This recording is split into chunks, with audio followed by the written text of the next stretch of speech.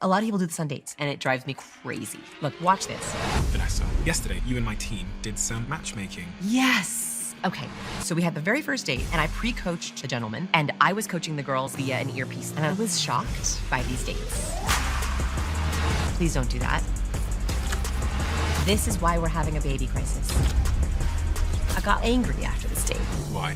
I was like, girl, we handed this guy to you on a silver platter. She was physically attracted to him, and I asked her, would you like to go out with him again? And she said to me, Really? yeah. And now we are missing opportunities for connection. The thing that's going to make us healthy, happy, and live a long time. Vanessa Van Edwards has helped over 400,000 students crack the code on human behavior. Decoding universal body language and sharing science-backed secrets for better dates, smoother conversations, and bigger career wins. Vanessa Van Edwards, welcome back.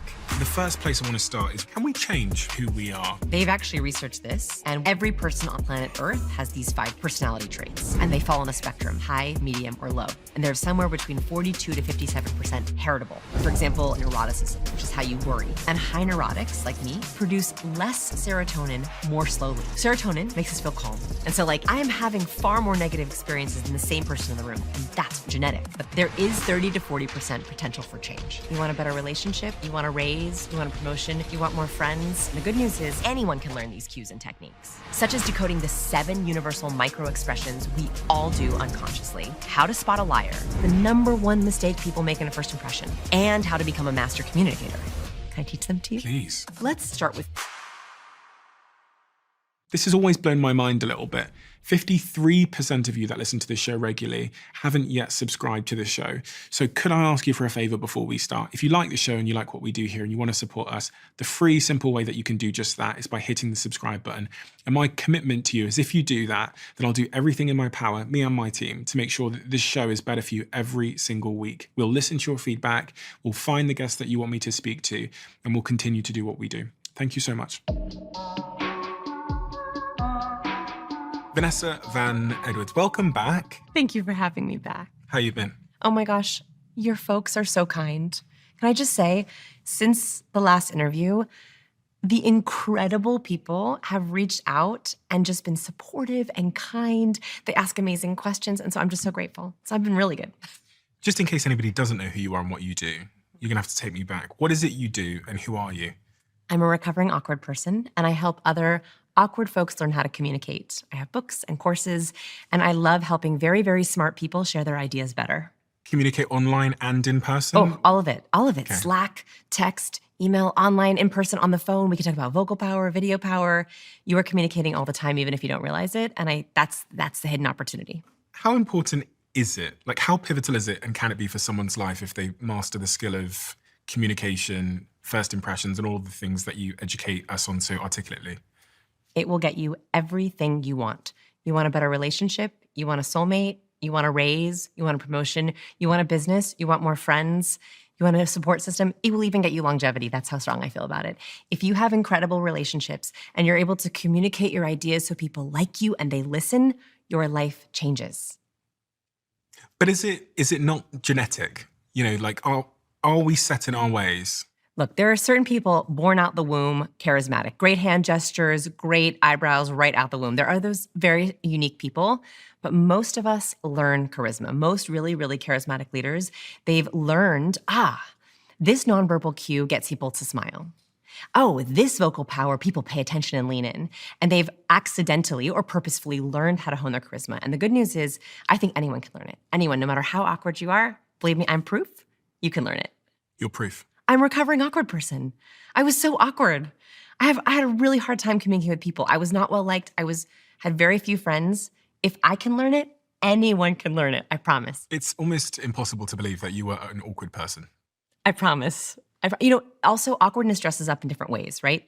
So I think most people, when they think of awkward, they think of that stereotypical, robotic, unreadable, saying weird things. That was not my brand of awkward. My brand of awkward was trying to be impressive when I clearly wasn't, telling funny stories that were not funny, talking too much, shocker, right? It was saying the wrong things and over communicating. I also had that Labrador energy, like that golden retriever energy, where I'm like, do you know what I mean? She just stuck her tongue out. Yeah, I'm like super into people, and that was awkward because people would be like, back up, It's okay. And that was awkward because it created, I was so overeager. I so wanted people to like me that I feel like, I was leaning into everyone all the time. And that created awkwardness for people because I was trying so hard. People write into the show or speak to me in the street. And it's so surprising that the thing, even if they live in these, densely populated cities, the sort of most pressing issue on their mind is, I don't know how to make a friend. And it's funny because sometimes they say it to me in a gym and it's like, there's 300 people surrounding us right now. And not knowing how to walk up and say hello or introduce yourself. Yeah, but a lot of us, I think, have casual friends. We have acquaintances, people, they know what we do, but then we don't know how to level up. Like, I believe that everyone should have core friendship values. Mine are, for me personally, respect, meaning they don't show up late. They respect my time. Self-honesty. I actually like honesty, but I prefer self-honesty in a friend. I had friendships that didn't work for a long time because they lied to themselves about things, and I'm not a liar, so I would be like, but he's terrible to you. And they'd be like, what? No, he's not. Self-deception doesn't work for me. That's a core friendship value, cannot do it. Do you know what I'm saying? Self-honesty. Self-honesty, specifically. And the last one is depth. So once I started going deep, I realized I need that. I cannot have a surface level friend. Like, I wanna know, how is your marriage? But how is it really? Like, I wanna go really, really deep. And if I sense that there's any kind of hesitation there, we're not gonna be friends. So I think it's important to think about, yes, hobbies, great. Like, you wanna do activities with these people, but what are your core friendship values? And how do I figure out what my core friendship values are? Okay. Think about all the things that drive you crazy about your current friends. Okay? Yeah. Okay? Yeah. Think about friendships that didn't work out, that had a lot of potential, but like they fizzled. You never quite had a good time with them. Or friends that you get together with them all the time, but they still wouldn't be a best friend. Why? Okay. Yeah. Like, what is blocking? What is missing there? And it could be on either side, right? It's like not all just up to them.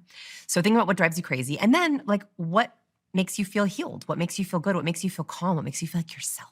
Personal responsibility is a big one for me, I think. Ooh, give me an example of that. Just like, it's a deep belief that you are in control of your life and you are in control of your outcomes.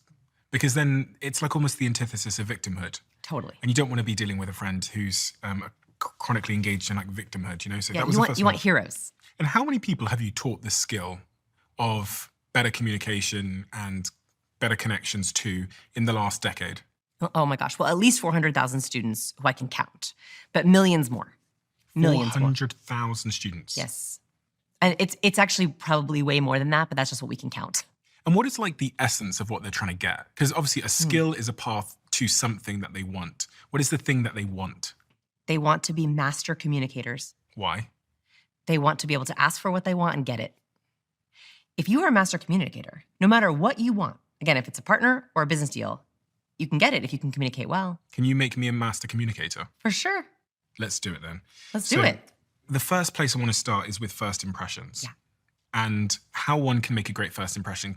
Because first impressions are like, I make them all day, every day. When I meet people on the podcast, in business, in the street, at the gym, someone might listen to the show, they come up to me. So I'm constantly trying to think about how to make a better first impression. Because from the work that I've read of yours, they really matter, right? They really matter. They really matter. How much? Our first impressions are actually very accurate. They find 76% accurate with our personality traits. In other words, people can accurately guess after a first impression how extroverted you are, how agreeable, how neurotic. Actually, neurotic is the hardest one to guess. We can hide that really well.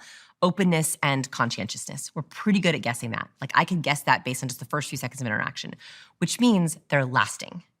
So if you've made a bad first impression, it's hard to recover. I hate to be the bearer of bad news. We can work on it. But nailing that first impression will set you up for a lifetime of success with that person. So it's very important that we don't throw them away. And this is the number one mistake people make in a first impression. They do it like this. Oh, hi, nice to meet you. Looking down at their phone or their iPad or their computer or their notepad or their book. When we are looking down, it looks very much like the universal defeat posture. Universal defeat is when we tuck our chin to our chest. We usually have our very little space between our shoulders and our earlobes. We have our arms close to our sides. Don't you feel kind of horrible? You look horrible. Oh, thank you. Look. When you check your phone, every time you check your phone, you accidentally look like a loser. And I mean that literally in terms of losing and winning. So in a first impression, you're waiting in the waiting room for a big job interview. You're waiting for your date, for possibly your perfect person. And what are you doing? Checking your phone. So I'm sat there looking like a loser. Yeah, that first impression that happens in the first few seconds of seeing you, and this is another mistake introverts make, they think their first impression starts the moment they start talking. No, your first impression happens the moment someone first sees you. That's when they walk into a room, open the door, walk into a restaurant, or look at your profile picture. Profile pictures are even more important. They've found that people make a first impression of you within the first 100 milliseconds of looking at your profile picture. That's so fast that you barely even realize you saw a picture. But we are so attuned to look at someone's facial expressions, their body posture, what's visible, our clothing, our ornaments. And what's fascinating about this research is they found that different pictures of the same person can give different first impressions, which means we are in control of our first impressions. If different pictures of the same person, like if you have 5 different pictures of yourself and you put them up on different LinkedIn profiles, people are going to make different judgments of you, which means you can control the kind of judgment you want to make by picking the right picture, but also having the right body language when someone first sees you. Someone did a study on that? Yeah, I think Simin Vazir, did this study. Yeah. Don't quote me, but I believe Simin Vazir does a lot on digital first impressions. And what's incredible is that small tweaks to your cues can have a massive impact on your impression. So for example, I've played around with this on mine where I'll have my hand in my picture. Like there's a big difference. If you were to see me like this with my face on my hand, it's called a face platter. Okay, so for anyone that can't see you, you've got both of your hands out and your chin resting in the middle of them. It's called a face platter, right? Think of like my face on a platter for anyone who's listening. This is a very different impression than this. Like same face platter, warm, almost feminine, kind of girly, versus this, very professional, very competent. Just that one difference. So all these cues are changing, especially if your first impression is happening on dating profile apps, on LinkedIn, in your email, like a little picture in your email, your website. It is changing the way people treat you and think of you. Okay, so let me show you some profile photos. I would love to see. And you tell me what they're giving. All right. Okay, what is this giving? Okay, so she's leaning her head to one side with her cheek on her hand. First, immediately, a head tilt. A head tilt is a universal sign of engagement and warmth. She's giving me nurturing vibes. Don't you want to tell her all your problems? Like I would guess she's a therapist or a life coach. She has a watch on, which is a good ornament for competence. So she's probably a therapist or maybe a psychoanalyst, probably has a degree. She also wears glasses. We like women in glasses and makeup for very competent. It actually ups our competence factor. By the way, this is just the research, not my opinion. And she has a sweater tied around her top, and that's very conservative. So I would say warm and nurturing, could be a grandmother, likely in a self-help profession. Correct.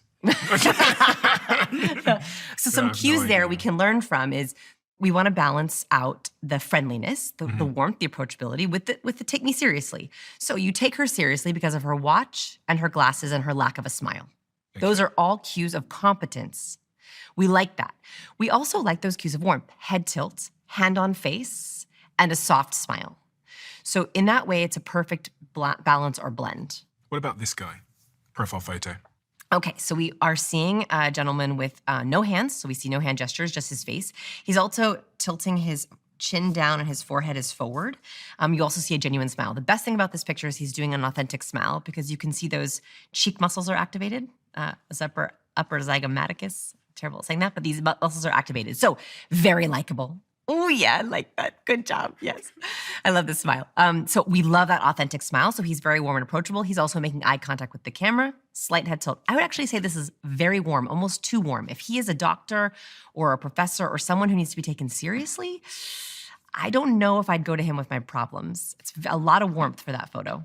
And by the way, I want to make this as helpful for folks at home. So think of your impression like a thermostat. You can dial up your trust and your approachability by adding cues. So if you want to add warmth or trust or likability, you can add a head tilt. You can show your hands. Movement is also one. So sometimes you'll see people who are like leaning their head over to the side or even in the process of a walk. That's why all those photographers use wind. Yeah. It actually adds like this weird element of warmth. If you want to dial up competence, power, if you want to be taken seriously, especially if you're in a career where you've been challenged or interrupted or not taken seriously or underestimated, you really want to dial up competence in your profile picture. Like the cover of my books, I am not smiling. And that is because I'm quite a smiley person and I want people to take me seriously. So I made a choice to not smile on my covers. What about this chap? All right. This is a dating app profile photo. Look, I love it. Okay, this guy has a cat around his neck. And you know what? I love it. Why? Because if you love cats, you're gonna love this guy. If you hate cats, you're gonna swipe. We want to make people not like us with the ornaments we choose, right? Like, I love when my husband wears a cowboy hat because certain people are gonna love it, certain people aren't gonna like it. He's gonna find his people. We're in Austin, Texas. So it would be weird if he like wore it in London or something like that. D, what do you think? Okay, so I do not like sunglasses in photos at all. And the reason for this is because research shows that we can produce oxytocin, which is the chemical of connection, even through a lens. When you can't see someone's eyes, it puts a little barrier in our head of like, I don't know about this person. That's chemically your body being like, I cannot see her eyes. So I'm a hard no on sunglasses. This is like, she's very distant from me. Even though she's a beautiful smile, I can't see the upper cheek muscles and I can't see her eyes. Does that apply to real life too, the sunglasses point? Like, does it disconnect us from people? You know, I haven't seen research on that. I've only seen research on sunglasses in photos. So I'm gonna say in person, I think it's okay. But I will say, like, have you ever been with someone and they like take off their glasses to see you better? Does that ever happen to you? Yes. It feels good. Yeah, like they care. If you wanna show someone, I'm gonna really listen to you, take off your glasses or roll up your sleeves. So there's also, we know this is a cue, is like, let's get into it. I often see like leaders when they're getting into the get into it part of their speech, they roll up their sleeves. Another one that I like is this one, rubbing your hands together. Okay. So this is a universal get ready cue. If you are about to share something really, really good to your team, you wanna go like this. Guys, I got something good today. You would like it. You would like it if we were in a team meeting. Yeah, okay. Right? You got, because it's a universal cue of warming up. So going back then to first impressions, how do I make a really bad first impression? A really bad first impression? Yeah, so we'll do the bad first, then we'll do the Okay. good. You said that one of the worst things one can do is to walk up on their phone, on a device, etc. Okay, so bad is taking up as little space as possible, Yeah. right? No space between our arms and our torso, no space between our shoulders and our earlobes. The second thing is hidden hands. So hands in pockets, hand to the table, hands not in shot. We like to see hands, especially right away. It makes us feel intention, right? We like to know what's gonna happen. So I'm like, hi, good to see you. I put my hands, a lot of my hands are in my profile pictures. That's a bad one, is hidden hands. And the last one is avoidant gaze. We really do like to make eye contact within the first few seconds of meeting someone. It makes us feel like someone's not avoiding that oxytocin. It gives us a chemical burst of trust. They've even, had people do nose sprays full of oxytocin, and it immediately makes them share more, open more, connect more. Yeah, so we want direct eye contact, visible hands, and a broad body. What about... I call it the triple threat, by the way. the triple threat. That's the triple threat. What about when sat at a table like this? Because I sit here for hundreds and hundreds of hours listening to people. Yeah. And I've never said this before, but I'm always really quite conscious about my body language because I don't want to signal the wrong thing, but because I'm thinking about so many things at once, I'm like doing research while someone's talking. I'm reading my notes. I'm writing sometimes. I'm jotting something down and I'm thinking about the next thing. I'm thinking about the edit. There's a lot going on in my head. I never want them to misconstrue it as like a reflection on them. Mm-hmm. So how would you recommend that I conduct myself, whether it's as a podcaster or in a meeting when you're with a client or whatever, to signal that I'm warm and competent and all the good stuff? Okay, so first easiest one is you're always angled towards me. I'm so grateful that you don't have us angled at a V. So many podcasts I do are like that, and it is very hard to connect with someone when they're like that. So you're already laying the groundwork of being aligned. In your office right now, if you work in an office, move your chairs so they're not at an angle towards you, that they're right at you. Mm-hmm. That's already gonna set you up for success because I know we're on the same page even if you're looking at something else. Then you wanna think about 60% eye contact. It's very specific. In Western cultures, they find that the ideal, the sweet spot for oxytocin is 60 to 70%. Some East Asian cultures, it's less eye contact, so that's okay. But if you can hit that 60%, that's not 100%, especially when I'm making an important point. Like you'll often be doing notes and you'll look up at me when I'm making an important point. That's all I need to know. I got this, keep going. And then really powerful people make eye contact at the end of their point. So you could be talking like this, explaining this, remembering something, but let me tell you, at the very end of my point, that's when it matters. Interesting. And I think you actually do that pretty naturally. I don't know if you realize you're doing it, but if you're in a meeting or presenting or you're an interviewer, that's actually what matters more, is that at the end of your sentence, you're sealing it with that eye contact. Yeah, because I look away. So I'm doing it now. I look away because I'm struggling with my ideas, trying to articulate them. And then once I've got it, I come back to you and make the point like that. Yes, and that actually is good. It shows me that you're processing. We know as humans that I cannot do complex math problems while making eye contact. Yeah. We can't do it. And so actually it makes you look very thoughtful and pensive for the 40% you're not looking at me when you're gathering. That actually, leaders do that because they're showing I'm authentically coming up with the answer. It would be very weird if you were delivering 100% with 100% eye contact, because I would feel like it was scripted.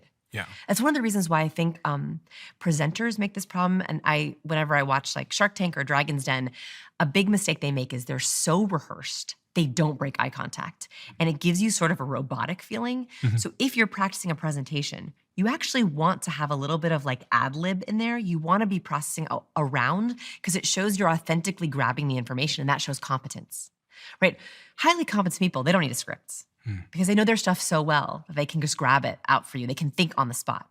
Low competent people are memorized. That is why like the TED Talks that we like the best, the pictures we like the best, they're basically having a really smart conversation with you and you like it. So I like that you're gathering away from me, that you're thinking of a question. The worst interviews I have is where someone is just beating me with questions and not thinking about it. You know? Yeah. Okay, so gestures, eye contact. It's okay to make only 60% eye contact. That's the triple threat. The other thing in a first impression that I really like is breaking the script, right? I think in a first impression, it's okay to be like, hey, good morning. But when we do the, how are you? Good, how are you? Good, how are you? Good, how are you? And you get like that horrible like loop. I'm gonna challenge everyone to try to break the script with how are you? So when someone asks, how are you? Don't say good. Don't say busy but good. Try to answer with like a little bit of humor, if you can. Now, I'm not funny, so we should take this advice with a grain of salt. You are funny. But I'm not that funny. But there's a couple things you can do. So one is you can answer with a number. So like, you laughed. I didn't even do it yet and you already laughed, right? 7. Most people say 7. I was gonna say 7. Oh, really? Right? So if you're like, if someone's like, how are you? And you're like, 7 on the 10 scale. Right? Like it breaks the script a little bit. I also love when you say what you're wrestling with. So I might be like, just been fighting my inbox all day, but a good 10 out of 10. Like sometimes it's good to give like a little bit of context of like what you've been dealing with for the day. Or if you know that you look a mess, you can be like, better on the inside than the outside. Better on the inside than the outside. Okay. Right? Like something that just gets people thinking a little bit. It kind of breaks the script and it makes for a very nice first impression. So first impressions, make sure the conversation doesn't hit a dead end, essentially. And break the script. Yeah, break the script. Break the script. So like, I'd rather you take a little bit of a risk and have some conversational courage to not do the script, right? Because then you're gonna make a way better first impression. Yeah. And that also means not asking, how are you? But instead being like, what's good? So like, when I start a conversation, like anytime, I try never to ask, how are you? I try to say, what's good? Anything good today? It's a very subtle change on that. And it makes people think for a second in a good way. They're like, oh, yeah, what's good? And it totally changes the nature of the conversation. I do this here sometimes. So when a guest comes in, the question that I always ask pretty much everyone that sits down is like, what's front of mind for you at the moment? Is that a good one? I like that one a lot. I would prefer. Okay, fine. What have you been looking forward to? Are you looking forward to anything in your life? Is that because it's positive? Yeah, it's juicing excitement. So like I think our job, if you want to really be a master communicator, is you are gifting good chemicals. You know that phrase like leave people better than you found them? Yeah. I take that quite literally. I think master communicators are literally gifting beautiful chemicals to the other person. They're making people feel super full of dopamine. Dopamine is like very simplified, excitement, motivation, energy. They're gifting testosterone. You feel capable, you feel smart. Wow, you're good at what you do, right? And you leave feeling like I'm so good. This is for both men and women. You're gifting serotonin, calm, belonging. You got this. You can be yourself with me. I give you permission to be yourself. I love you for who you are. Like I think one of the reasons why people often verbal vomit on me, like they tell me everything about their lives, I think it's because I'm like trying to gift them serotonin. I want them to feel like they can be absolutely themselves and I accept them for exactly who they are. So serotonin, dopamine, and testosterone, if we can gift those out, I call it like the chemical cocktail. Like that's the cocktail I want to give to everyone in my conversation. And that's what master communicators are doing. And how would I give you all those things? Okay, so you break the script by just waking me up, right? Like, this is gonna be different. Then you ask, what have you been looking forward to? Like, if you ask me what's been front of mind, I'm gonna probably give you a negative answer, to be quite honest with you. Do you usually get negative answers to that question? Negative or neutral, or it's typically something work related. So they'll say, my book tour, I'm trying to get this published, blah, blah, blah. Yeah. And you're bored, aren't you? It's somewhat interesting to me because I write it down and then I'll talk to them about it. But I mean, if it was a social conversation, it wouldn't be interesting. Yeah, and I would argue like you would be more engaged if you got an exciting answer, even in this setting. Yeah. So you're bored, they're bored. So one, if you're like looking forward to anything, got any fun plans coming up, those are all like gifting little bits of dopamine. Then capitalizing on any moment that I call it a Me Too moment. I have this theory, it's called thread theory. And it's this idea that in conversation, we are throwing threads at each other. So like if we have a shared thing, I've thrown a thread, you get it and you pull it. And it's like you're trying to get even more out of me. The more threads that there are between you and me, the more we like each other and the closer we get. Me Too moments create serotonin. When I say, I like X, and you're like, what? I like X too. We're like chemically. And that makes me feel serotonin, makes me feel calm, belonging. I can be myself. So anytime in a conversation that someone says anything that you agree with, or you feel like I have that too, you want to capitalize and be like, thread, me too. How do you stop it feeling like you're making it about yourself though? Because if you said to me, you've got a Cybertruck outside. If you walked in and said, oh, just bought a Cybertruck, and I go, I've just bought a Cybertruck. Okay, so there's a big difference between how you said it and how I said it. Okay, so I say, I just got a Cybertruck. Oh yeah, join the club. That's what you want me to say? Yeah. I wouldn't say it like that though. There is a difference here because I'm British, and British people are very like, I know. You know what I mean? You're so demure. Is that what it is? Demure. We're just very, oh yeah, join the club. Could you imagine? I would have liked you it. You would freak out. No, you're saying that. You would like it because it's so weird. Not because I like weird people. Is there anything else in the first impressions bucket before we move on to second impressions? And what I mean by that is really like, how do I then cement and invest in that relationship so I can keep it? Mm-hmm. Okay, so if you've made a good first impression, you are set up for success. It's great. If you're making a second impression because you weren't sure how the last one went, right? Or you want to kind of build on it further, your best bet is to show them how much they were on your mind. Everyone's number one worry in this world is, did I leave an impression? Am I memorable? That's what we want to know. So the very first thing you want to assure them is, I loved our last meeting. I've been looking so forward to this lunch, right? So can you assure them that you're so happy to see them, talk to them, hear from them, same thing on the phone. Oh my gosh, I'm so glad you called. Like that warmth of you were right to call, you were right to text, you were right to show up, right? Like if someone texts me, of course, like not if I'm texting someone all day long, but if someone texts me and I'm like, oh my gosh, I'm so glad you texted. I will literally say that. I was just thinking of you, right? Like, oh, I'm so glad you reached out. I always love our conversations. Like that immediate, you're good here is serotonin. That's that belonging feeling of like, you're already safe. You're letting someone be themselves right off the bat. What about online first impressions? Is there anything that I need to think about if I'm on, because so much of our lives runs on Zoom or Google Hangouts now. Yes. So. Okay, so first can we talk about just like dating apps? Yes, first of all? sure. Okay, so they've actually done research on this. You are better off opening with a unique word or phrase than just hi, hello, how are ya? So like howdy. If you're in Texas, even if you're not in Texas, howdy, aloha, what's good? Anything that's not that hi or hello is a little bit different. It's going to make you stand out. So if you can, Hey? Nope. You're defeating the spirit of the study here. Okay. Okay, so like not a hey, not a hi, not a what's up, not a how are ya. Okay. But like, can you have like a signature phrase or like bingo. I would take it. You would take it. Bingo, I'm in your inbox. They studied this and they found that there's so much noise. There's so much noise that if you can be the red apple. So this is a story. I used to be a camp counselor when I was younger. That's how I made money. And I noticed this phenomenon during break where I would bring always a basket of fruit for break. And usually it was all red apples or all green apples. And I noticed if I had a basket of green apples and one red apple, every single camper had to have that red apple. But I would ask them, do you like the red apple better? And they'd be like, no, I just want that one because it's the only one. And I've never forgotten that, in that I think that really special people, master communicators, are the red apple. They're not oranges. They're still fitting in with everyone, but they're just like a little bit different.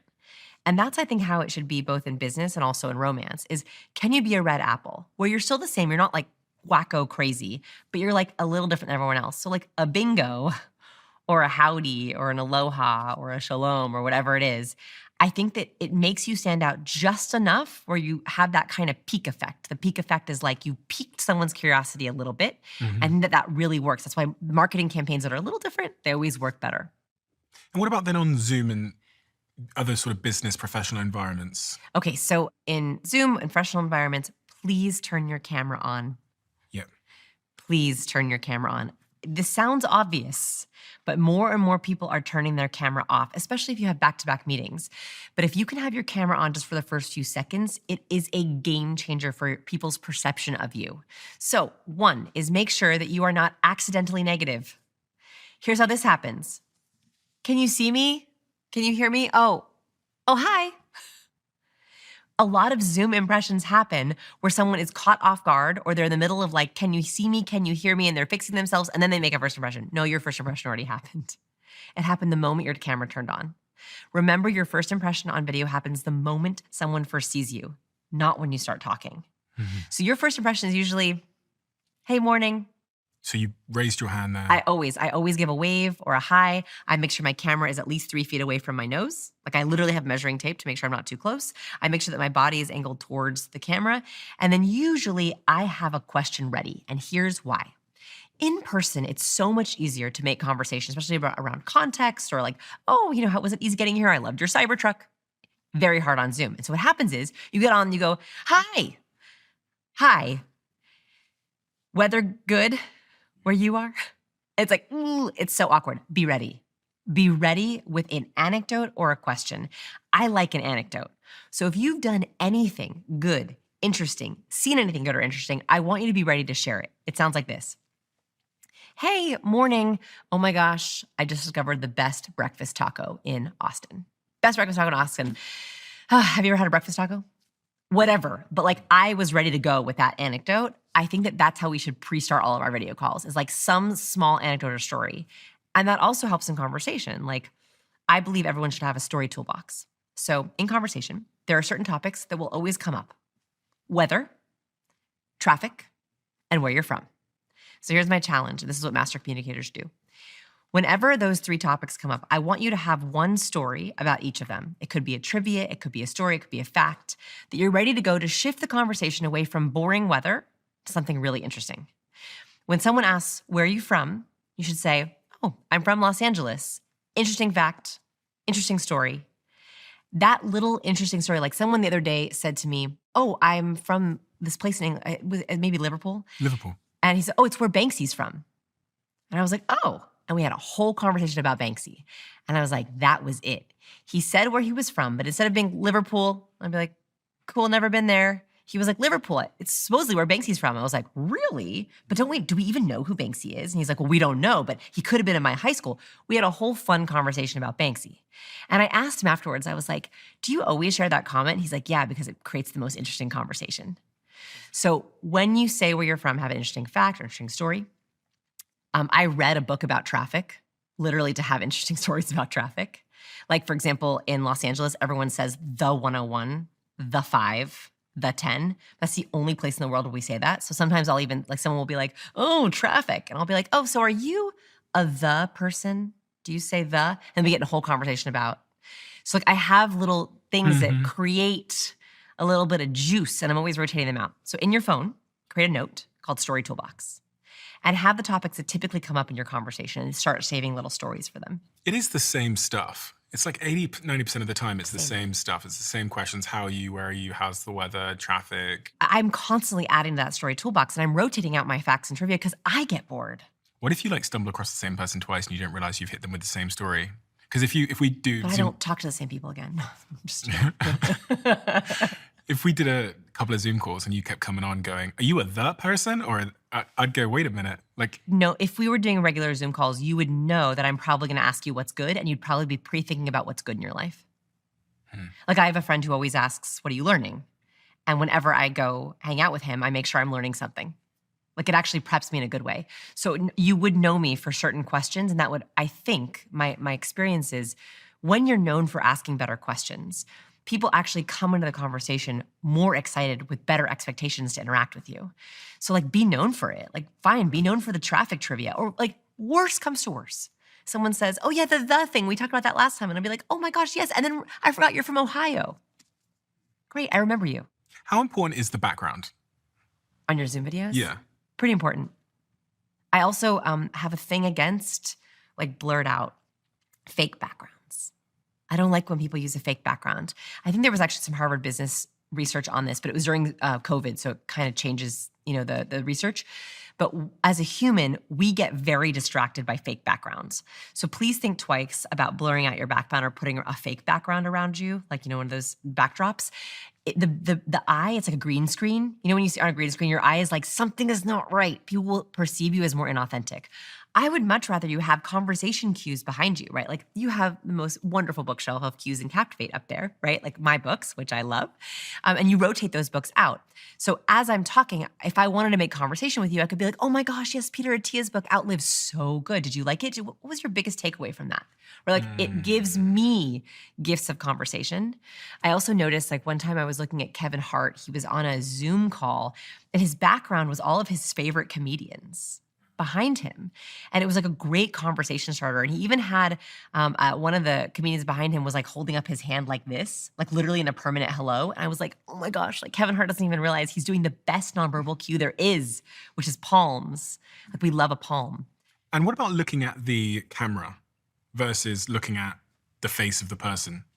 So I try to make them as close as possible. Okay. So like just physically speaking, if you can try to make your camera and the person as close as possible, it's gonna help you be more authentic, right? So like my screen is not over here. I see some people will have the mistake of they're like, they're off to the side and then like kind of looking over their shoulder at the camera. Whew, please don't do that. So I have mine even like propped up. So like your face would be very close to the top of the camera.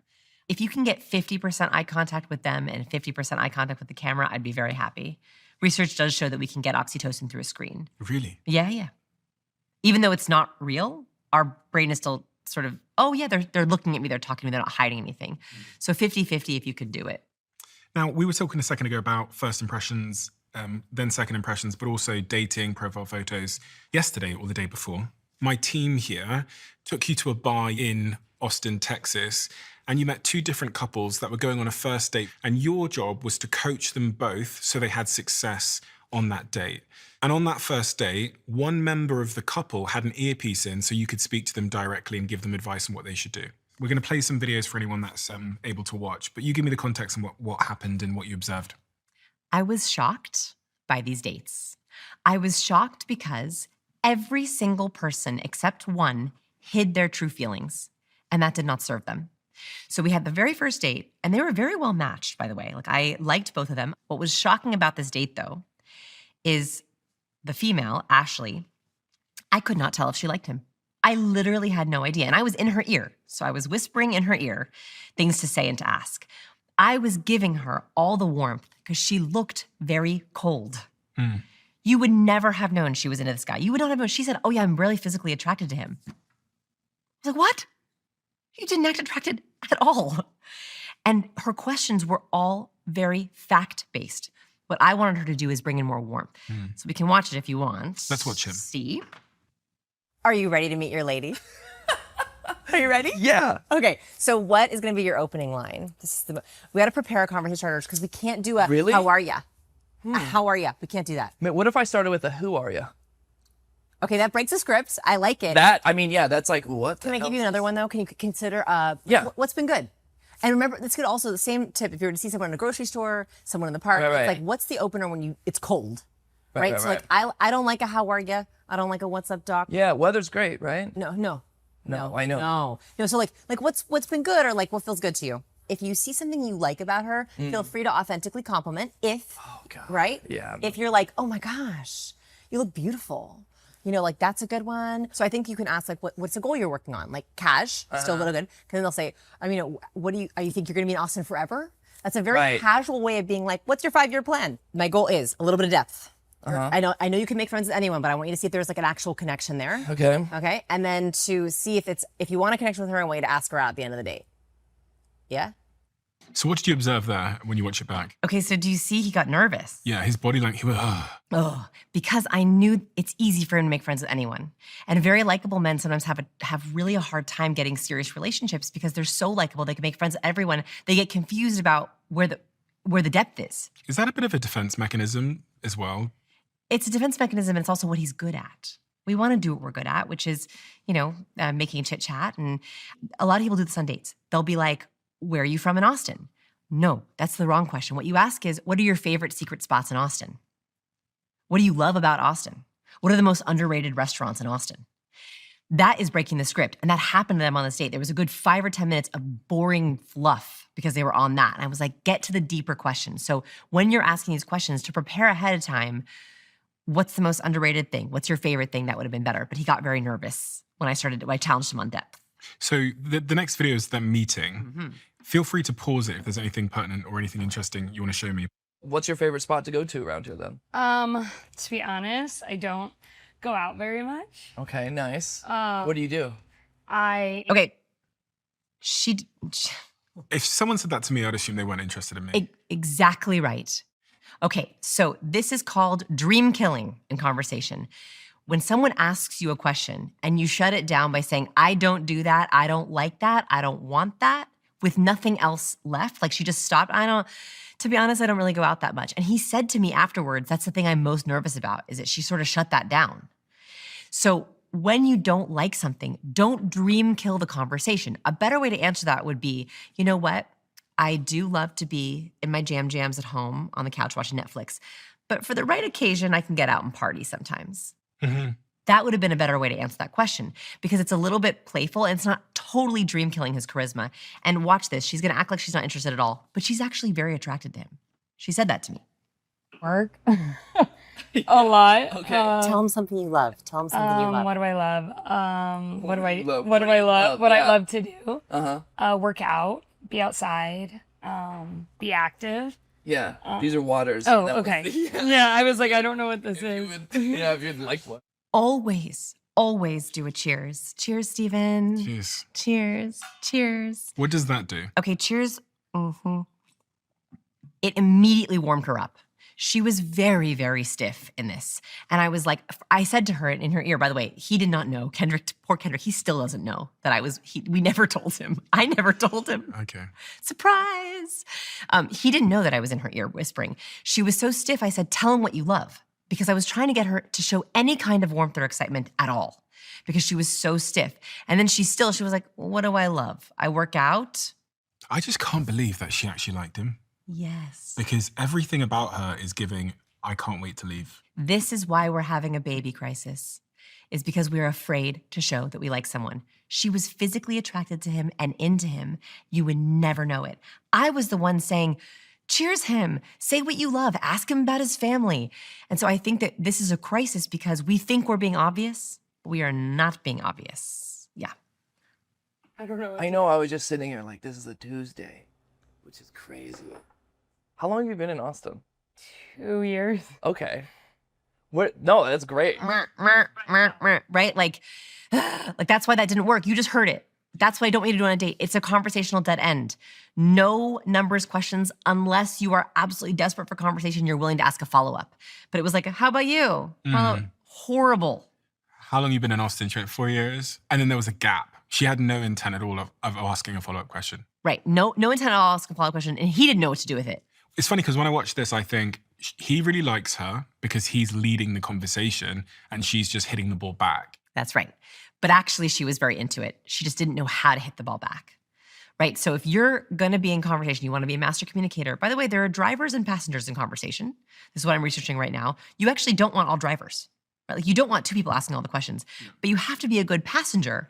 But she should have said 2 years. But actually, I feel like Austin has changed so much in the last 2 years. Have you noticed that? Have you been here for a long time?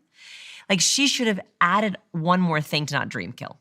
Like 3 years. Okay. Yeah, I'm from Ohio, Okay. like the Akron area. Okay. So ask him, what do you love about Ohio? Do you miss Ohio? No, No. not really. I mean, I'll go back. My whole family's there, right? Can I ask how old you are? Guess. Oh, okay. Guess 30. 30? Yeah. Why did you say guess 30?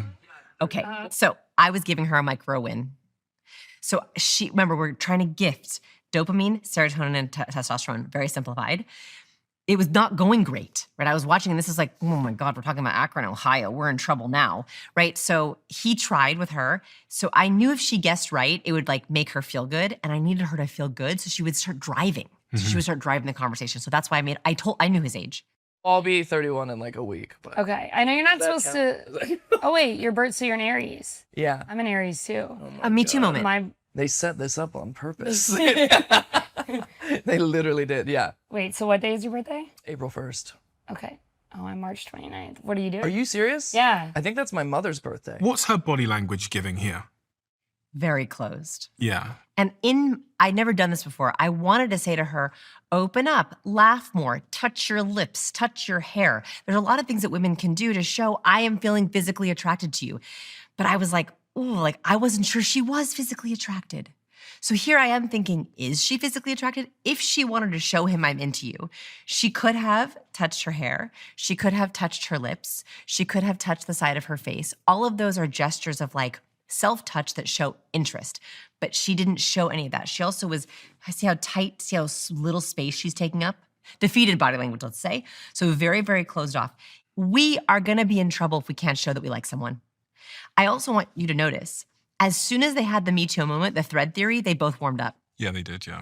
Like, once we get a Me Too moment, it's like so much faster to laugh more. She actually like literally physically relaxed. Because I love dancing, and they like always have a DJ. It's more like clubby. You rap love music dancing. here. See, I love I don't know dancing. if you- I love dancing. Yeah, I love throwing ass. That's what I. She was gonna let that go. But I was trying to give her a thread. I love dancing, and also I'm trying to get her to say love.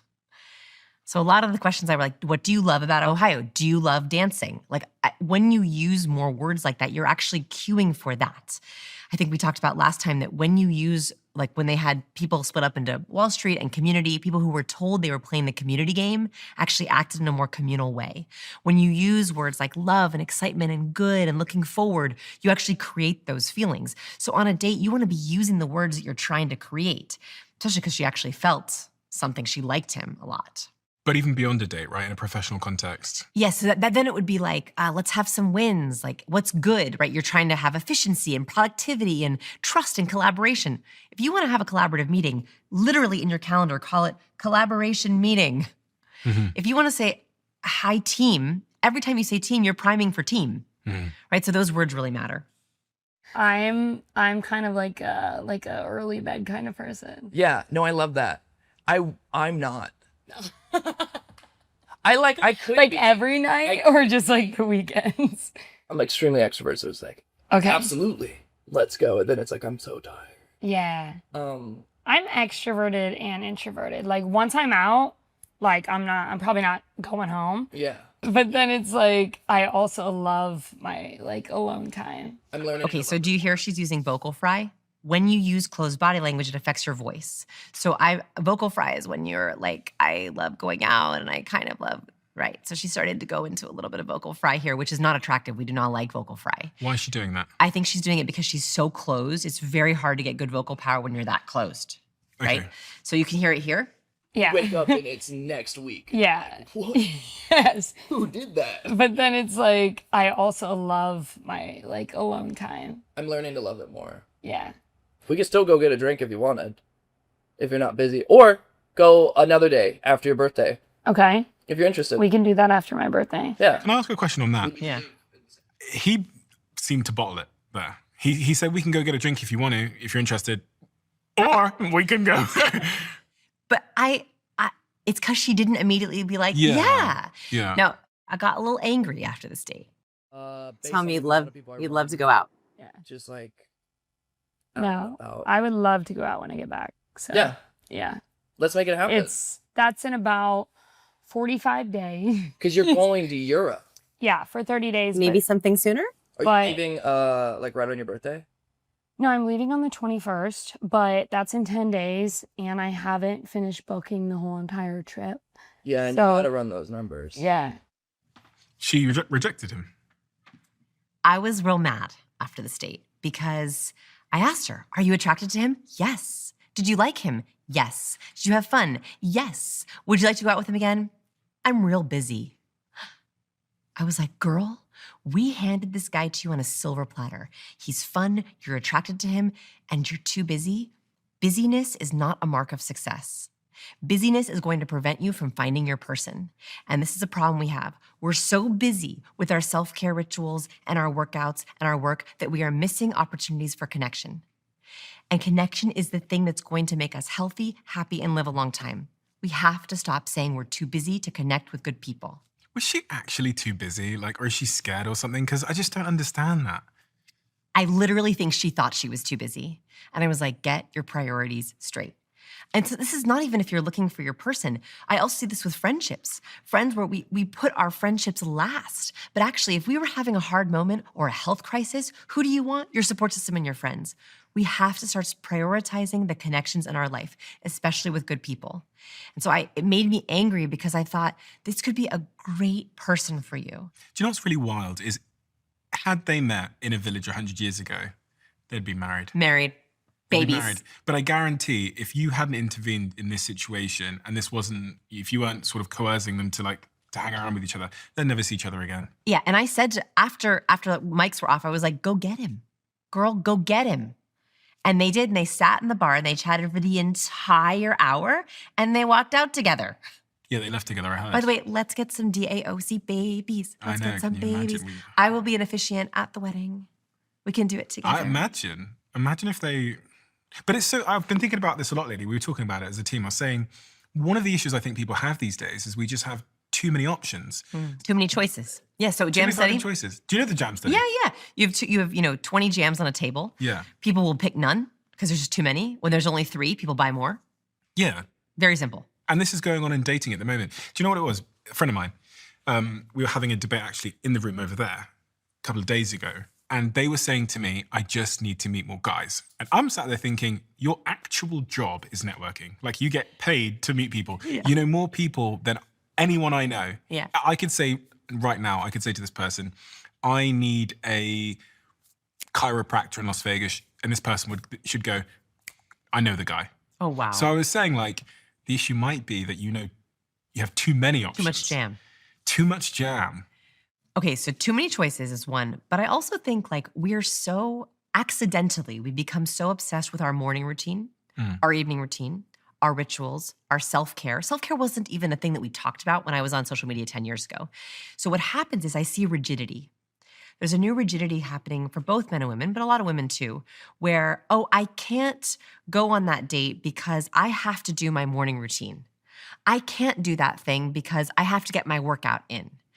And I think that we are putting our connections in last place, when actually, if we want to know what's really good for our health and our longevity, it's our relationships. We get the most of the good chemicals, of the good happy laughs and the endorphins when we're with other people, and we keep putting it last. You must meet people, though, that they've been on 100 dates and they tell you that they just can't find the person. And you go 100 dates, 100 years ago, you wouldn't even know 100 people. Yeah. And you'd be happily married. Yes. Yes, I also think our checklists are getting in the way. Checklist. So many single people I know, they'll tell me they have a list. They have a list of things that they really want. When I met my husband, I did not have a list, but there was just a connection there. And even though we were very different on paper, it just worked. And so I think that when people have a checklist, it actually blinds them to seeing a connection right in front of their face. Yeah. And she said to me, I don't know if this is on camera or not, so hopefully it's okay if I share it, but she's like, I don't know if he's as career-oriented as I was like. That's really important to me. And I knew that was on her list. On her list, on her internal list, career is right up top. Now, they didn't even talk about career. So I said, well, did you even know what he does? Well, no. So she was judging him based on his personality. That's it. And it didn't check the list. And so what can happen on these dates is they become very conversationally transactional. What do you do? Check. Where are you from? Don't know. Check. So you're trying to get through You want list. kids? Check.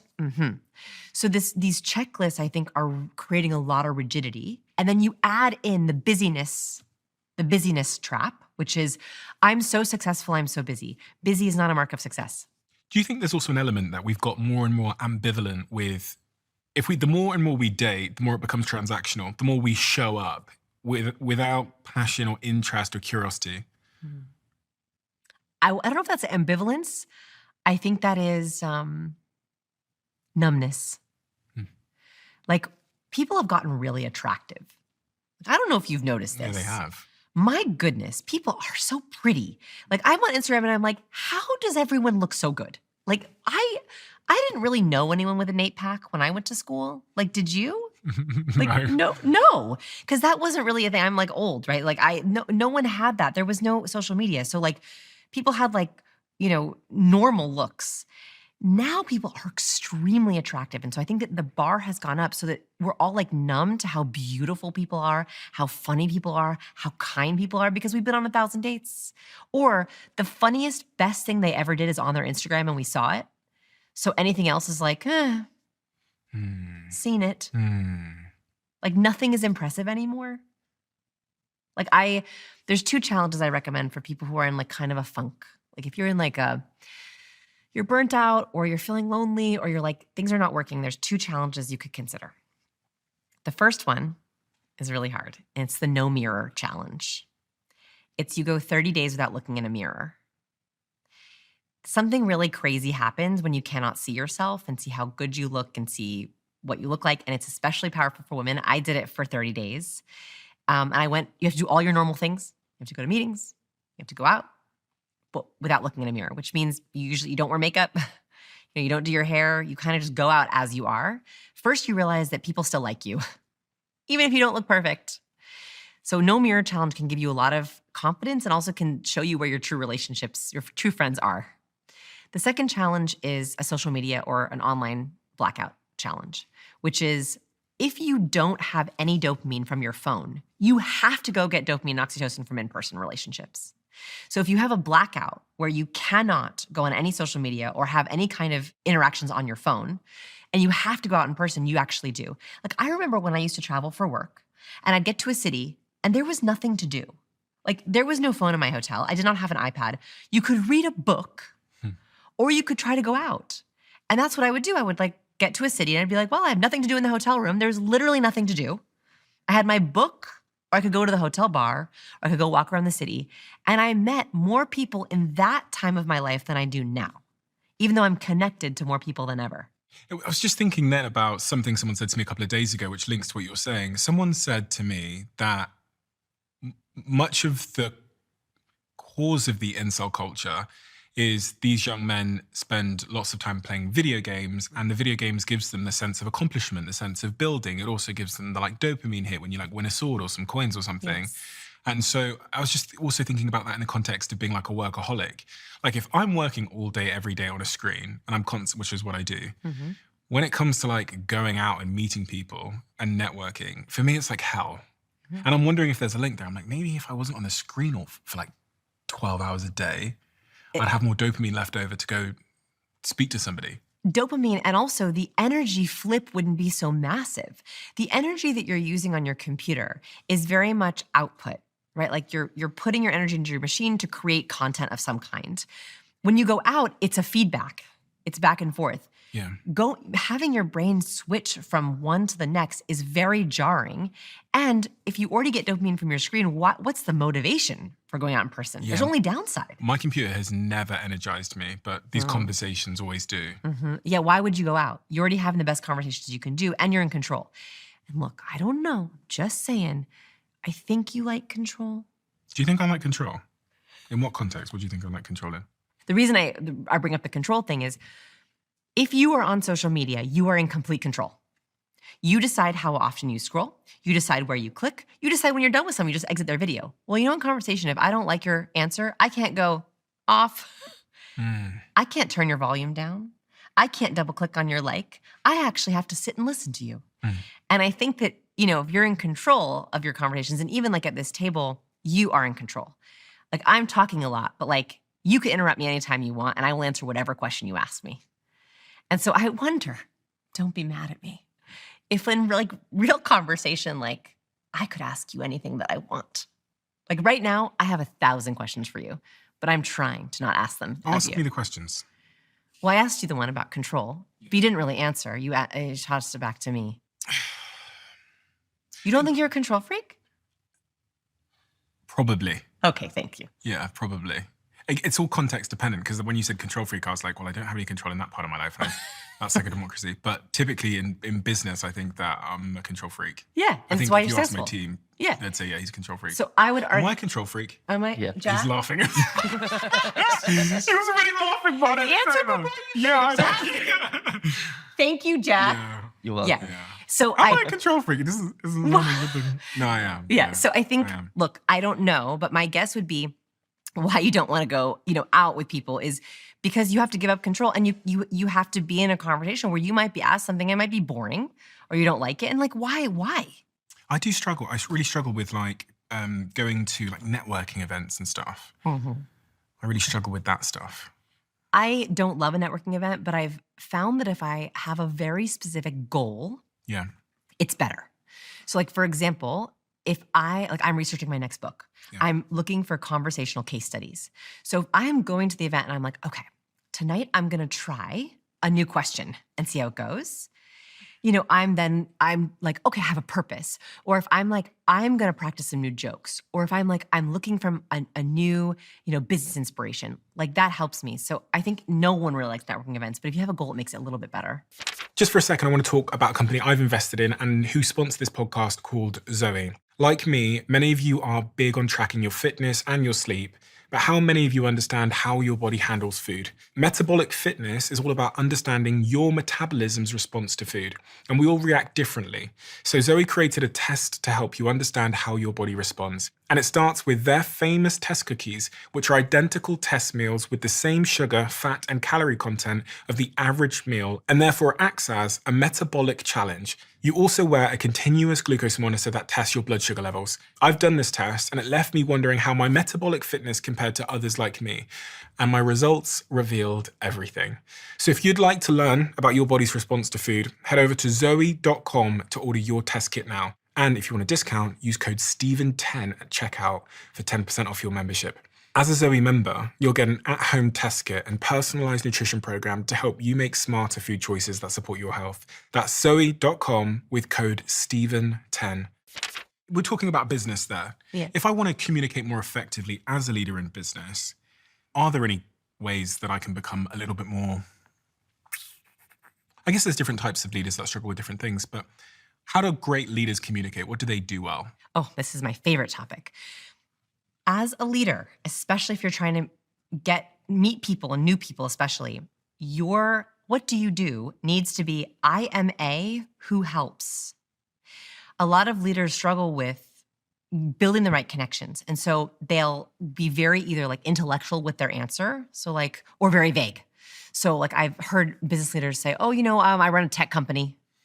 That is a dream killer for a conversation. People don't know what to do with that. So what you're better off saying is, I have a tech company and we help aspiring cooks. So this kind of actually pulls us to another conversation you had in our fake date scenario. Yeah. If you click on the first link there with the gentleman whose name is... Tim. Oh That's yeah, it. Tim. I found it really fascinating watching you help Tim introduce his profession. I love Tim. So Tim is my person. Okay, Tim is my person. He. Let me tell you about Tim.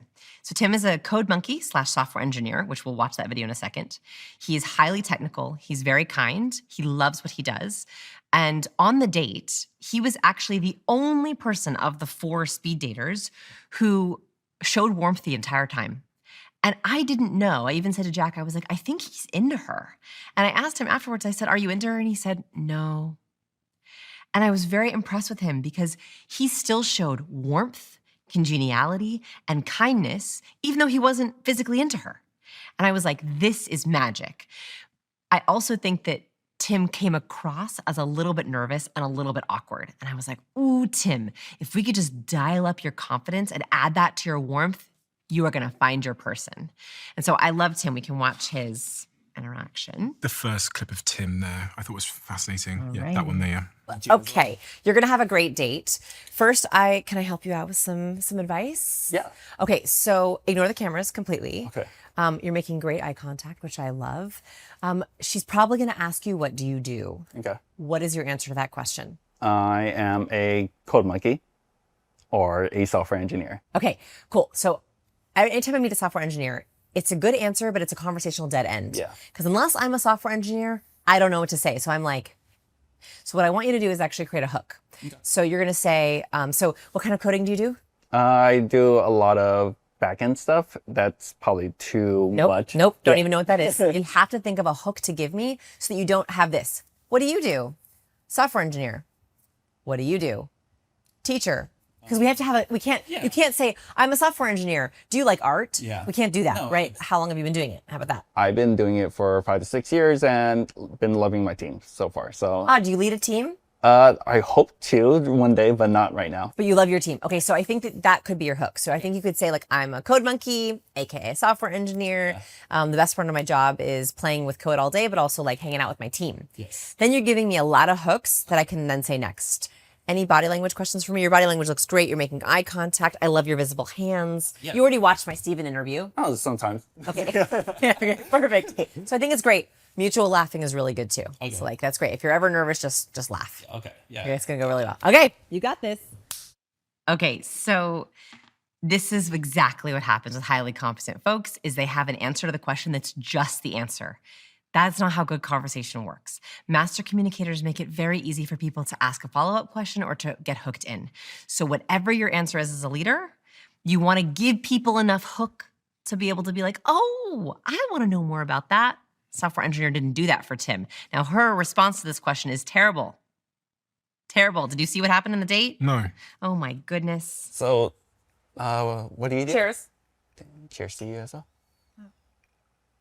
I am an AI consultant and I make tech content. Oh, okay. Yes, in the tech space. In the tech space. Yes. Awesome. What about you? I am a code monkey. Or Code monkey? Yeah. Oh no. No, software engineer. No, I love my job. Tell him something good. Okay. Oh. Yeah, we love code monkeys. Yeah, no. I used to be a code monkey. No way. Yeah. You used to, For like 6 years, 7, maybe. Yeah. did you like it? I did, but I thought I liked it, and then I realized I didn't. No way. Yeah. It was like one of those things where after it's over, you're like, wait a second, I wasn't that happy. Do you know, I have to say, I don't think he should call himself a code monkey. Yeah, it's Demeaning. yeah, and also people don't know what it is really. Yeah. Like I didn't even really know what it was. I was like, what? But it sounds kind of, her reaction was telling, she went, oh no. I know, no. And so she says, oh no. So first of all, I said to her afterwards, why did you do that? If you disagree with someone, you can disagree with them, but then give them something else. So she was basically like, oh no. And then he's like, yeah, I love what I do. Yeah, but I think he has responsibility there because he shouldn't describe himself as a monkey anything. Yeah. The minute you sound like you are a involuntary slave to something against Totally. your will. Totally. If I said I was a podcast monkey, you wouldn't think, oh, amazing, I'm so happy for you, would you? No. I'd be like weird. Exactly. Yeah. It's the word monkey that they're adding makes it seem painful. I think you're right. He came up with a better answer. And this is the takeaway for leaders is what question are you asked all the time? I know people in business are asked the same question all the time, either networking or in their business pitches. I always think this when I watch Dragon's Den or Shark Tank is like, you knew this question was coming. You want to have a really, really good answer. And so making sure that you're ready for the answer and the more stories you can use, the better, right? Like that's why I'm like, I want you to start that note in your phone of all the stories of all the different topics that come up is it's so important to have good answers with those questions that you know are coming your way. What's a great answer then? Give me an example of a great answer. So if I'm the CEO of a media company, what's a great answer? If someone says, what do you do? Yeah. I'm a CEO of a media company. So you want to start with clarity. So what is it exactly you do? I don't like people who have like these crazy weird metaphors Code for monkey. like, right. So tell them what you do. I'm a CEO of a media company and, we work with amazing clients like. So tell me who's the best client you worked for, the most interesting client you worked for, what's the most interesting project you worked for? Like, tell me that story or tell me how you moonlight. So if your job is boring, be like, oh, I'm a CEO of a media company, but I garden on my free time. Like give me the side hustle so I can say, oh, what kind of media? Or tell me about the gardening. So give an interesting story about who it is you work for or give me a side hustle that's really interesting or passion. And I heard you say that using the word because as a leader is important to getting people to come with you. Humans need reasons. When there is a reason, even if it's a silly reason, it helps us feel more motivated. So it was a very, very silly study that was done that looked at this, where they had people go up to a copy machine in a library and ask, can I make copies? Now, everyone who's in the line for the copy machine has to make copies. They found that people who went up to the line to cut the line and said, excuse me, can I make some copies? They got rejected. They were like, no, dude, get in the back of the line. We're all making copies. But if someone said, excuse me, can I make copies? I really have to copy this. Like with a reason, people were more likely to let them cut, even though it was exactly the same thing as the first thing. The point of the study was to show that if you have a because, even if it's a silly because, people are more likely to do things for you. Now, I don't love this idea, but I think the important point for us is you want to know your why. That's why I said, tell people who you help. So if you're a CEO of a media company, who you help is your most interesting client. Or if you're a life coach, don't just say, I'm a life coach, or I'm a consultant. I'm a life coach. I help women who really want to get their nutrition under control. Then I know who you work for. That's your why, and that gives someone a reason. Or, I really love to work with you. I think that I could really, really change your nutritional outlook and put you in more control of your nutrition. That because, even though it's implied, even though I already heard it, it hooks someone in to go, if they have a why, I can buy into that why. And I don't think he did a very good job on that. However, he was very warm with her, even though he wasn't into it. I thought that was very respectful. How are either of them supposed to know if the other person is attracted to them? Exactly. This is why I'm doing what I'm doing. The number one thing that is causing loneliness is we are withholding our liking, both with friends and in romance.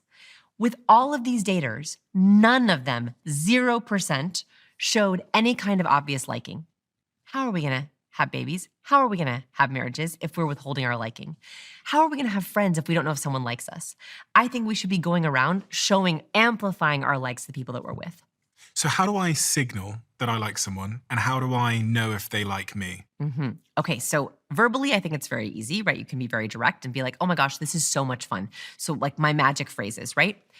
If someone is interesting, funny, likable, fun, say in that moment, this is so fun. This is so interesting.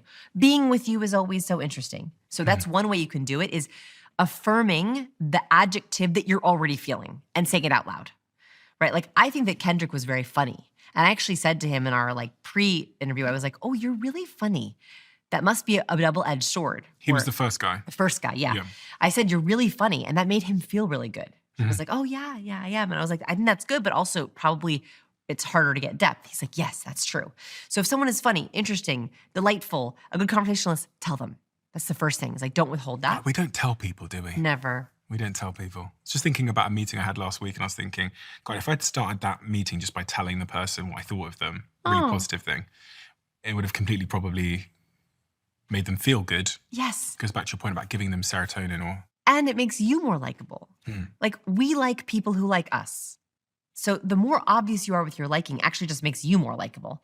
So affirming them, making sure that they know that you were thinking of them. So like, I was just thinking of you. I was so looking forward to this. I'm looking forward to this all day. And then nonverbal liking. So for men, vocalizations, we love those. We love a triple nod. We love a head tilt. We love a lean. All of those, see?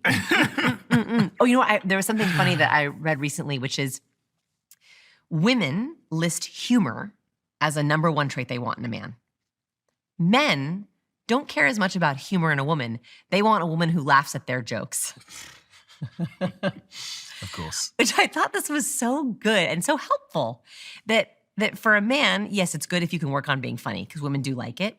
But if you're a woman, you actually don't have to be that funny. You just have to be willing to laugh. And that brings me back to liking. Being an easy laugher, like being ready to laugh, is one of the most likable, complimentary things you can do for someone else. That was good. Thank you. I like it. Is this real or not real? We like it. I like it. You couldn't even tell. Well, that's a very believable laugh. It was good. There's sometimes people will withhold their laughing, or they'll be like, oh, that's funny. Right? So being an easy laugher is also the fastest way to tell someone, I like you. When we laugh, we are absolutely showing we like someone. So nonverbal and verbal liking is very What if important. you're not funny? Because a lot of people, we've sort of categorized ourselves as being a funny person or a not funny person. So is there a way, if you're not funny, to be funny? Yes, and it's being the best passenger ever. If you're not a joke teller, the joke teller is the driver, right, in a conversation. They're telling funny stories, they're telling funny anecdotes, they're very funny. They're driving. Well, drivers need passengers to laugh at their jokes. So you are going to be the best passenger ever. You're gonna laugh at the joke, you're gonna bang on the table. I love table bangers. You know, I have people in my life who are not very funny, but they love to bang on the table when I tell a funny joke, and that makes me feel so good. They don't need to be funny. I'm happy to try, right? So if you're not funny, just be very good at hyping up other funny people. You also could be a curator of funny. You find the best funny gifs. You find the best funny clips. You share the best funny posts. Like, you don't have to be funny to be a curator of funny. Like, I have a friend who's not that funny, but he has the best clips and memes that he sends me. And so I think of him as funny, even though he's never told a joke. He's just passing on other people's funny. Totally, but it's associated with him. But that does make him funny because he knows how to select funny. Because I've got a friend who sends like the worst gifts. But isn't You know, that like funny? the never funny ones. But doesn't it make you laugh? Bad gifts. What I mean, the gifts are so God, strange. what a sad soul. I've got one friend, my friend Ash, he sends fire gifts, but I got this other friend who I shan't name. Yeah, please don't name No, him. no, just in case everyone's listening. He but- literally sends not funny gifts. We've all got a friend that sends like the bad meme, and there's like they drop it in the chat, and everyone's like, Thumbs up. you know. But like, doesn't it make you kind of laugh? Don't you love them for it? I love them, but I think could they improve their meme game? Yeah, like I wouldn't take the risk. Especially if I hadn't hit any fire emojis in a long time. I wouldn't be that high conviction. Okay, if that was them, if that was me, if I'm like, I'm not that funny, I think you can learn to be funny. Do you think you can learn to be funny? I think I have. Like, I think I've learned to be a little bit funny with like my sense of humor. I think I'm taking improv class. Like really, really take an improv class. A lot of humor is just trying things and seeing if they land. So if you're not funny and you want to be and like something to go to work on, take an improv class and work on being funny on stage. I also think you can study funny people and see how they make their jokes. Like, you can have the same jokes. For example, I have a friend who, whenever he's over at our house and I say, babe, to my husband, he goes, yes. And it's always funny. It's always funny. It's the only joke he really makes, but I love it. And so I think that you can also have like sort of jokes that you've figured out that you just use over and over again. And touch. Is that a cue of interest? Yes, I love touch, but you have to be a little bit careful with it because if you do it inauthentically or awkwardly, it's like a total fail and looks terribly, horribly wrong. I love a high five. Like, I love like, oh my gosh, that was great. Yes. Oh my gosh, we're both into that. Like, I love like, you're making a funny Only you can face. pull off high fives. What? Like, I don't know whether this is a British thing or not, but if I started high-fiving people in meetings, people would think I was very strange. No, I think people would like it. No, I think people have like a model of you. Okay. And Okay. I think they understand like the upper limits of your enthusiasm when you're excited, your playfulness. I think high-fiving. It's outside your bubble. Jemima, do you know Jemima out there? Of course. She could high-five. She'd get away with it. Of course. Because that's like I in think her. I have high five Jemima. There you go. Yeah. Okay, so all So right. find your thing. You have a flavor. Yeah. Right? Everyone has a flavor. Your flavor is not high-fiving, but it's probably something else, like a dry sense of humor. In fact, they did a study where they looked at worriers and not worriers, like neurotics and not neurotics. Neurotics are known for making self-deprecating jokes, and we like it about them. Like, they're constantly making fun of themselves, and we like it. Whereas low neurotics, people who are not worriers, who are like really confident, they love to make jokes about other things, but never about themselves. So like, everyone has like their flavor, and that's good. You got to find it. And you should study people who are like you, right? Like, there has to be, like, I love to watch those talk shows like, Jimmy Kimmel or whatever. And I pay attention to the interviews that have more than one laugh every 30 seconds. So my goal in a keynote, like I give a lot of keynotes for organizations, I try to have a laugh every minute, if I can. I think that if you have a laugh every minute, you're considered funny, and that actually opens up the brain to more learning. So on interviews, I pay attention to what are the interviews where they're getting a laugh every 30 seconds, 30 to 60 seconds, and I'm paying attention to how are they doing it. And that is how I've learned to be funny. Like, for example, like a really easy one for humor I've learned is like if you have like 1, 2, 3 things and the third thing is weird, people almost always laugh. So if you're like, oh, Texas is great. It's the land of tacos, cowboy hats, and hot girls.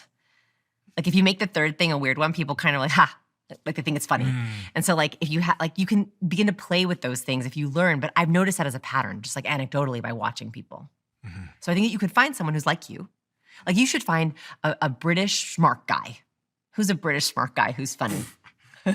Jack? Jack's smart. Okay, Jack. And just like see what kind of jokes they're making. I bet you those jokes will work for you too. They do, yeah. I still like steal jokes from British smart people. For sure. So like I think that works. I also think there was a study that was done about like charisma. And we're talking about master communicators, especially leaders. I work with a lot of leaders. And what I tell them is you can actually channel your role model that will completely change your body language.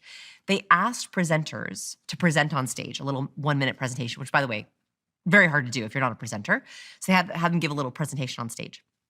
And they took them off and they said, okay, now we want you to channel Steve Jobs and give another presentation. Now don't tell anyone what you're doing, but just in your mind, just channel him.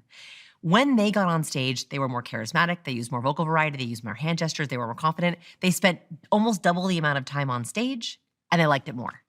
Simply by channeling Steve Jobs. So I share this because I think you don't necessarily have to be funny or charismatic on your own. But if you're channeling the most funny person you know or the most charismatic person you know, it can transform your vocal and nonverbal cues to be more like that person. Micro expressions. Yes. Okay. I feel like when I ask you a question, every question's your favorite question. I have some that are not my favorites, but you haven't asked them yet. Okay, good. Okay, good. This is what got me into this work. It was actually micro expressions. So there are many people, especially if you have narcissists in your life, who misinterpret neutral expressions as negative. So one of the problems I had early on that caused me to be awkward is I thought everyone hated me. I thought everyone was angry at me. So I would misinterpret the expression. I would think they hate me, which made me even more awkward. It was a very bad cycle. So one of the first things I discovered with this work, where I was like, why doesn't everyone know this? I was 20 years old, and I stumbled upon this idea that some of our expressions are universal, that across cultures and genders and races, we make the same facial expressions for the same emotions. Now, there's some controversy about microexpressions and how universal they are, but there's 7 that we've found have a lot of universal applications, and I would love to teach you those 7. Please. Okay. Let's actually start with fear. So fear is a universal response, and when we make this face, it helps keep us safe. It's when we widen our eyes so our eyelids, our upper whites show. We raise our eyebrows up, and we usually open our mouth like that. The reason why we make this face innately is because if we see a tiger, like back from caveman days, our mouth opens, takes in oxygen, and opens in case we have to yell for help or run for our lives. Our eyebrows and our eyelids lift up so we can take in as much of the space as possible. The safest face I can make as a human is this one. Right? I can say anything, I can take in oxygen, I can see as much as possible. That is why we make that expression when we feel fear. When we see it, and you see it a lot in business environments, you are spotting, oh, I just tapped into a little bit of nervousness, and it typically happens around confusion. So I will sometimes be giving a presentation and I'll notice someone will go, and I know I just said something that they didn't like, or they made them nervous, or that makes them feel a little bit afraid. And I can say, this makes sense. Are we all good? Let me rewind and re-explain that again. So I spot the fear and I immediately address it. So what you want to look for is those upper whites of someone's eyes. That's how you know that someone you triggered a little bit of nervousness in them. When you say upper whites of someone's eyes, what do you mean? I literally mean the upper whites up here. So not lower. Like when I'm afraid, my eyes peel up so you can see the upper whites of my eyes. It's very unnatural to do that, right? Like you would never do that normally. We do that when we're actually feeling afraid. Now, I tend to raise my eyebrows up to show like a punctuation, but this is like, it's a much bigger expression. Yeah. So when you see it, make sure that you immediately address it so you calm that fear.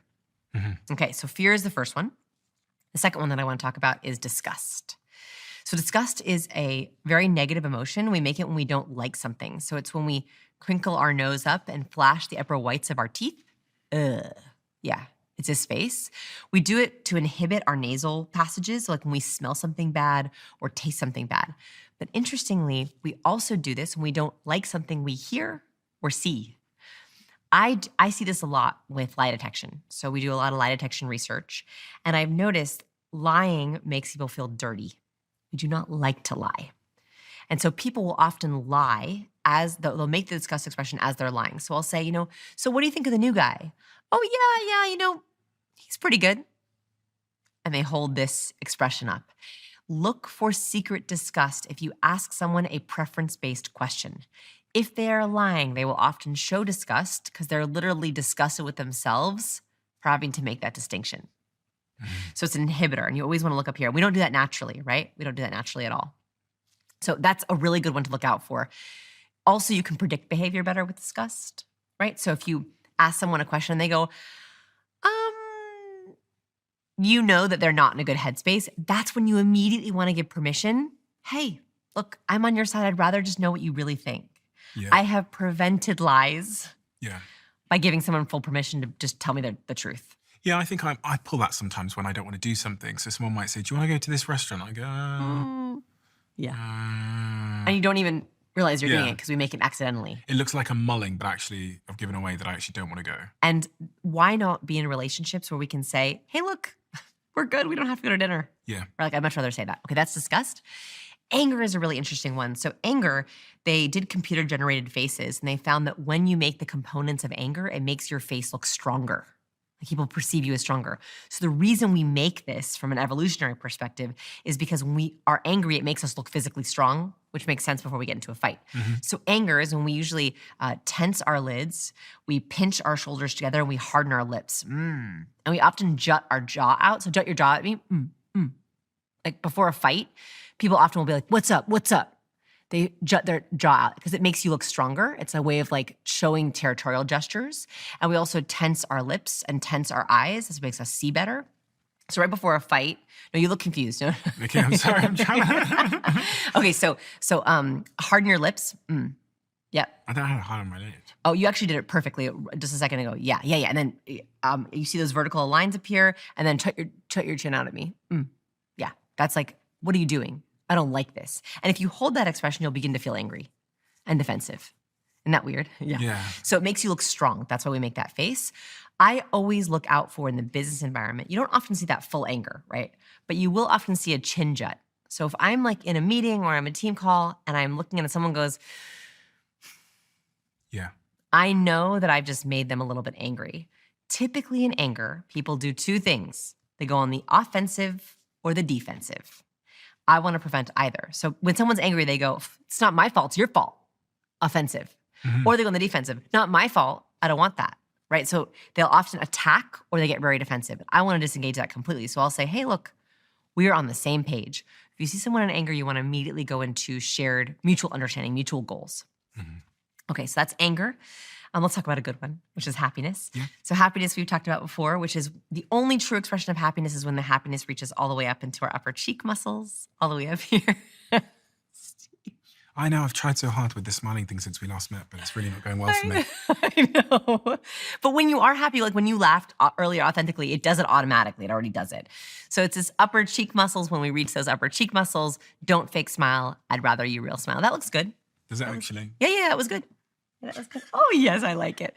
I'm always on the lookout for fake smiles, right? Like especially in the work setting is if someone, especially in sales, I do a lot of sales trainings. If someone's like, oh yeah, I love this, but they don't love it. You're not done selling. Like keep building rapport. So you're looking for the absence of real happiness. That's what you really want to look for. And that's really, you said it's about this section. Yeah, this section of your face. So this should go up. And all the way up, yes. And you remember, anyone can fake smile. It's all in your upper cheek muscles. All in your upper cheek muscles. Okay. Here. Yeah, like that. That's it. That's why you have to be careful with Botox because there's a lot of, I could talk a lot about Botox if you want to, but when people Botox their smile wrinkles, they actually feel less happy. So there's a feedback hypothesis of when you show an emotion, you actually begin to feel the emotion. So people who have Botox their smile wrinkles can't make a true happy face and actually feel less happy. It's also the same with negative emotions. So if you Botox your anger, you'll actually feel less angry. They've started to use it for anger management, is if you Botox your anger muscles, you actually are less volatile. So there's all kinds of things that happen with our face when we begin to change it. Damn. Okay, so that's anger. Sadness. Yeah. Sadness is the most contagious of all the expressions. So sadness is the hardest one to fake. It's really hard to do. So the first thing is you pull your mouth down into a frown, and then you puff out your lower lip, and then you pinch your eyes together and kind of droop your lids. Uh-oh, made you yawn. You know what's funny? Is if you make a sadness expression, it will either make you yawn or cry. Oh, your eyes watering? Yeah, so it worked. I think the yawn made the eyes water, but it's all part of the same system. Oh, right. Isn't that crazy? So funny, yeah. Isn't that weird how that happens? Yeah. So you know you've made a good facial expression or a good sadness expression when you actually begin to tear up. They found that when babies want attention, they pout out their lower lip. because we find it quite cute, right? Like when babies do that, we're like, oh, we need to help you. So it's actually evolutionary that when we do that, it actually is a way that we get help.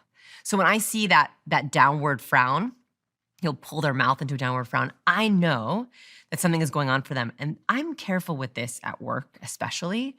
It's empathy, compassion, or space. Like if someone's going through something at work, you don't always want to be like, well, tell me about your divorce. Go ahead and tell me about that. No, you might want to be like, look, if this is not a good time for a meeting, we can reschedule. Like, we don't have to do this right now. So I think that space is sometimes the best thing. Or can I help? But it's hard to tell the difference. It's hard to tell. So I guess you've just got to ask. Yeah. And I think like that's the mistake that people make when coding emotions is they think that they have to rely completely on their own reading. No. If you see an expression you don't know what it means, be like, hey, all good. Are you good? You want to tell me anything? Like asking for clarity, no matter what the emotion is, whether it's good or bad, is always good. A little trick I also use, if you want to calm someone down and you're not sure what's bothering them, name an emotion you think it is and have them correct you. So I will often use the word upset because people will almost always correct you. So I'll say, are you upset? No, I'm not upset. I'm angry. Oh, good. Now we're at least on the same page. I know that you're angry. Interesting. And that really works well. Sometimes that winds people up a little bit. Yeah, but at least you get the truth. True. It does start the conversation. Yes, and it gets you the truth of like, what are they actually feeling? Okay, we did those ones.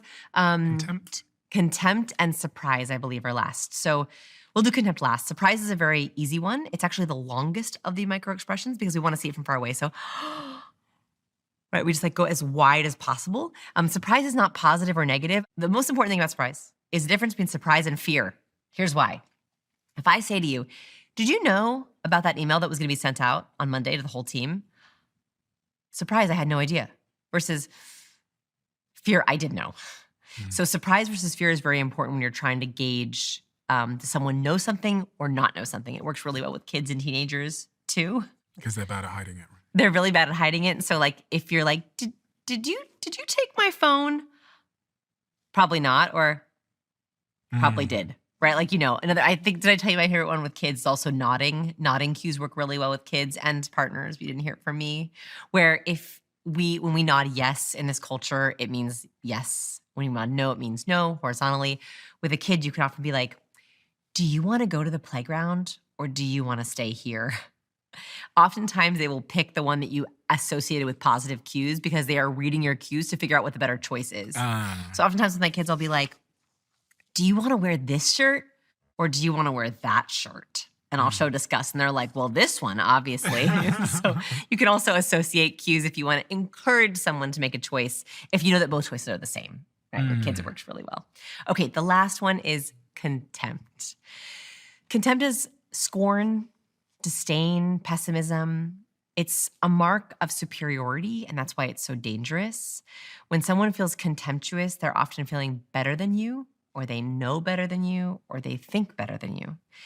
In marriages, it's particularly damaging. Dr. John Gottman found that when he observes silent videos of a couple, he can predict with 93.6% accuracy if that couple will get divorced within 30 years, if one member of the couple shows contempt towards the other. That basically, if you're in a relationship and someone is contemptuous of the other person, so they show a one-sided mouth raise, contempt is a one-sided mouth raise or a smirk. Yeah.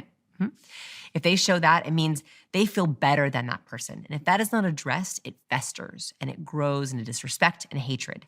So Gottman looks for contempt because he knows if someone in the couple feels contemptuous of the other person, they feel better than that person. And that is not an equal marriage. Is that the only way that it comes out? The smirk is the most reliable way that contempt can come out. Okay. Measurably, right? Like, what about the eye roll? An eye roll can be sort of silly. But contempt, no matter the context, is not good, right? Like if someone is like, I don't think so. They feel better than, that's never a good thing. An eye roll, you could be like, ugh, you're being so silly, right? So like contempt is the one expression where, one, you don't want to accidentally show it in your profile picture. So never show an asymmetrical smile.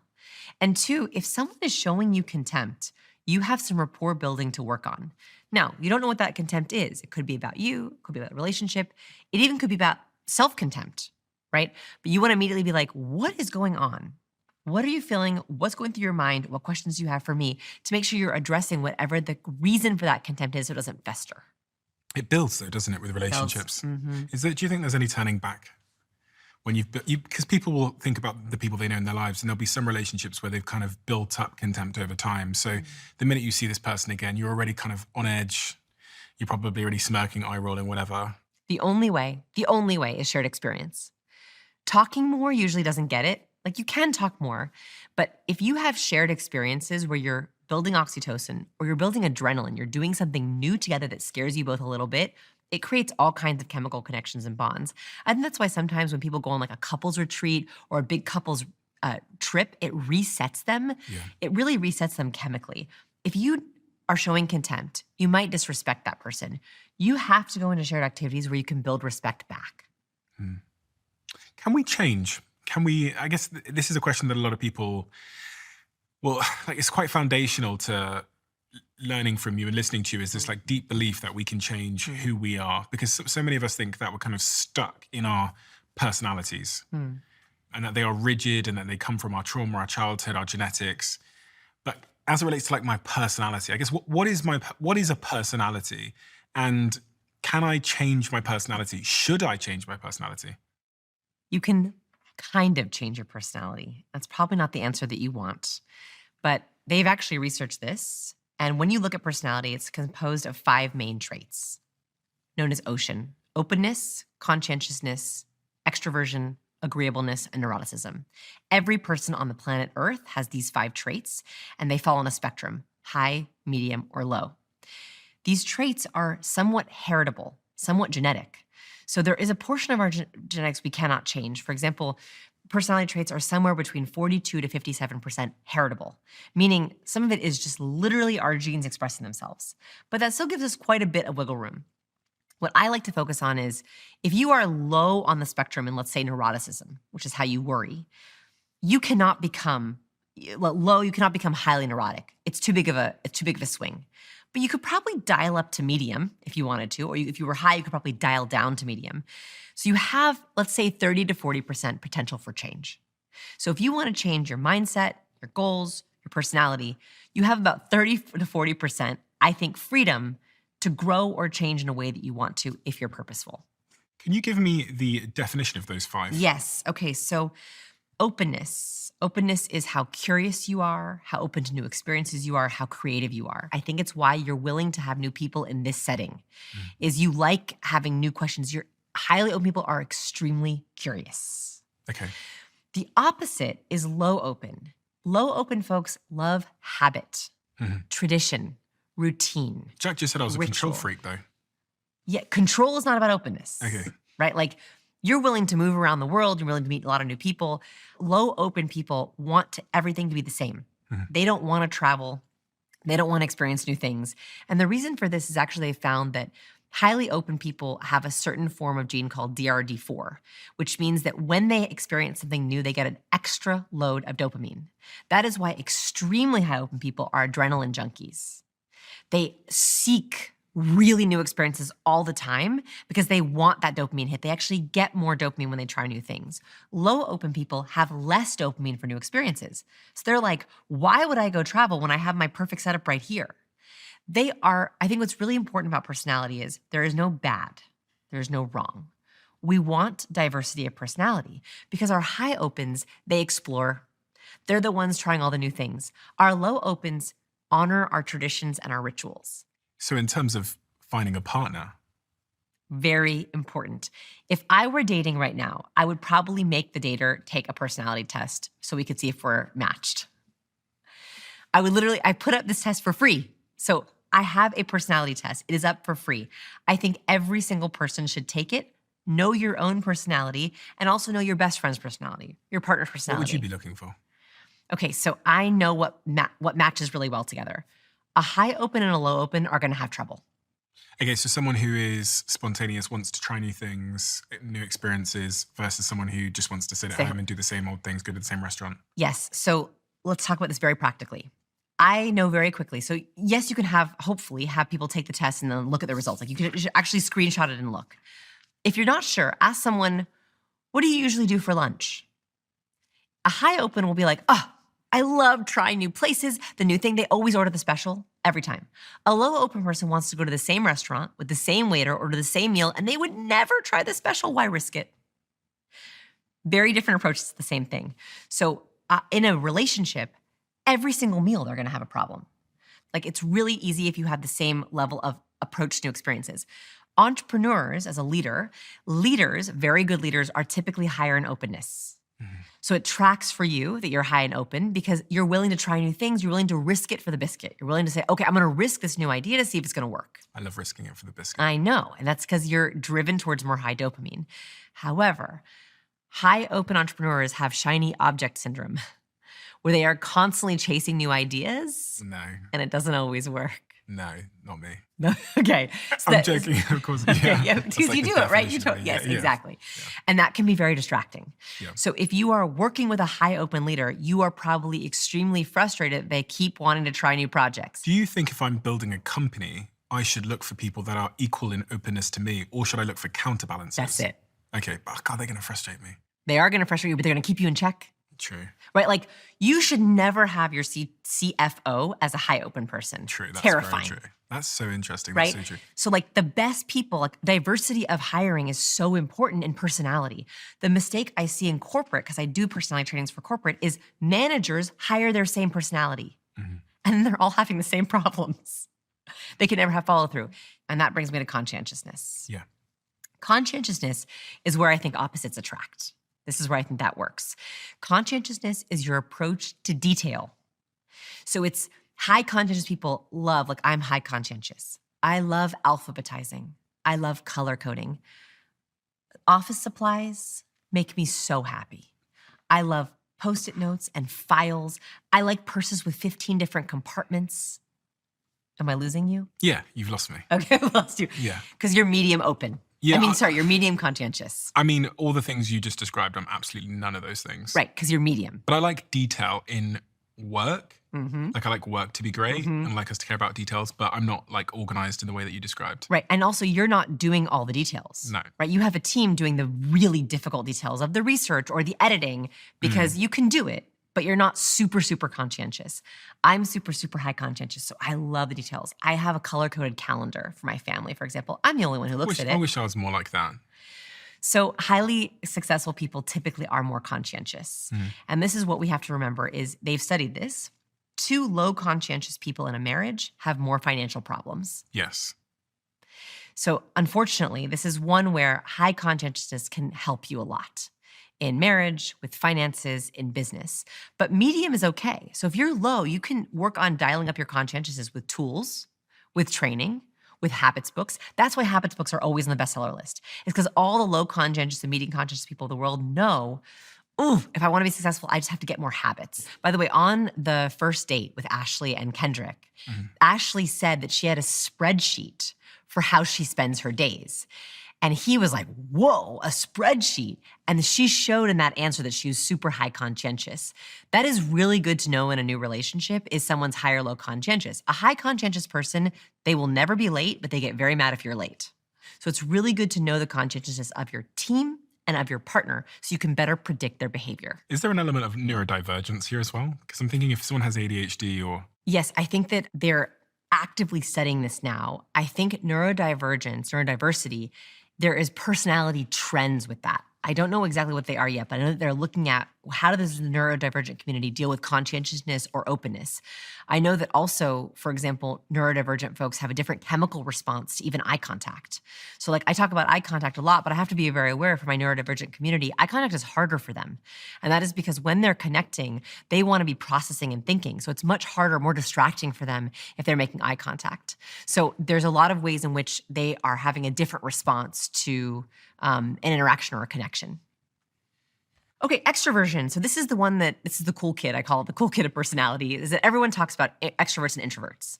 But actually ambiverts are much more interesting to me. And most people are ambiverts. They fall somewhere in between extrovert and introvert. Introverts get energy from being alone. Extroverts get energy from being with others. Ambiverts can dial up into extrovert energy, but they need a lot of recharge time. Like I slept like 11 hours last night in preparation for this interview, right? Like I knew that it was gonna be a lot of intense like interaction time. So I wanted like a lot of flat laying in bed time because I'm ambivert leaning towards introvert. I get energy from the right people, but I can't do a lot of socializing. Are you like this off camera? Like if I asked your husband what you're like if I said to your husband, do an impression of Vanessa, show me what that impression would look like. Vanessa at home. It would be this, but weirder. I'm like a weird person at home. But it would be totally like this, but bigger, because at home I'm really comfortable. Like I'm a silly mom. Like with my girls, like I'm dressing like a dinosaur. I'm doing dance routines. Like I'm very silly at home. He would probably say bigger if you were to ask him. Bigger. Yeah, like more animated You're than I am. more animated. Oh my gosh. Do you think I'm that animated? I thought you were pretty animated. Oh my gosh. I'm even more animated probably at home. Really? Yeah, because I'm even more comfortable. Okay. I'm putting on plays with my girls. Like I'll do the whole Frozen soundtrack. I wouldn't do that for you here, Why? but at home I would. How many episodes we got to do before you do the Frozen soundtrack? A billion. Okay. A billion. No one will be with us if we do a billion episodes. Okay, so extroversion is important. Now, this happened on the date as well. He said, I'm a super extrovert. And she said, oh, I don't go out that much. This can also be an issue in a relationship. If someone is super extroverted, they need lots of people time versus someone who is very introverted, they don't want the people time. That is constant tension in a relationship. You also have roles in a company where I'll notice that people will hire for a role where the role requires extroverting. For example, if you're in sales, you cannot be introverted. It's very hard to be introverted because you're having a cold call, you're having to schmooze and build rapport. You have to enjoy those networking events. So it's important to factor in what is the ideal personality for this role. So for example, I have roles in my company where I actually don't want an extrovert. Like, I don't want to chit chat. I don't want you socializing. Like, I want you to be super high conscientious and really direct. We've had this where I've had a role where I had to let someone go because she wanted to chat too much. And I was like, I can't chat. I don't have capacity to chat. I just like, let's work right side by side, but don't talk to me.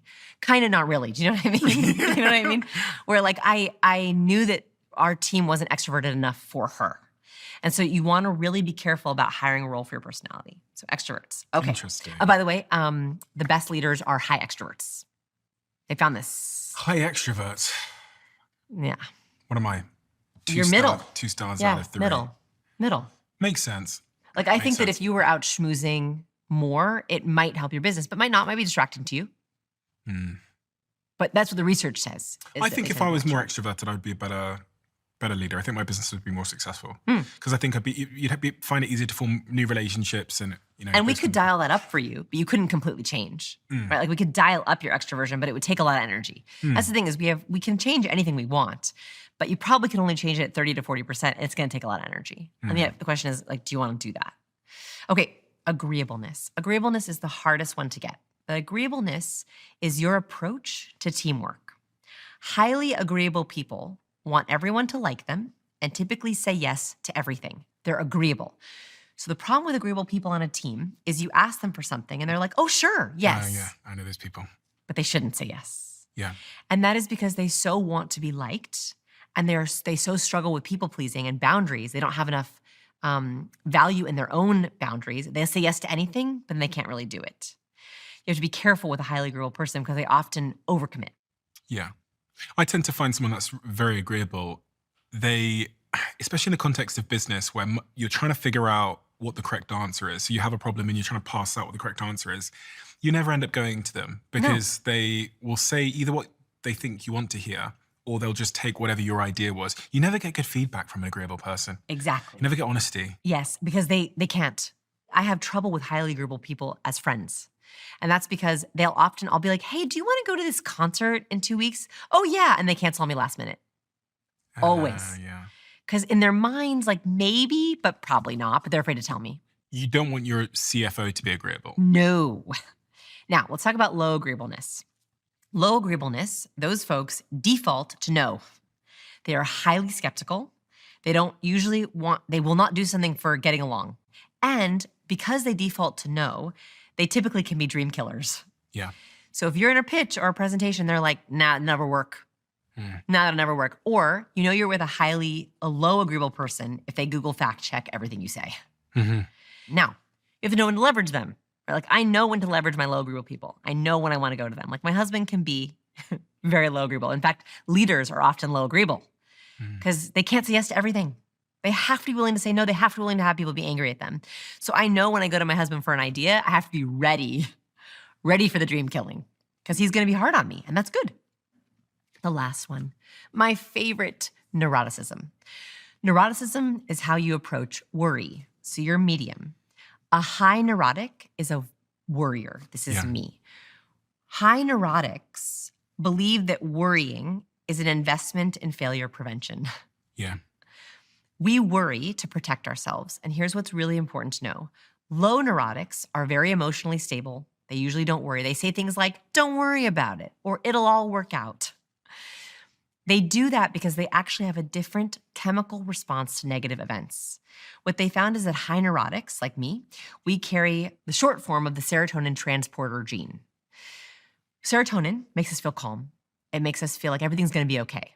High neurotics, we produce less serotonin more slowly. So if something bad happens to me, let's say I get a bad email, my adrenaline shoots up, my cortisol shoots up, I begin to worry. My body is slow to respond with the serotonin that will say, it's okay, it'll be okay. So I literally have a negative response for longer. That is why we worry. High neurotics chemically feel things worse than low neurotics. So in a relationship, low neurotics are like, why are you worrying about this? You can't do anything about it anyway. And the high neurotic is like, because if it happens, it will feel very bad. And my serotonin hasn't kicked in yet. So my husband is low neurotic, I'm high neurotic.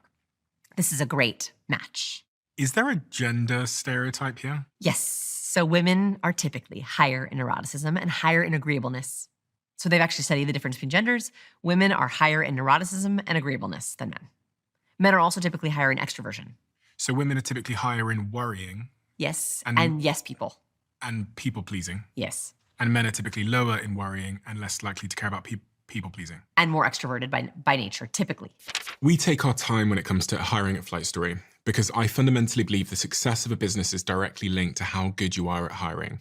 And better hiring starts with smarter insights. LinkedIn, who's a sponsor of this podcast, has some of the strongest hiring data available to help you identify the best candidates for your business. Their platform will even pair you with those who match what you're looking for, which might lie outside of the job description and more in their unique skills and interests. Because these days, hiring isn't just about finding the most qualified person, but also finding the one whose experience, abilities, and interests align with your company's mission. And it goes beyond candidates who are applying for jobs too. In any given week, 171 million members who aren't actively seeking jobs are open to new opportunities. Find your next great hire on LinkedIn and start today by posting your job for free, just by visiting linkedin.com/DOAC. So if I'm sat listening to this conversation right now and I'm sat next to somebody and I'm like, I think they might be a narcissist. Oh no. Yes. And I'll turn to them now. So if you're sat next to somebody who thinks a narcissist, just turn to them and say, hey, we should do this personality test on Vanessa's website. What score on the personality test would I be looking for to spot a narcissist? Oh, goodness. What would it Okay, look like? so narcissists tend to be higher in extroversion. They typically love to be around people because it feeds their narcissism. Again, that does not mean that all extroverts are narcissists. I don't know about conscientiousness. I don't know if that correlates.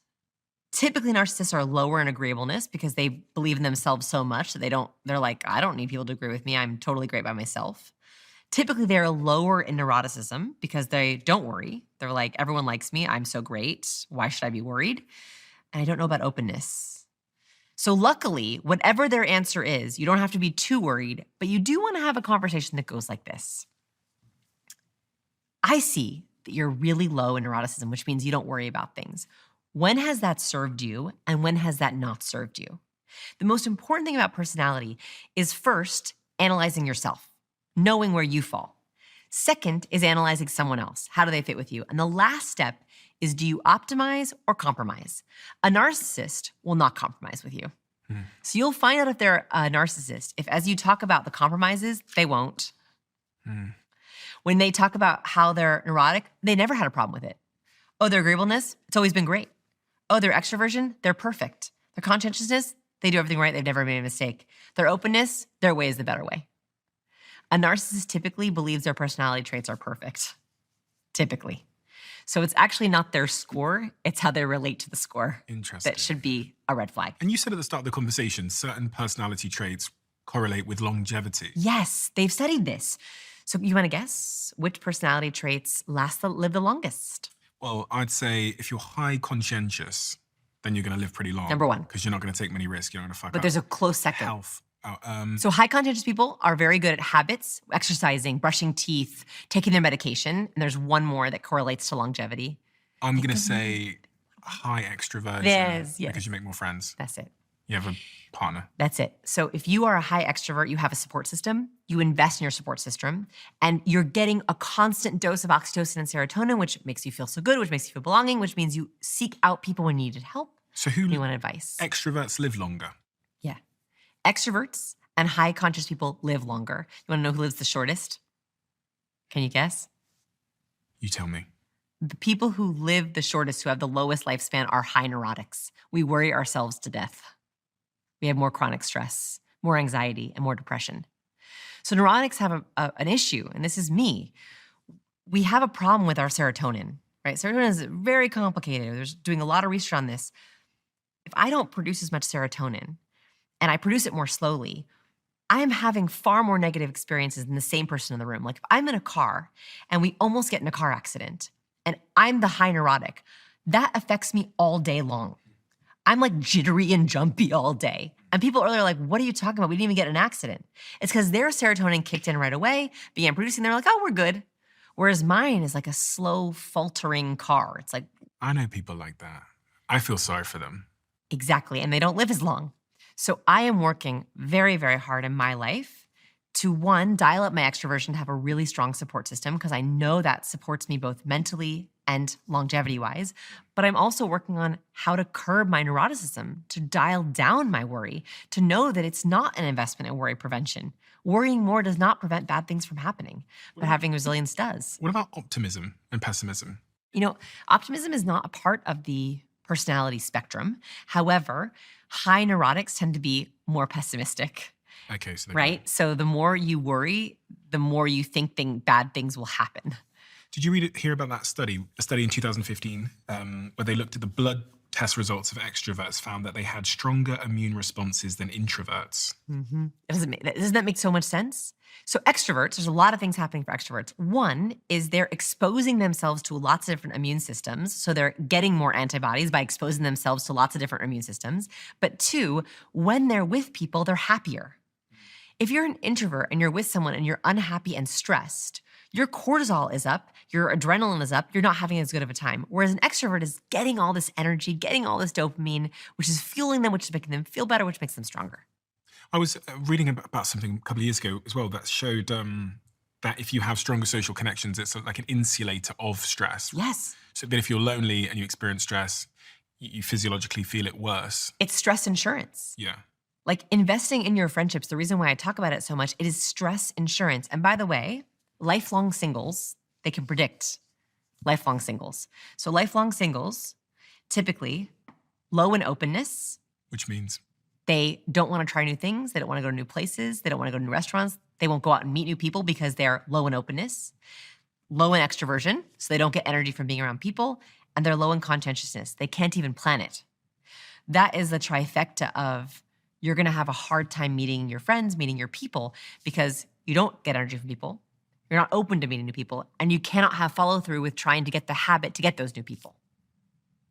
This episode is really important for those people because it means, A, you're not alone. There's other people who have this. Two, it could be your genetics at work, right? I think that sometimes people get like down on themselves for it. And I'm like, look, like it could be how you're wired. You're not set up right to be getting energy from people. Okay, we have to work on that. That means we have to find the right people in the right situation. So if I have that person, I have a lot of lifelong singles who are my students. I say, okay, we can do this. We can do this. Okay, you don't get energy from people. You're a low extrovert. Where do you get energy? Knitting. Okay. Books. Great. Hiking. Great. Extreme sports. Great. That's where I want you to hang out. I want you to get energy from the activity, not the people. So that way you're getting all this good stuff from the activity. Meeting people becomes a side effect, and it's easier to be extroverted, to fight with that extroversion, because you're like, oh, they're doing the same activity. And you don't even have to be high open. Because if you love that extreme sport, go to the same place every week at the same time, but do it all over the city. That way, the first time is going to be hard, but it's a ritual, it's a habit. And then whoever is coming in new, that's your app. That's you're already getting people. So there's ways to do this. You just have to invest a little bit in it. Like I truly believe that lifelong singles can find their person. They just have to be looking in the right ways. Is it important for me to know someone else's personality type when I meet them? When you first meet them, you don't have to know their personality right away. However, they found that you can tell many of the personality traits from a handshake. So like if we handshake. I'm like overthinking it now. I'm like, You didn't shake my hand. I was like overthinking it because I was going to do. Okay. What were you going to do? Don't do anything crazy. Okay. Like pretend that we just met. Yeah, okay, yeah. just pretend. Yeah. Oh, it's so good Hello, to you're meet right. you. Yeah. Okay, so extroverts shake firmer. I usually do this as well, so sometimes I do this. Very good. And that's typically a mark of extroversion. So like that speaks to like a little bit higher on the scale. We tell out from a handshake of the firmness, of the length, of the amount of pumps that happen. All of those things are informing that sort of like our brains like figuring out someone's personality. So you can actually pay attention to what your instinct is. It's probably right. They've even found this is like the weirdest. They did a study where they observed people shaking hands and they filmed them and found that in that minute after shaking hands, almost everyone touched their nose or their face. And they found that their nasal dilation increased, meaning when we shake someone's hand, we're kind of smelling their hand. Like, I smell you. It's so weird. It's so weird, but that's what we're doing. It's because we're sussing out something about their personality. So there's a lot, I think, under the surface that we don't even realize is happening. Like, I swear that when I shake a nervous person's hand and I smell my hand, I get a little bit nervous. Really? Yes, like I don't like to be around nervous people because they like trigger my own nervousness. Yeah. Weirdest thing ever. That's but I a think really it's true. interesting thing. Like you get a vibe off people when you meet them. The vibe is real. Yeah, it's so real, isn't it? That's that first impression. That vibe is so real. Yes, that's why I encourage people to not go to places where they're uncomfortable, because people will pick up on that vibe. Like go places where you thrive. Like go to the activities, do the things that you actually like, because that's going to come across. It's going to affect your vibe. This is so true. I did something the other night, actually with the team. Do you remember that thing we did the other night? I probably shouldn't say it. But I went to a place which I'm like really uncomfortable in. Oh, why'd you do that? Because they told me I had to go. Jack. But you didn't like it. I hated every minute of it. Right. And your vibe was for sure off. And I looked at myself in the photos after. I was like, fucking hell, you're having a terrible time. Yeah. Like, you really don't want to be. You cannot hide it. It's It's like my really little thing. I was like, you're like terrified. Yeah. You were probably like really afraid. Yeah. So I think that like energy curation is important here. yeah, it's so important. You can't fake it very easily, can you? When you And the I don't vibe think is we off. should try to fake it, right? Like I would much rather you set yourself up for success than say no to the things that don't work for you. And there's one way that I kind of understand what I think about a person is my vibe, because it's so interesting doing this podcast. I've met hundreds and hundreds and hundreds and hundreds of people. Mm-hmm. And within the first 5 seconds, I can feel them. Yes. And I don't know how to explain it other than, it's almost funny because I sit in my little room doing my research and then I'll come out, I walk around the corner, and within like 3 to 5 seconds, I know whether we're good to go and we're ready and we're calm and or if there's something off. Yes. Yeah. That is real. There's something off. That is real. So when you feel that anywhere, on a date, with someone you're hiring, on a team, you should trust that feeling, because it is something that we have not explained with science yet. It's pheromones, it's the shape of your face, it's the feeling of your hand in mine. There is something happening chemically, physically, and you should trust it. Like, have you ever been led astray from that? We have a closing tradition, as you know, on this podcast, where the last guest leaves a question for the next, not knowing who they're leaving it for. And the question that's been left for you is, what are you doing on a daily basis to improve the life of someone else? And how can you serve others better? This is weird. Of course it is. I knew I wanted to write books. I actually think of myself as a writer. Like I wanted to be a writer. I've always wanted to be a writer. When I started to be a writer in 2007, social media did not exist. Your job as a writer back then was to write books, and maybe if you were lucky, you had a 3-month book tour. To be totally honest with you, I did not know I was signing up for this. I did not. If you had told me that being a writer would mean sharing videos of my home and my personal life every day, I probably wouldn't have done it. I don't love that part of my job, to be honest with you. And so I know, though, that I have to share on video every day, right? To be able to get people to read my books. Which part of it don't you like? All of it. I mean, all of it. Which part do you hate the most? Trying to synthesize something very complicated into 60 seconds. I don't like it. I think communication is very complex, but I know it's essential to boil down a tip into a hook and then a framework. And I don't love that. And so when my career started to change, like I was writing books and then it was like, oh, it's 20% of your job is marketing. Now 30% of your job is marketing. Now 50% of your job is marketing. Now writing books is 6 months of writing and the rest of your life is marketing. I did not sign up for that. So I get up every day and I post videos on my stories and on my social media, and I do that to serve. I do not do that because I like it. And if I could skip it, I would, but I can't. And it's how I'm able to write books. And so that is how I serve. Vanessa, you are an extremely rare force in this art form. Thank you. You really are. I loved it. It's so funny on the podcast when I love the conversation I have with somebody and I walk away with it feeling like I need to watch it back again and take notes because there's so many new concepts that feel so valuable to me. But then to see the way that the world reacted to you. Oh my gosh. It was incredible. Was like unbelievable. It was insane. I feel like I met like 8 million new best friends. That's kind of what it felt like. I mean, as of now, I think the video is like 8 million. That doesn't even count audio. It's the most downloaded audio episode we've ever had of all time. So it means that's probably another 6 or 7 million people or something. And it really did feel like I found my people. Like I felt like literally it was like finding 8 million new friends where I met 8 million recovering awkward, trying to connect, trying to figure it out people who are like learners. And we were just flooded with love. And it re-energized everything that I do because I was like, I have got to help everyone. Like I have got to be more helpful. And so like it was just such a gift. Like thank you for giving me the space and asking the questions because I just have met the most amazing people. You deserve it. Oh. It's a special gift. Thanks. It's blown my mind how desperate and hungry people are for this information.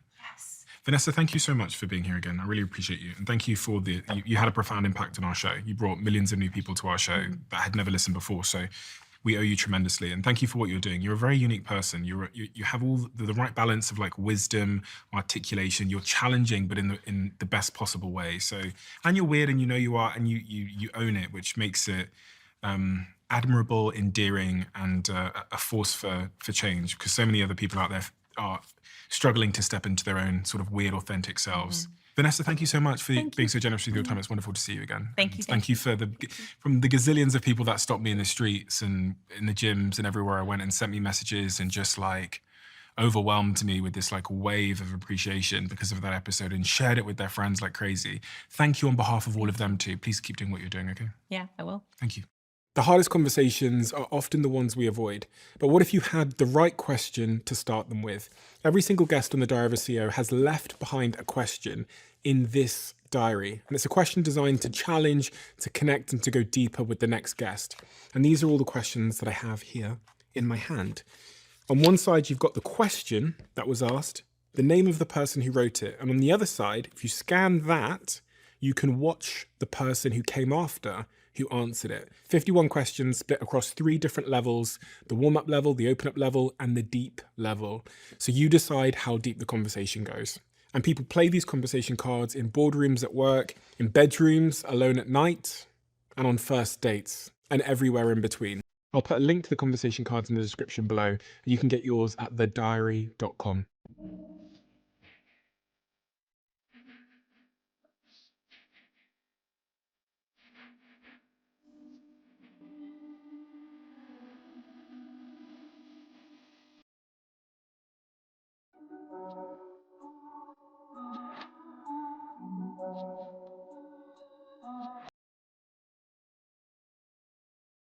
your brain is 12.5 times more likely to believe my gesture over my words. And that's because it is very hard to lie with our gestures. For example, you want to do a little experiment with me? Sure. Okay, I want you to say 5, but hold up the number 3.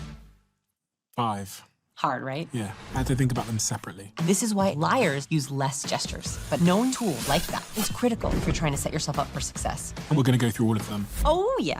Vanessa Van Edwards is a behavioral investigator whose science-backed research from body language and microexpressions to vocal tones and first impressions has revolutionized the way we build confidence and create more authentic relationships in every social and professional interaction. I'm a recovering awkward person, and I thought that charisma was genetic, and I didn't know how to have conversations. I didn't even know how to have friends. And then I discovered that highly successful people speak a hidden language, and that is the language of cues. It's directly from the research. They know the blueprints to talk to anyone. They know that if you sit within 25 feet of a high performer, your own performance improves by 15%. And that there's a direct correlation between confidence and anxiety and the distance between our shoulder and our earlobe. So interesting. They also know that 82% of our impressions of people are based on warmth and competence. So if you worry that people don't take you seriously, you have trouble getting raises, you feel anxious and overwhelmed, I have 5 power cues for competence. But if you have ever been told you're intimidated, hard to talk to, I want you to use these 5 warmth cues. First, What about how to get a partner in terms of cues and body language? let's start with a study that blew my mind. It's impossible to be attracted to someone who That's so crazy, just such a that small... one little thing. This has always blown my mind a little bit. 53% of you that listen to this show regularly haven't yet subscribed to the show. So could I ask you for a favor before we start? If you like the show and you like what we do here and you want to support us, the free, simple way that you can do just that is by hitting the subscribe button. And my commitment to you is if you do that, then I'll do everything in my power, me and my team, to make sure that this show is better for you every single week. We'll listen to your feedback, we'll find the guests that you want me to speak to, and we'll continue to do what we do. Thank you so much. Vanessa Van Edwards. For someone that's just clicked on this conversation now, and they're wondering why they should stay and listen to what we're going to talk about, what would you say to them? Very highly successful people speak a hidden language, and that is the language of cues. If you don't know how to read the cues people are sending to you, if you don't know how to control the cues you're sending to others, you are missing a crucial element of success. How do you quantify that in a way that I know that it's true? Are there studies or stats that reinforce what you've just said? 82% of our impressions of people are based on warmth and competence. That means that if we can control our warmth cues and our competence cues, we know we are taking care of 82% of our impression. And that is critical to being more memorable, to being more confident, to having clear communication. And taking that a bit further, what areas of my life will that impact? So if I'm warm and I'm competent, which you're telling me are things that I can control, what are the downstream consequences of that? So I think my mission is to tackle a big lie. And that is that smart people will translate their book smarts into people smarts. But actually, no matter how smart you are, if you do not know how to communicate with people, you can't connect with people, you can't have good relationships, you can't have supportive friendships, you get looped into difficult people or toxic people, you have trouble getting raises or promotions. When you are able to control your communication, it helps you not be overlooked, not be misunderstood, and that affects your friendships, your partner, your career, and it also helps you feel more confident walking into a room. And what is your research based on? Are you a researcher? Have you done sort of first-party research yourself? Where were you drawing from? So I'm a recovering awkward person. So I used to believe that you were either born with charisma or you weren't, that charisma was genetic. And in 2002, I discovered a study that changed my life, which said that charisma can be learned. This is when I started to figure out, okay, if charisma can be learned, how do we learn it? How can we learn blueprints for conversation? How can we learn frameworks for how we connect and how we socialize? That's when I started doing my own research. So I'm a behavioral researcher and a best-selling author on communication, and I specialize in helping very brilliant, very smart, awkward folks not be overlooked. And give me some sort of depth as to the amount of research and the quantity of research that you've done, how many people you've studied, how many hours of footage, etc. Yep. So I developed my first framework about 12 years ago, and we've helped 400,000 students learn that framework, master it, and conquer awkwardness or feel more confident. Some of those folks had very professional goals like getting raised or promotion. Other folks were so socially anxious and so awkward they couldn't make friends. Other people were looking for their soulmate or their partner.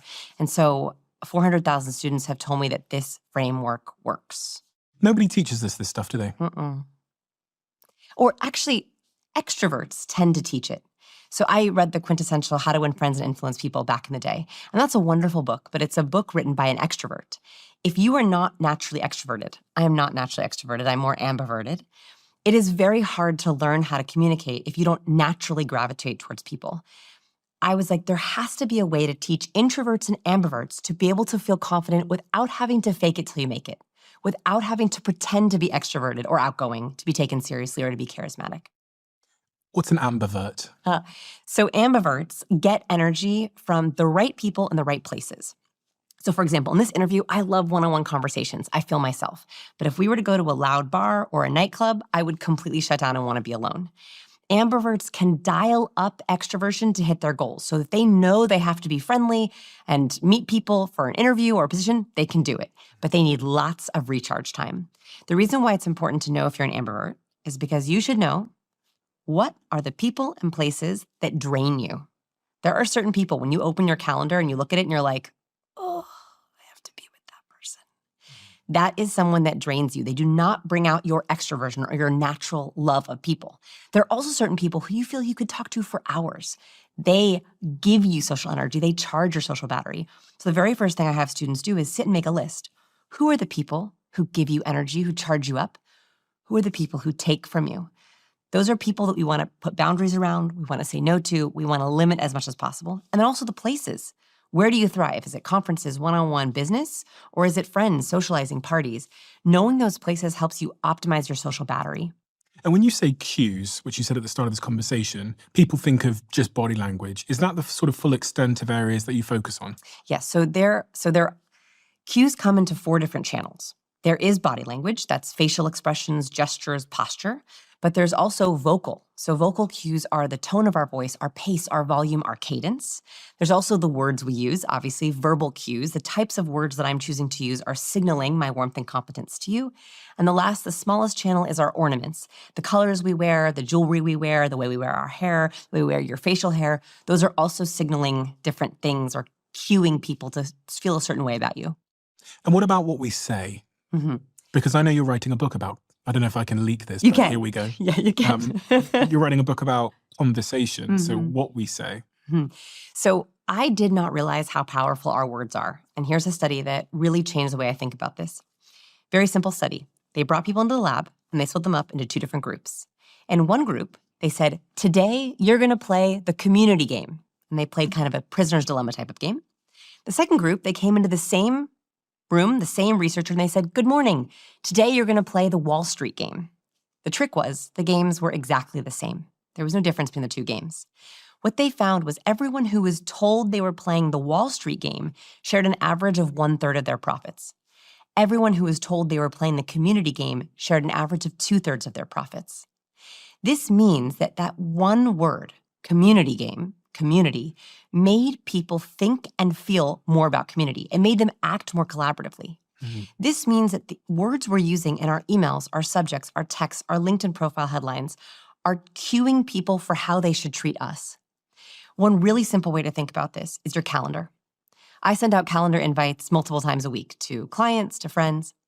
When we have meeting, one-on-one, call, video, interview, I'm being cued for nothing. Those words are so overused, they're sterile.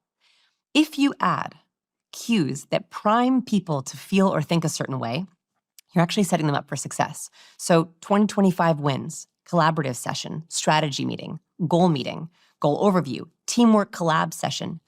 Those words are actually cueing that person's brain every single time they open their calendar that when we read a word like collaborate, we are literally more likely to be collaborative. So the words that we use, even one single word can actually change the way people think. It's funny because our entire lives are people. Mm-hmm. Like the difference between me being a president, prime minister, superb salesperson, exceptional entrepreneur is probably just my understanding of other people and how I show up in my words and my cues. And so when you think about it like that, this could be, for many people, the most important subject for them to improve upon. I would even go further and say, if you don't have people skills, you cannot succeed. You cannot succeed in life. You cannot succeed in love. You cannot succeed in business. It doesn't matter how smart you are. You need people to have success. So this is, I think, the most fundamental skill that people can invest in. And how many people did you say you've taught people skills to? 400,000 students. And is there a particular case study that stands out to you as being the most extreme in terms of case studying the fact that someone can go from zero to a wonderful place? Yes, and it's my very brilliant but stoic students. So I've noticed, especially over the last 10 years, because I've been doing this for about 17 years, in the last 10 years especially, my most extreme students are the students who are very, very smart, very talented and good at what they do, but they don't know what cues to send, and so they completely shut down. They try to become stoic, unreadable. They try to have no facial expressions. They literally try to poker face all the time. And as they try to make connections, meet a partner, make friends, people don't like them. People don't trust them. They can't get buy into their ideas. And those are the students where I see the biggest transformation. They don't realize that muting your cues is a danger zone cue. If you try to be stoic and unreadable, people literally cannot get a read on you. And so my biggest transformations have happened when I can say, you don't need to hide your true feelings. It's about amplifying them with the right cues. There's a famous example of this, Jamie Siminoff, founder of Ring. So I don't know if you ever watched Shark Tank. Yeah. So in this episode, for those who haven't seen it, Jamie Siminoff entered the tank and he pitched $1 billion idea. Literally $1 billion idea, because it went on to raise funding from Shaq and Richard Branson. But in the tank, he pitches the idea and he gets so much pushback and so much negotiation, and he walks out of the tank without a deal. In fact, the Sharks did not like him. What happened? He had the $1 billion idea, but he did not know how to share it. This is the biggest transformation I see, is people who have brilliant ideas. They're good people, they're hardworking people, and they cannot get buy-in. They cannot make friends, they cannot find partners. How do they feel? So if you had to say words that make them feel seen right now, how are they feeling as they're listening to this? Overwhelmed, getting into interaction, just social overthinking, not knowing what to do, not knowing what to feel, underestimated, like people don't see you or the real potential that you have, a lack of confidence, and fear. Afraid that if you are your true self or you try any of the things we're talking about, people won't like you. And I want to teach you that you can be yourself and you can be liked and you can find your people. And that doesn't mean everyone's going to like you, but it means if you signal the right things, cues tell others how to treat you. If you signal the right cues, you will find your people. One of the things that I was sort of inferring from what you said is the importance of understanding your resting bitch face. That's like the term we use in the UK, resting bitch face, which is like when you're just listening or doing nothing. Like, how does your face look? Yes. And you're telling me that's really, really important. It's real. So I call it resting bothered face. Because Okay, I have I to be probably a shouldn't use that PhD. word. Resting Yeah. bothered face. RBF, same thing. Okay. Okay, this is a real phenomenon, which is that all of us have different faces at rest. Now, I want you to look at my face for a second. My face at rest, I'm going to rest it for a second. My mouth angles down in sort of an upside down U. So it looks like this. You see how these are going down? Yeah, Are you laughing at my U? a little bit. Okay. So at rest, I look a little sad. Yeah. That is just my mouth at rest. Yours goes pretty straight across. I just, You have a lot of hood. That's what that's I have called. a lot of A hood. lot of hood. Yes. This is hood. Yes. Yes. So that probably makes you, do people think you're angry or tired? Both. Both. Okay. People never call me angry. They call me sad. You need to look in the mirror and figure out what is the default of your face. If your mouth angles down into a frown, people are going to think you're sad. You're going to have to be counteracting that with your cues. If you have a lot of hood above your eyes, or you have these two vertical lines that appear between your eyebrows, you actually don't have them. But if some people at rest even have those two lines, people are going to think you're angry or frustrated. If you have down eyes, so I don't know if you noticed, but I've added cat makeup to my eye. Ah, yes. Yes, that actually makes me look less sad. Because also my eyes slope a little bit down at the end, which makes me look sad. Okay. So people often are like, are you okay? Are you tired? I'm like, no, that's just my face. So I have ways that I counteract it. One, I get to use makeup, which is a great thing. But second, I know that I need to make my face a little bit more up, right? So when I am interacting with someone, when I'm on video, when I'm interview, I typically rest my face in an upward position. I've activated these muscles, so don't I look happier? You do, but have you got to consciously tell yourself to do Yes. that, or do you just always remember? No, I have to consciously tell myself to do that. Now, I only need to do that with people with their first impression or when I'm trying to make a good impression. My team knows that I'm not sad, right? Like my team, they see me all the time. They see me without makeup. They know that I'm not sad. They know that's just my face. So here's what's critical. One, you should know, what is your resting default? Are you looking sad, angry, or afraid? Oh, afraid I didn't do. So if you have, you actually have some. I'm so sorry. Oh, you're joking. I'm so sorry. I'm so sorry. You have these Just lines. had someone laugh in the back. One of my team just laughed in the back. So you have them just right here, these light lines here. So when we're afraid, we go, and we raise our eyebrows up, and you can't see it because I have Botox on my forehead. But if you there you go, that's afraid. No, open your eyes and go, that's afraid. Okay. So the more you have those lines and the whites of your eyes appear, like have you ever seen someone kind of walk around like a deer in the headlights? Yeah. They make you feel anxious. Like if I were to do my entire interview a little bit wide-eyed, you would not only feel anxious, but you wouldn't believe what I was saying. So you all should see if you have this default lines or if the whites of your eyes show. Look at your profile pictures. In your profile pictures, here are the 3 biggest mistakes people make. 1, they're showing fear eyes. Yeah. Yeah. So you're signaling accidentally anxiety. So try to make sure you're not showing the upper whites. Second mistake people do is they make a contempt microexpression. So that's a one-sided mouth raise. So just do a one-sided mouth raise for me. Does it make you kind of feel like, better? Don't do it for too long. Yeah. So if you do it at home, there's a facial feedback hypothesis. When you make these faces, it actually triggers the emotion. Just like when you have the emotion, it triggers the face. There's a loop that happens. Mm-hmm. So if people make the contempt expression, one-sided mouth raise, Mm-hmm. not only do they look scornful, kind of disdained, they actually begin to feel better than and scornful. So do not do an asymmetrical smile in your profile picture. You are accidentally signaling negativity. The third biggest mistake you will make is you do an inauthentic smile in their picture. The only true indicator of happiness is when these cheek muscles are activated. Anyone can fake smile. This is what mine looks like. But you've seen people do it, right? Yeah, I do it. Yeah, and people know. I would rather you not. No, because I just don't have a good smile. What? Look, like what am I going to... Am I going to say, no, it's horrible? Do you know, I don't have a good smile. That's not your real smile. So I literally have to do this when I take photos. Because that's my smile. I can't do the teeth thing. I try to, what am I going to do? Well, you can smile without your teeth as long as it hits your upper cheek muscle. So just try this for me. Put your pen or your finger in between your mouth like this and smile as hard as you can go. Oh, that's better. That reaches all the way up into your eyes. Do you see? Oh, that's not. That looks so much better. Okay. If you can activate these muscles in your profile picture, you don't have to walk around like that. But if you can activate, not the fear, just here, just here. Okay. If you can activate these muscles in your profile picture, it shows authentic happiness, or don't smile at all. I hate the advice. Just smile more. Fake smiles do not work. Dr. Barbara Wild studied this. She took pictures of people thinking of something they were authentically happy about, took a picture of them smiling, then she told them to fake smile and took a picture of them. On the surface, you really couldn't tell the difference between the two smiles. They looked very similar. But she had participants take mood tests, then look at the picture, look at one picture or the other, group A, group B. People who saw the positive picture had an improved mood.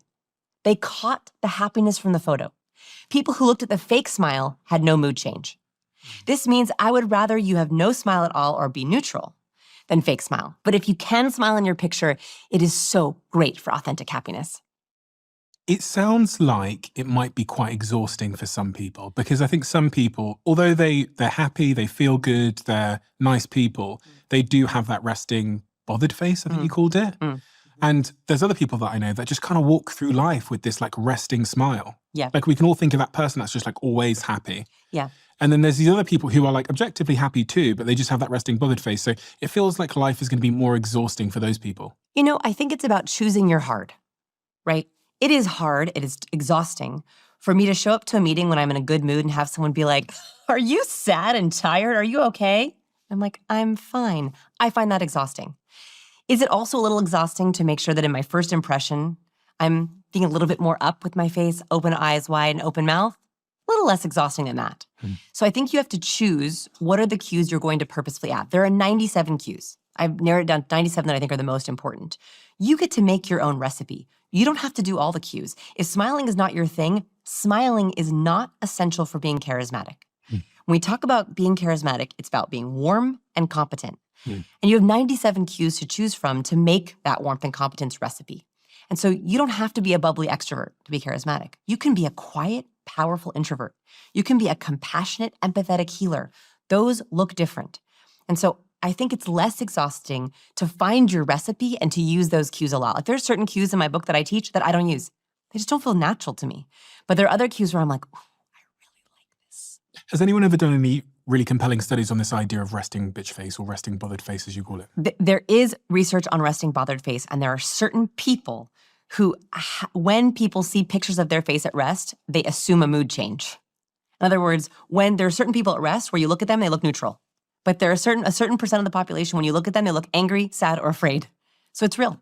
And It's there's a real certain people phenomenon. you look at and they look happy and make you Very happy. few people have happy resting face, though. You either look neutral or bothered. So you said you were a recovering awkward person. Yes. Take me into what you were like. Oh, And what do you mean when you say awkward person? I really wanted to go it alone. I was really overwhelmed by people and interactions. I didn't know what to do with my hands. I didn't know what to say. I felt like I missed a memo that everyone got on conversation. I always felt like I was saying the wrong things. I had all these awkward silences. And then what would happen is I would try to overcompensate by sharing a ridiculous story or talking too much or completely shutting down. And I kind of like wavered between completely shutting down and being overwhelmed and talking too much and saying too much and just verbal vomiting all over everyone. And so I shut down. And in college, especially, I just felt so left out. Like I just felt so lonely. And I don't know if anyone watching is feeling lonely. I thought it was all my fault. I was like, I missed the memo. I don't know how to have conversations. I don't even know how to have friends. That's what it felt like, that I desperately wanted to make connections, but I had no idea how to level up a new person to a friendship. I had no idea how that path happened. I had no idea how to have a conversation with someone, share something real, and then have a real interaction back. And so it was really lonely and overwhelming. And what was the catalyst for you to go on this journey? I was in college, and there was a group paper assigned. And you had like 5 people, and everyone had to do 5 pages. And I went to the professor and I said, I will write double the amount of pages if I can work by myself. And he was like, Vanessa, the point of the paper is not the paper, it's working with the people. And I was like, and I started to cry in his office. I was like, that student. I was like, I don't know how. And he was like, Vanessa, you're very good at science. You're very good at breaking things down. What if you studied for people like you study for chemistry? That was like an aha moment for me. He said, why don't you study good conversation? Why don't you study the popular kids? Why don't you look at what are they doing in conversation that's working? Study it like it's a science. Hence my brand was called Science of People. That's when I realized, okay, it didn't come naturally to me, but maybe there's research on actual things I can do with my body, things I can say verbally, questions that work that will help me learn this the other way, turning soft skills into hard skills. That's when I started creating my first conversational blueprints. That's when I started creating my conversation formula. And it started to work. I started to try out these kind of tiny experiments, and I actually started to feel like myself, make more friends. It was tools. I had to use tools to be able to connect because it just did not come naturally to me. Was it fixed from day one? No. So it was a journey? It was a real journey, yeah. 'Cause I think that's important because often people think, read the book, get the tips and tricks, and you're changed and you're fixed. You talk about, I think, later in your life where you went to a dinner party and your husband was there with you and you went home and told him that you thought everyone was angry at you. Yeah. When was that? That was probably maybe 4 or 5 years later. Okay. So I started mostly with conversation. That was sort of my first tool I needed, is questions I wanted to ask, first impressions, and how to close a conversation, very practically. I also realized about 5 years later, I married my college sweetheart, so I've been with my husband for a long time, and he said to me, you always think everyone's angry at you. I was like, isn't everyone angry at me?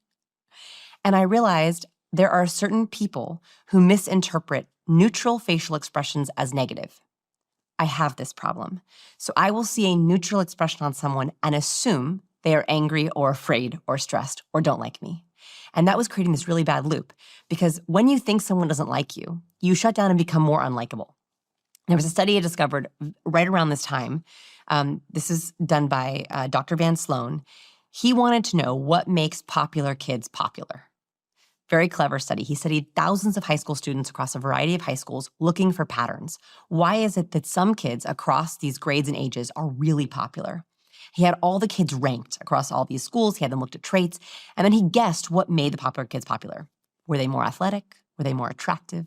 Were they funnier? Were they smarter? What was it? Can you guess what it was?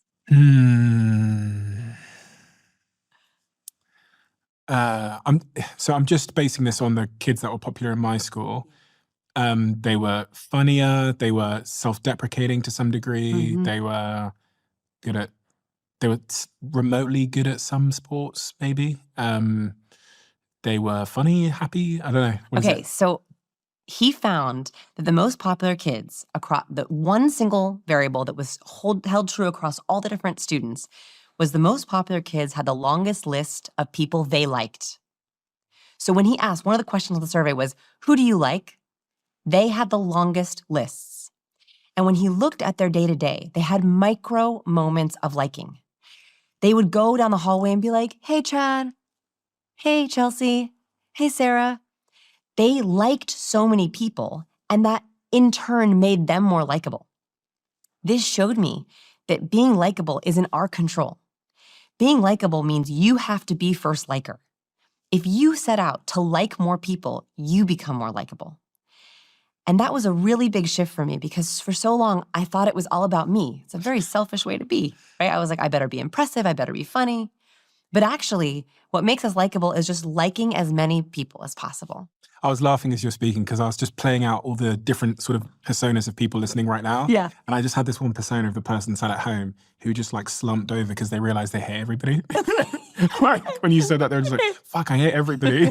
Look, I get it. And I also think that if you hate everyone, if that's you, let me try to convince you for a second. It could be because you're asking the wrong questions. Okay. I think I fell into that camp. I don't need people. I don't like people. I was very much in that camp for the first couple of years. Why? Because I had terrible interactions and terrible conversations, and it was awkward. Of course, I didn't like people, but I was also asking the wrong questions, and I was telling the wrong stories. I was trying to be impressive. The best way to be impressive, to be likable, is to help people impress you, is to make them feel so liked that they begin to like you back. It's aggressively liking. So that means that when you're with someone, you should be constantly giving them verbal and nonverbal assurances of how much you want to like them. Watch them change. Watch your relationships transform. So I make it a policy of aggressively liking people. So I have 3 magic phrases for likability. Can I teach them to you? Please. Okay, so I want you to use these as many times as you can. 3 magic phrases for likability. 1, I was just thinking of you. Okay, so here's how you use this authentically, right? Okay. You think of a lot of people in your life all the time. Yeah. If you are thinking of someone and you can text them, I was just thinking of you, how are you? I was just thinking of you, how'd that project go? I was just thinking of you, it has been a while since we talked. Or, and better, you see a movie, you see a documentary, you see a matcha latte, you see a mug, you see a ceramic candle, and you're like, oh, this made me think of you. So my text messages, my conversations are full of actual moments where I was triggered to think of that person, actually, that this thing made me think of you. Or I was just thinking of you, I wanted to ask you about. If you don't think of someone, they're not a person you need to have in your life.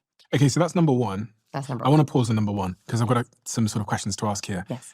It sounds exhausting. It sounds like it's going to cost me a lot of time that I don't necessarily have. And this is just my surface level reaction was, oh God, another job. Like, do you know what I mean? If I've got to set aside an hour to like text everyone I know and go, I'm just thinking of you, it's going to be exhausting. I've got like 6 friends and I've got my partner and I've got my family and my team. It's a lot. Then just them. And also, it doesn't take an hour when you're like, oh, stainless steel mug. This made me think of you, right? Like you're only doing it when it's actually naturally occurring to you. I don't want you to sit at your desk and be like, I'm due for some I was just thinking of yous. No, this happens in the wild. Okay. You're watching a documentary, you're at a restaurant, you're on the bus, you're like, oh, that reminds me of this person, quick text. That is less work than missing an old friend and not knowing what to say. It is less work to see something in real life or have a thought of like, I wonder how Sarah is, and reaching out to them than, I miss Sarah, but I'm not gonna reach out to her. It's also less work when you see someone and you haven't seen them in a while, or they're a friend of a friend, or they're that casual coworker relationship, and you're like, what do I say? I think it's a lot of work to go up to that person and be like, how was your weekend? I think that's a lot of work. I think boring small talk is a lot of work. If you actually thought of them to say, You know, I know you love dolphins. I saw this dolphin documentary on Netflix. Have you seen it? I was just thinking of you. Made me think of you. I got another concern. Oh. So if I start firing out these WhatsApp messages telling people when I'm thinking Love of it. them, Love it's it. just going to be opening up loads of conversations that I then have to deal with. Do you know what I mean? Like it's going to be like, hey, I was just thinking of you. And then they reply, they go, oh, how are you? And I go, I'm good, thanks. And then I go, how are you? They go, I'm good, thanks. And then, do you know what I mean? And Well, then they might ask me. I don't believe in asking, how are you? Okay. That's a whole other thing. This is a good test. If you are worried that they're going to start a conversation that's going to bore you and feel like work, they're not a close friend. So don't text them. Mm-mm. Okay. It's a very good test. If there's someone where you're like, oh, I don't really want to hear how they are, Yeah. don't text them. Okay. This is for the people who you want to level up with. There are 3 levels of intimacy. People who you kind of know, you know their personal, you know their general traits, where they work, where they live, what they do, that's it. You don't want to go any deeper with them. Level 2 people are people where they know your personal concerns. You know their goals, their motivations, their personality traits, their worries. Those are people who you want to invest in. And there's a last level, which is the most deep level, which is called self-narrative, which is the story we tell ourselves about ourselves. If you categorize your relationships, another activity I love for my students to do is make those 3 levels on a piece of paper. Write down the 20 people you can think of, the top 20 people you spend the most time with, where they fall.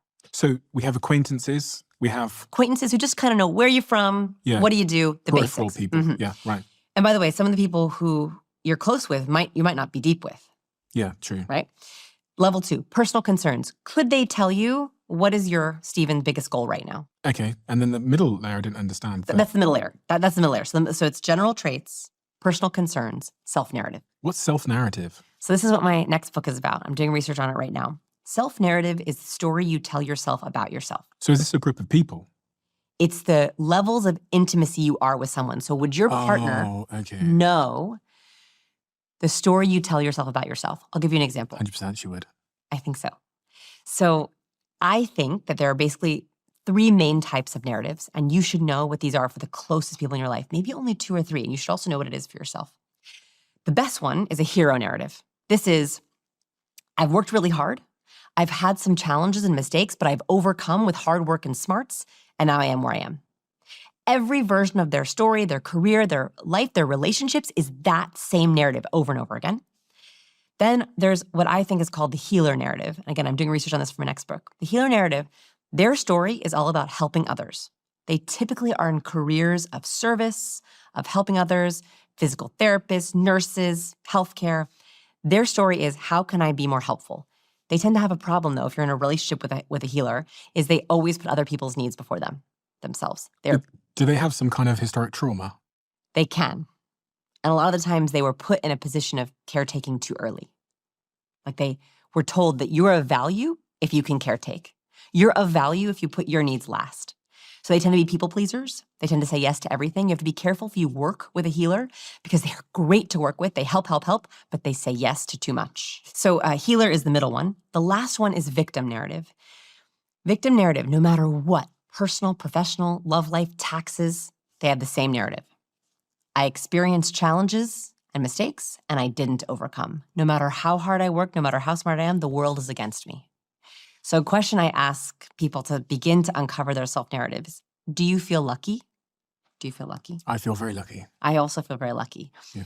People who have a resounding yes to I feel lucky are more likely heroes or healers. People who say, I don't feel lucky, I feel very unlucky, are typically victims. Dr. Richard Wiseman did a study. He asked people to perceive their own luck. How lucky do you feel? Then he gave them a challenge. He gave them a newspaper. And he said, I want you to count the amount of images in this newspaper. They sat with the newspaper and they counted all the images, but there was a trick. There's always a trick in these studies. On the second page of the newspaper, in big print, it said, stop counting. There are 42 images in this newspaper. Almost all of the people who perceived themselves as lucky saw the ad, closed the paper, and gave it back. So there are 42 images. Almost none of the unlucky people did. The unlucky people missed the ad and kept counting, spent a lot of time, and made more mistakes. This means that if you think of yourself as lucky, you literally see more opportunities. If you think of yourself as unlucky, you miss them. Is it possible to change how you see yourself? I do believe in a growth mindset. So I do believe that if this is resonating with you and like you're like, uh-oh, I feel unlucky, I might have this victim self-narrative. I do believe it's possible to change your perception of yourself. And that's starting with small moments of heroism. I think that changing your people skills, saying, I don't like people, and saying, I'm going to find a way to like people. Saying, I'm bad at conversation, I'm going to find a way to be good at conversation. To say, I'm an awkward person, no, I'm a recovering awkward person. If we can begin to take those tiny experiments and change them one by one, we begin to have small moments of heroism, and that's how we change our self-narrative.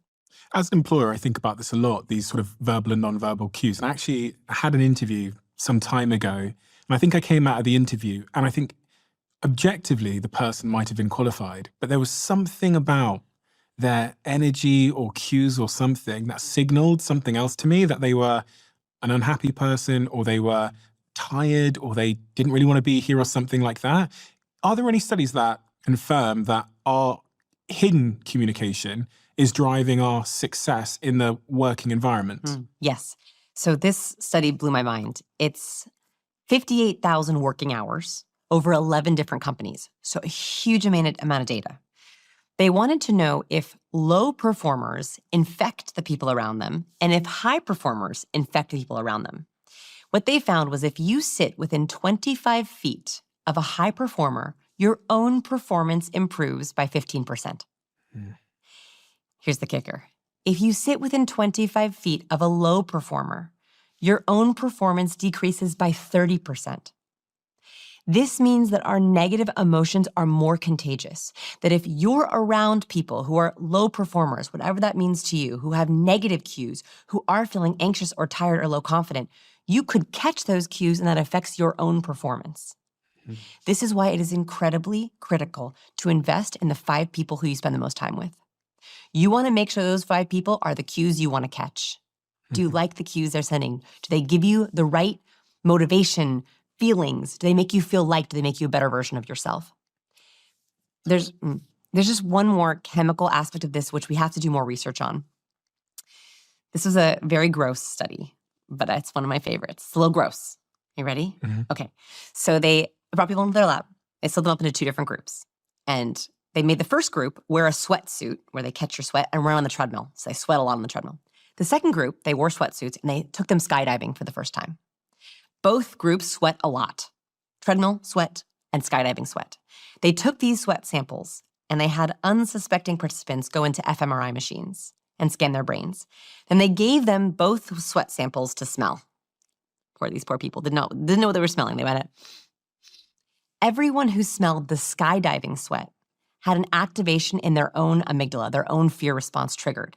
In other words, when they smelled fear sweat, they didn't know why, they began to feel afraid. Everyone who smelled the treadmill sweat had no change at all. This means that, yes, we can talk about facial expressions and body language and vocal cues and words, but there's also something chemically happening with the people around us so that we can literally smell fear and we catch it. And that is also why it's really important to follow our gut. Oh, dear. Well, I was going to say, well, then we're all screwed, aren't we? We can't do anything because if we're giving off these chemicals which are impacting those around us, it doesn't matter if I smile and do the whole like, No, because I think intention is the back door into confidence. It's very hard to fake confidence. I don't believe in fake it till you make it. I don't really. But if I say, I have a conversational tool for you that's going to make your conversations better, you become less nervous, you become more excited, you ask a better question, they give you a really good answer, you feel super charismatic, they feel really liked, you feel really likable. Ooh, we have a good little cycle. So I think that intention, going in with really purposeful cues, helps you feel more confident and triggers these beautiful cycles. The cycle, is this the cycle you're talking about? Cycle, yes. The cue cycle. The cue cycle, yes. I'll put it on the screen and in the description for anyone that wants to see it. But when I saw this, the reason I printed this off was because it really hit close to home, because I'm someone that meets a lot of people. And when I meet people, there's on the very rare occasion, something about someone will just kind of throw my energy. And it throws my energy to the point that I realize I'm then acting a little bit in terms of my interaction with them. And it's almost like I can't control it. Like something about the person has unnerved me or just made it. And it's nothing that I could consciously tell you, like say, oh, it was the way they shook my hand. Just something about them throws me into this different state. And when I saw this, I almost figured out why, because the first step in this cue, you explain it. I mean, it's your cue cycle. Yes. Okay. So we often mistakenly think that we send a signal to someone else, they send a signal back to us, and that's it. we don't realize is there's a cycle happening within us, which is that if you send me a negative cue, I internalize it, and that changes the cues I'm sending back to you. Here's a very simple experiment that showed this. They put a participant in a room, and they had an actor in the room flash them a social rejection cue. That could be an eye roll, a scoff, a distancing and blocking behavior. So the participants in the room and this person across from them, they don't know is an actor, sends them a social rejection cue. What they found was the moment that participant saw the social rejection cue, their own pupils dilated and their field of vision increased. This means that somebody saw, that person doesn't like me, and their body reacted to fight or flight. Does anyone else feel this way about me? Are there any escape routes for me? And that then changed what cues they sent back to that person. They were more anxious, they were more nervous. If you walk into a room with someone and you're feeling bad, you probably caught a cue. Here's the good news. You can stop the cue cycle from being negative. There's also positive cues, right? We can catch positive cues that can be good for us, but we can stop the negative cycle if we label the cue we see. Dr. Matthew Lieberman at UCLA studied this very clearly. He put people in fMRI machines and he flashed them a fear microexpression, the one that you showed us earlier, with your eyes really wide. When people saw the fear microexpression, they caught the fear. They began to feel afraid and their amygdala lit up. But when he taught them say fear or think fear, he taught them the microexpression, it stopped activating their amygdala. Meaning, if you know how to read the 97 cues and you see contempt or social rejection or a mouth shrug or a lip purse, all not great cues, you can in your head say, lip purse, I'm good, or clocked, noted. That intel is actually empowering. So that backdoor into confidence is also, you can label it, name it, tame it, and you're in control of it. That is a much better way to interact and also can help you like people, for all my people who don't like people. Okay, so in those moments, I should, in my head, just say what I'm label it. Clocked. Yeah, like that's what I say to myself, or like red flag or noted. You're particularly famous for a TED Talk that you did, which did very, very well. It was called You Are Contagious. And it really opened my eyes to the importance of hand gestures. Yes. Which I didn't really think were that important before. But it's funny because going through this election cycle, and obviously Trump has now been elected as the next president of the United States, he is someone in particular that uses a lot of hand gestures. And in your TED Talk, you make the case that hand gestures matter. Oh, so much. I think the hands are the windows into the soul. I think what we underestimate is the power of our gestures. Love it. Just love it. Just those jazz hands, those jazz hands. So I'm going to do a little experiment with you. Okay. So I'm going to put my hands in my lap. I've been very careful to leave my hands on the table for the entire interview. That's on purpose. Now, something funny happens in your brain when you can't see my hands. And the longer my hands are underneath the table, the more your amygdala will begin to fire. And the more distracted you become with, where are her hands? Why are her hands under the table? And the moment I bring my hands back out again, your brain goes, and that is because hands show intention. And this makes sense from an evolutionary perspective. So if we go back to caveman days, if we were approached by a stranger caveman and they went, friend, friend, friend, friend, friend, friend, we saw they weren't carrying a rock or a spear and they were probably a friend. In fact, when we go, so nice to meet you, we can see someone's hand, we know that they're literally not going to harm us. So our brain still keeps this mechanism that if we're on video and we can't see someone's hands, or they walk into an office with their hands in their pockets or behind their back, we feel a little bit uneasy. So there's two things for this. First is the moment someone first sees you, you want to be friend, friend, friend. Good to see you. Oh, so nice to meet you. What, put your hand up for people that can't see? The moment I walk into a room, hey, nice to see you. Even before I handshake, even an old friend, I'll be like, oh my gosh, so good to see you. On Zoom, morning. Hey, team. For people that can't see, she's basically putting her hand in the air. Which is like a little wave. A little wave. We love a palm. As humans, we love seeing someone's palm. There's something about it that makes us feel like, they're literally open palmed. So that's the first. In the first few seconds of someone seeing you, in person, on video, try to flash your palm. Very, very simply. Second, we understand competence in two ways. Very highly competent people know their content so well, they can speak to you on two tracks. They can speak to you verbally, but they also can speak to you with their hands. This is why we loved picture books as kids. And so when someone is speaking, we're listening to their words. But second, we're looking, are their hands outlining their words? So for example, all the best TED Talks start the same way. And this is what got me my TED Talk, is we studied all the TED Talks from 2010, looking for patterns. And my team and I coded every TED Talk we can find, looking for differences between the most viral TED Talks and the least viral TED Talks. We found that the most viral TED speakers used an average of 465 hand gestures in 18 minutes, whereas the least popular TED Talkers used an average of 271 gestures, so not quite half.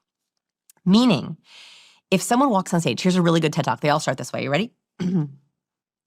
Today, I want to talk to you about a big idea. We're going to share 3 different things that are going to change your life. So for people listening, I was outlining with my hands along with my words. If I were to get on stage and say, today I have a really big idea, it's huge, and hold up my hands in a really small way, your brain is 12.5 times more likely to believe my gesture over my words.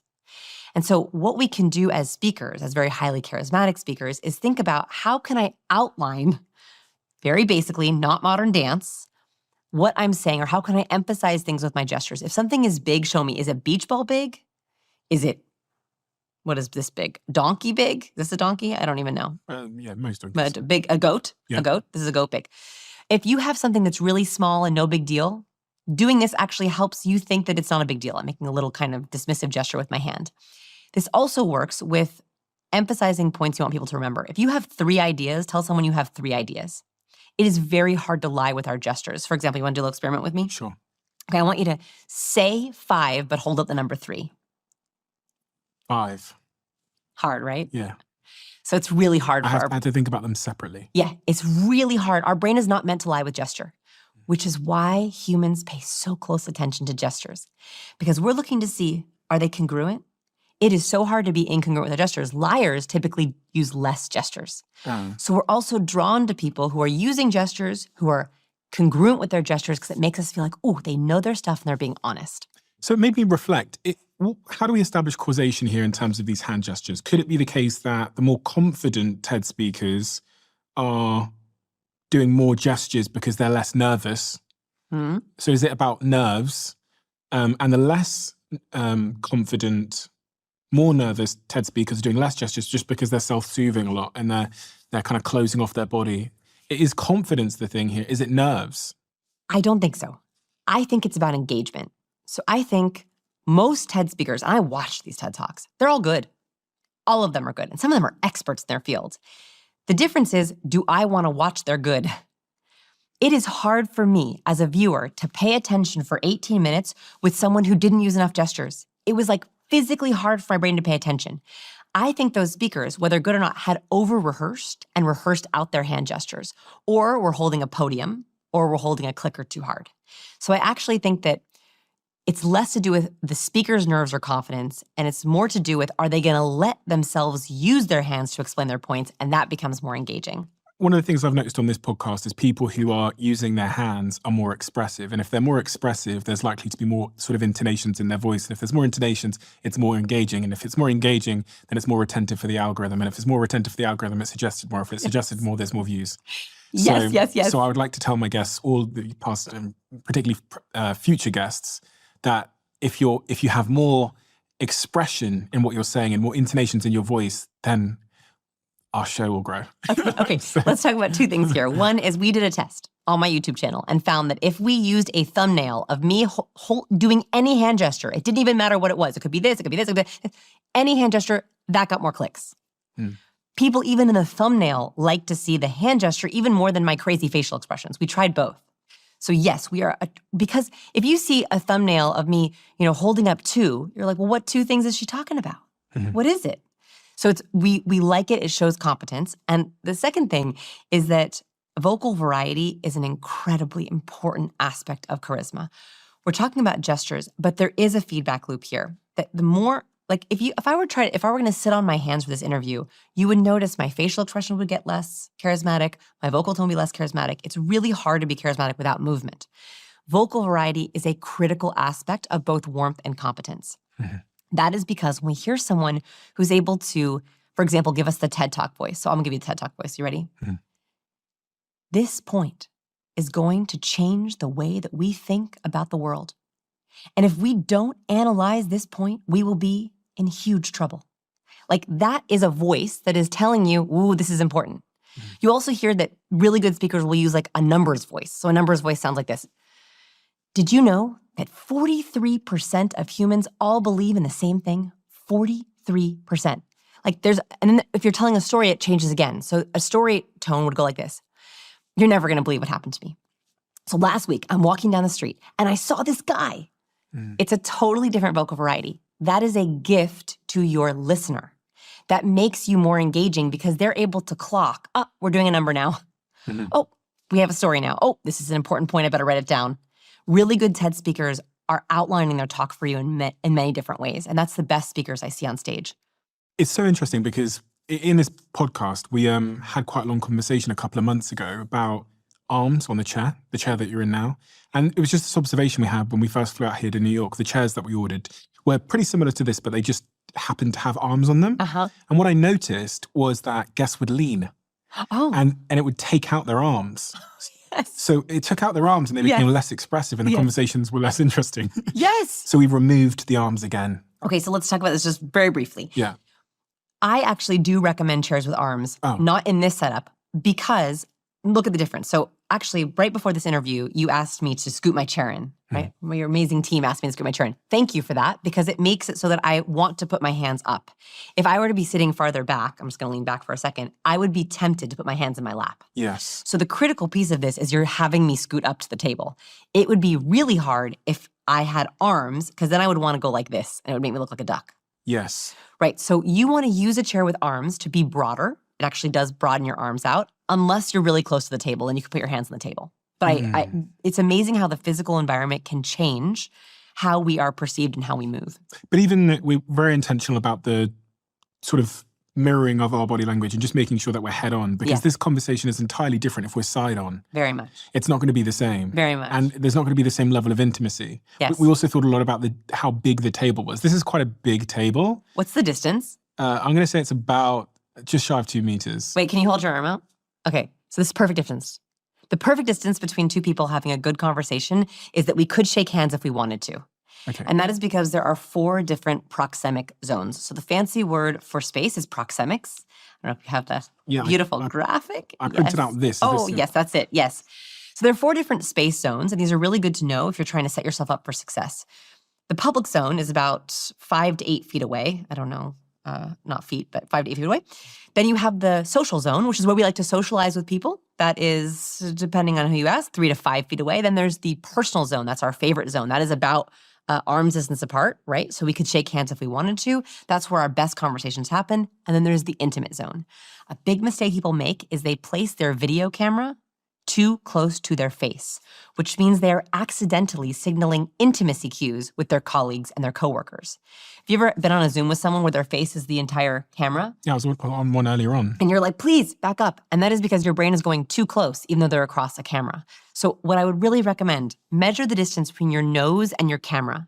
It should be 1 arm length. So it should be the tip of your nose to the tip of your fingers, or 1.5 feet to 3 feet away.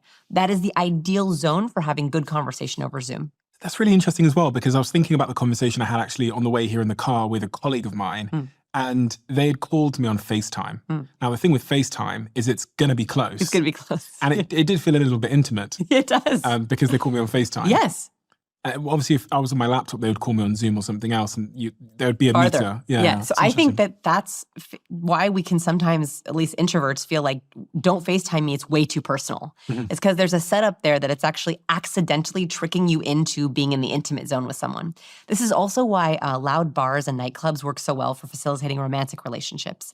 What happens in a loud bar or a loud nightclub is you can't hear someone. So you go, what? And then you get a little bit closer, and all of a sudden you're accidentally standing in someone's intimate zone, which then that cue cycle begins to kick in where you're like, well, if I'm standing within 1.5 feet from this person, maybe I should feel intimate with them, which then makes you lean in more, makes you want to touch more. That is why people go to bars and nightclubs to facilitate these romantic relationships. It's accidentally going into the intimate zone. When I was younger, I've said this a few times on the podcast before, but it feels very relevant. My older brother Jason, he ordered this book called The Game by Neil Strauss. Yes.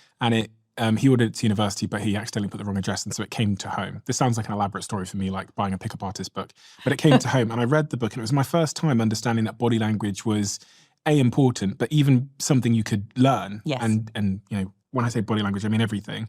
And it's interesting because now, after reading your work, I actually think maybe what I should have been aiming at was how to be more charismatic. And you talk about these 5 science-based habits for being more charismatic. Yeah.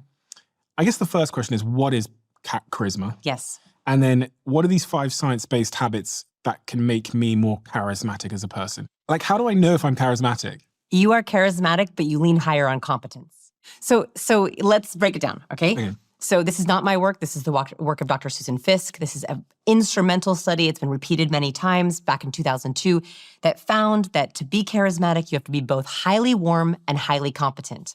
Or more importantly, you have to signal high warmth and high competence. And that this makes up 82% of impressions of people. Warmth, trust, likability, friendliness. Competence, power, reliability, capability. So very highly charismatic people, you meet them, you see them, and they are signaling, you can trust me, you like me, and boy, am I reliable and competent at the very same time. So when I say you are charismatic, but you lean very high in competence, which means that people can see you as cold or stoic if you're not showing enough warmth cues. Have you been told that? Intimidating? Indirectly. Indirectly, yeah. Right. People are too scared to say it to me, and I'm joking. But no, I do get that. I think I have like some degree of self-awareness as to how I come across. And I think how you described it is exactly how I come across. And that's not a bad thing, right? Like, you get to pick your own recipe. Like, I lean a little higher on the warm side. I'm also female. There are differences between men and women. So typically, not always, men default to higher in competence. Women are defaulted to higher in warmth. Typically, not always. This isn't a bad thing, but you should know that if you are trying to come across as warmer on your team, you're trying to inspire more collaboration, you're trying to make more friends, you want to dial up your warmth cues. If you're someone who's interrupted a lot, not taken seriously, people forget meeting you, you need to dial up competence. This is like a thermostat. You can dial up warmth cues and dial up competence cues, and this changes the way people treat you. So I have 5 power cues for competence, and I have 5 warm cues for warmth. We're going to go through all of those. Yes. I saw this wonderful graph, which kind of explains it, which I'll put on the screen for anyone that's watching. And this was really, really interesting. There's a danger zone. The danger zone, I'm guessing, is when you're low warmth and low competence. That's it. Those are those folks that are stoic. If you don't send enough warmth cues, if you don't send enough competence cues, people cannot trust you. They have trouble working with you. They have trouble talking to you. This is the curse of very smart people. Very smart people think, my ideas will stand alone. My book smarts are great. I don't need to communicate these cues. My ideas are enough. That's what happened to Jamie Siminoff in the tank. He did not show enough warmth or competence cues. He relied solely on his ideas and his numbers, and he could not get a deal. So people who want to be taken seriously, you have to show warmth and competence. The other problem with highly competent folks, and you lean higher in competence, so this is for you too, which is, it's directly from the research. Too much competence without enough warmth leaves people feeling suspicious. So no matter how competent you are, no matter how good your ideas are, if you are not showcasing that with warmth, people are skeptical of you. And this is what happens with a lot of my students, is they're like, people don't trust me. They don't believe my ideas. They're skeptical. I get pushback, or I do sales trainings. They can't close. People push back on their numbers. And that is because some part of them is saying, I hear your competence, but you're not giving me enough warmth. Can you be too warm? You can be absolutely too warm. You can be too warm and too competent. Too warm, you know what that looks like?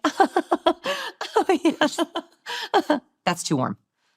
Okay. Okay? Too warm is, so we'll talk about the 5 warmth cues. Too much of any cue is dangerous, right? So too much nodding, too much laughing, too much vocalizations. Those are all too warm, and they make us think this person is a bimbo or a ditz or not competent. That's what happens. We have too much warmth, it takes away from our competence. Where should we start?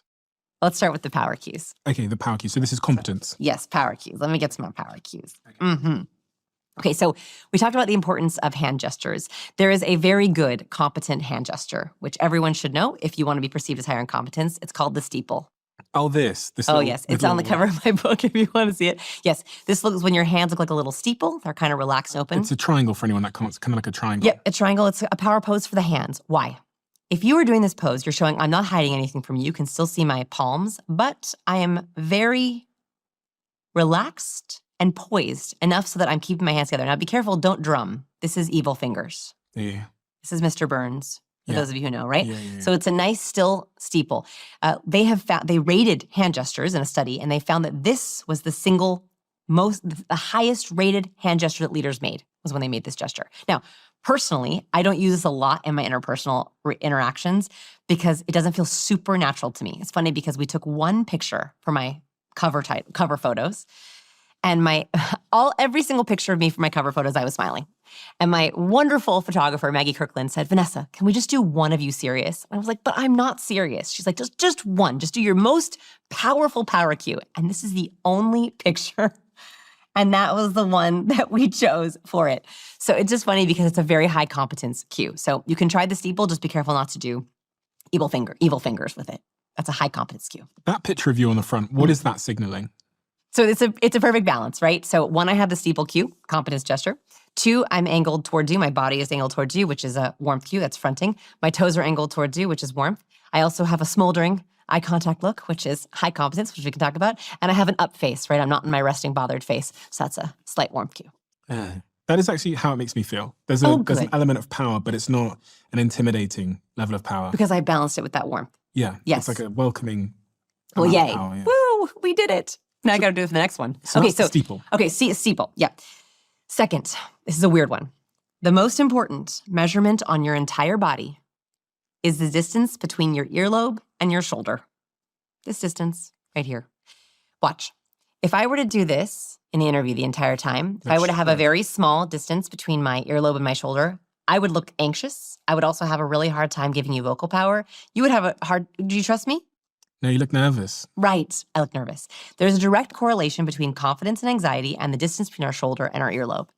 And very quickly, when we're trying to just assess someone in the first few seconds of seeing them, we're trying to assess how confident are you? Can I catch it? We don't like people who are anxious. We don't want to talk to someone like this because we don't want to catch that anxiety, but we do want to talk to someone who has the max distance between their earlobes and their shoulder.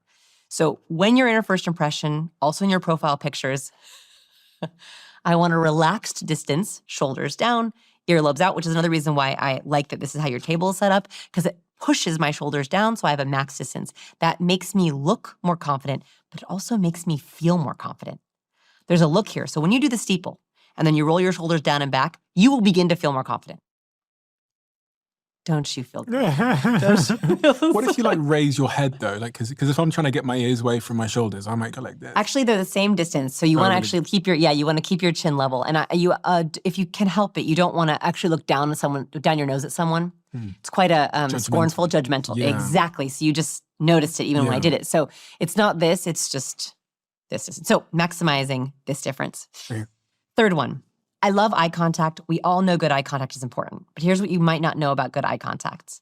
Eye contact is a power move when you look at someone at the end of your sentence.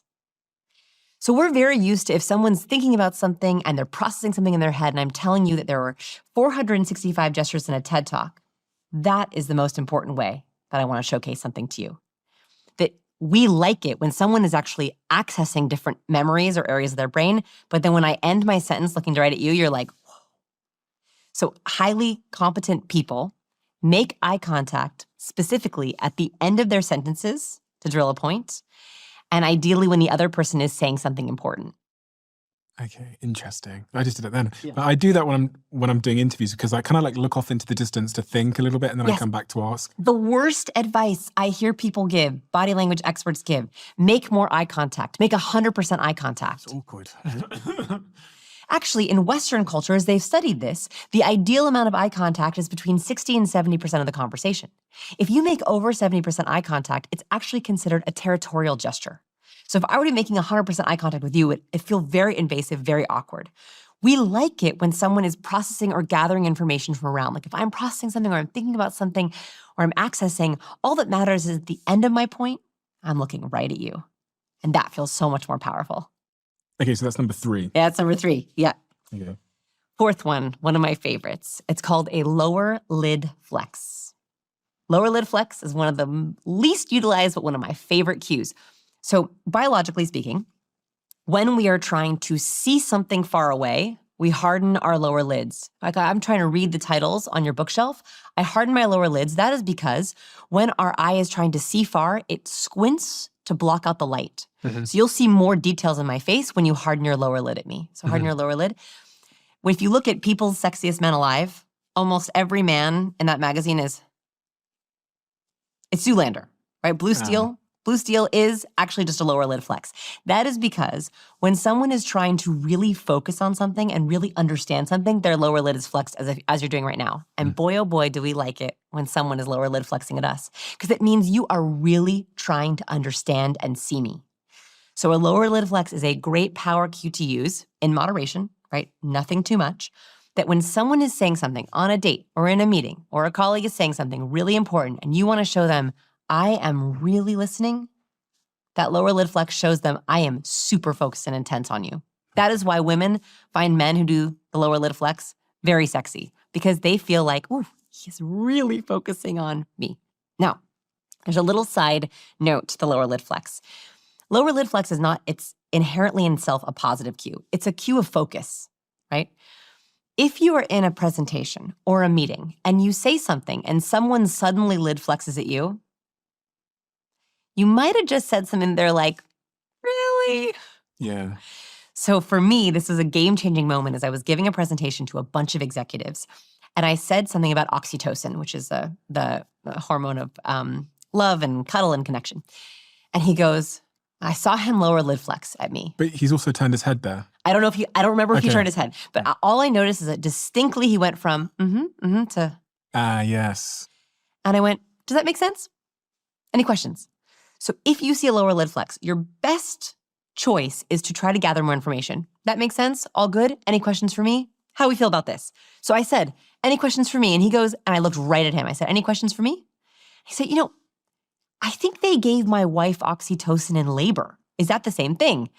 And it's true that they give a form of oxytocin to induce women in labor. That's how strong oxytocin is, that in high doses, it will put women into labor. It's a form, it's called Pitocin.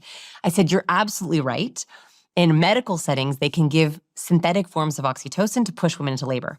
That was a moment for me because one, as I realized I was able to stop the skepticism and the confusion right there before we moved on to anything else. And now when I teach oxytocin, I say, in social settings, oxytocin means this, because in medical settings, it means something different. So noticing that lower lid flex is incredibly important for you to understand where you might have a hint of skepticism or a hint of confusion. If you're in a sales meeting or a presentation, you want to make sure you have addressed whatever that person is flexing about before you move on.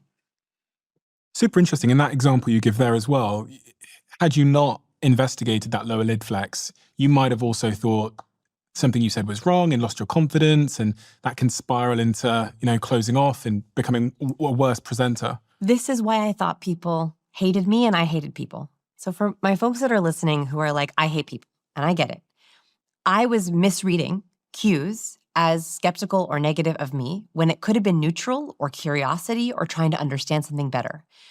If you can give these a try, it will help you more deeply understand people, which might help you like them more. Ready for the fifth one? I'm ready for the fifth. Okay, the fifth one. This is a vocal cue. So we talked a lot about body language cues, but vocal cues are incredibly important. Vocal cues tell someone how you are feeling about them and how you feel about yourself. One of the biggest ones is an accidental question inflection. A question inflection is when we go up at the end of our sentence, so it sounds like we're asking a question, even if we're actually using a statement. The research has actually looked at what the brain does when it hears an accidental question inflection. If we are listening to someone and we hear them accidentally use the question inflection, our brain goes from listening to scrutinizing. Why? Our brain wonders, why did you ask me that? Liars typically accidentally use the question inflection. If I say to my daughter, did you take the cookie from the cookie jar? And she goes, no. Yeah. Liars are asking, do you believe this?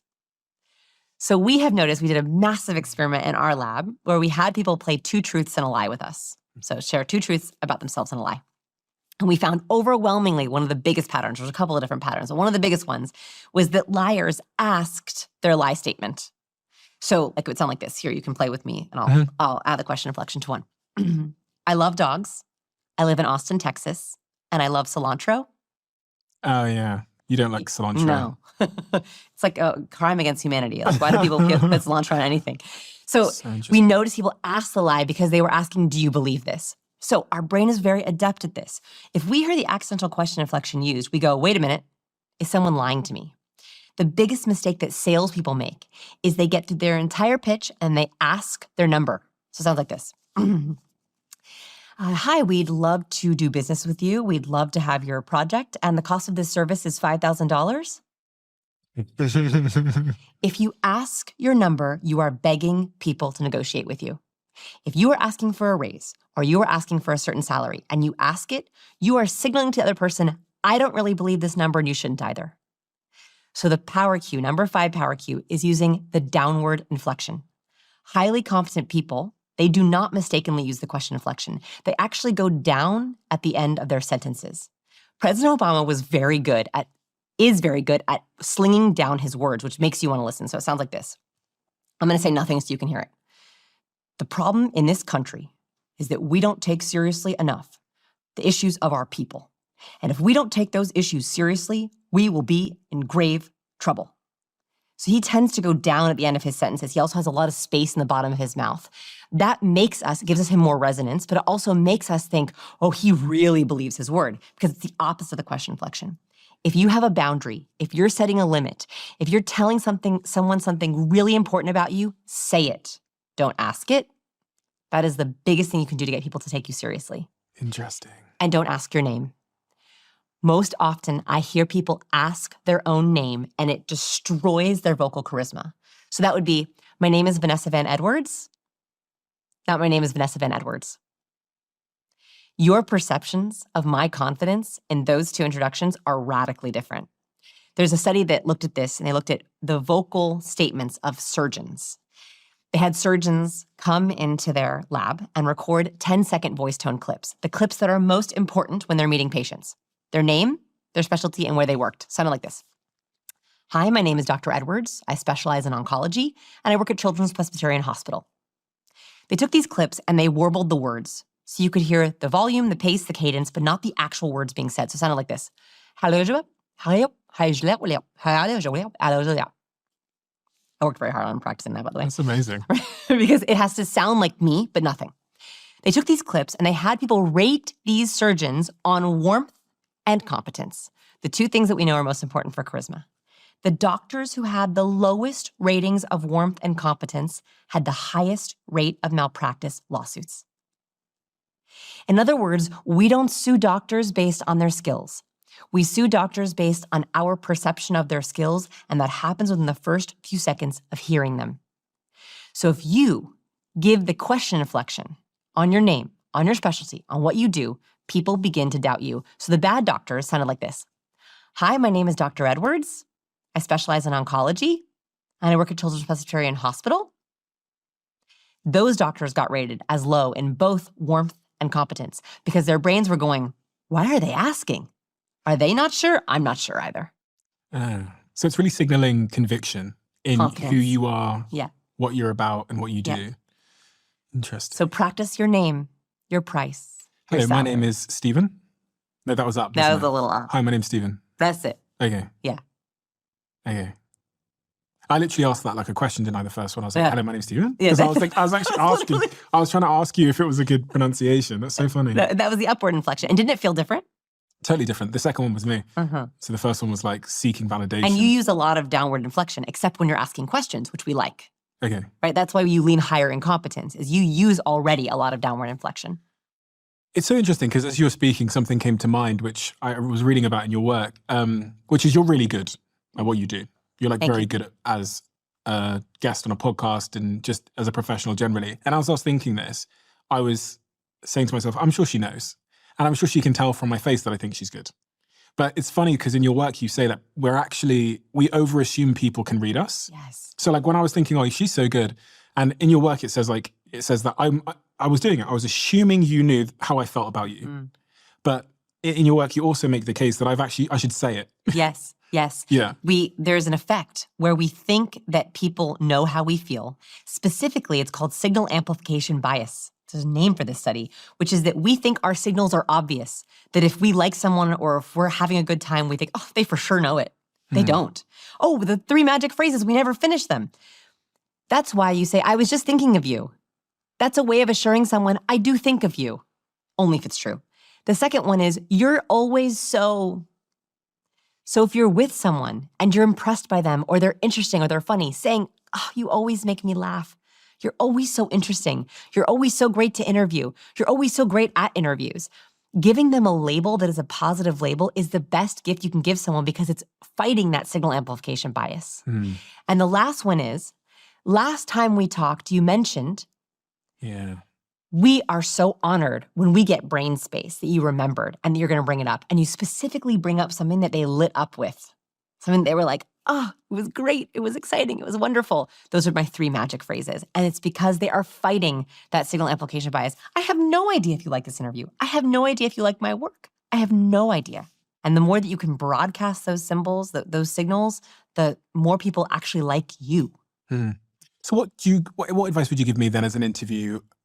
I guess I'm an interview host of the show.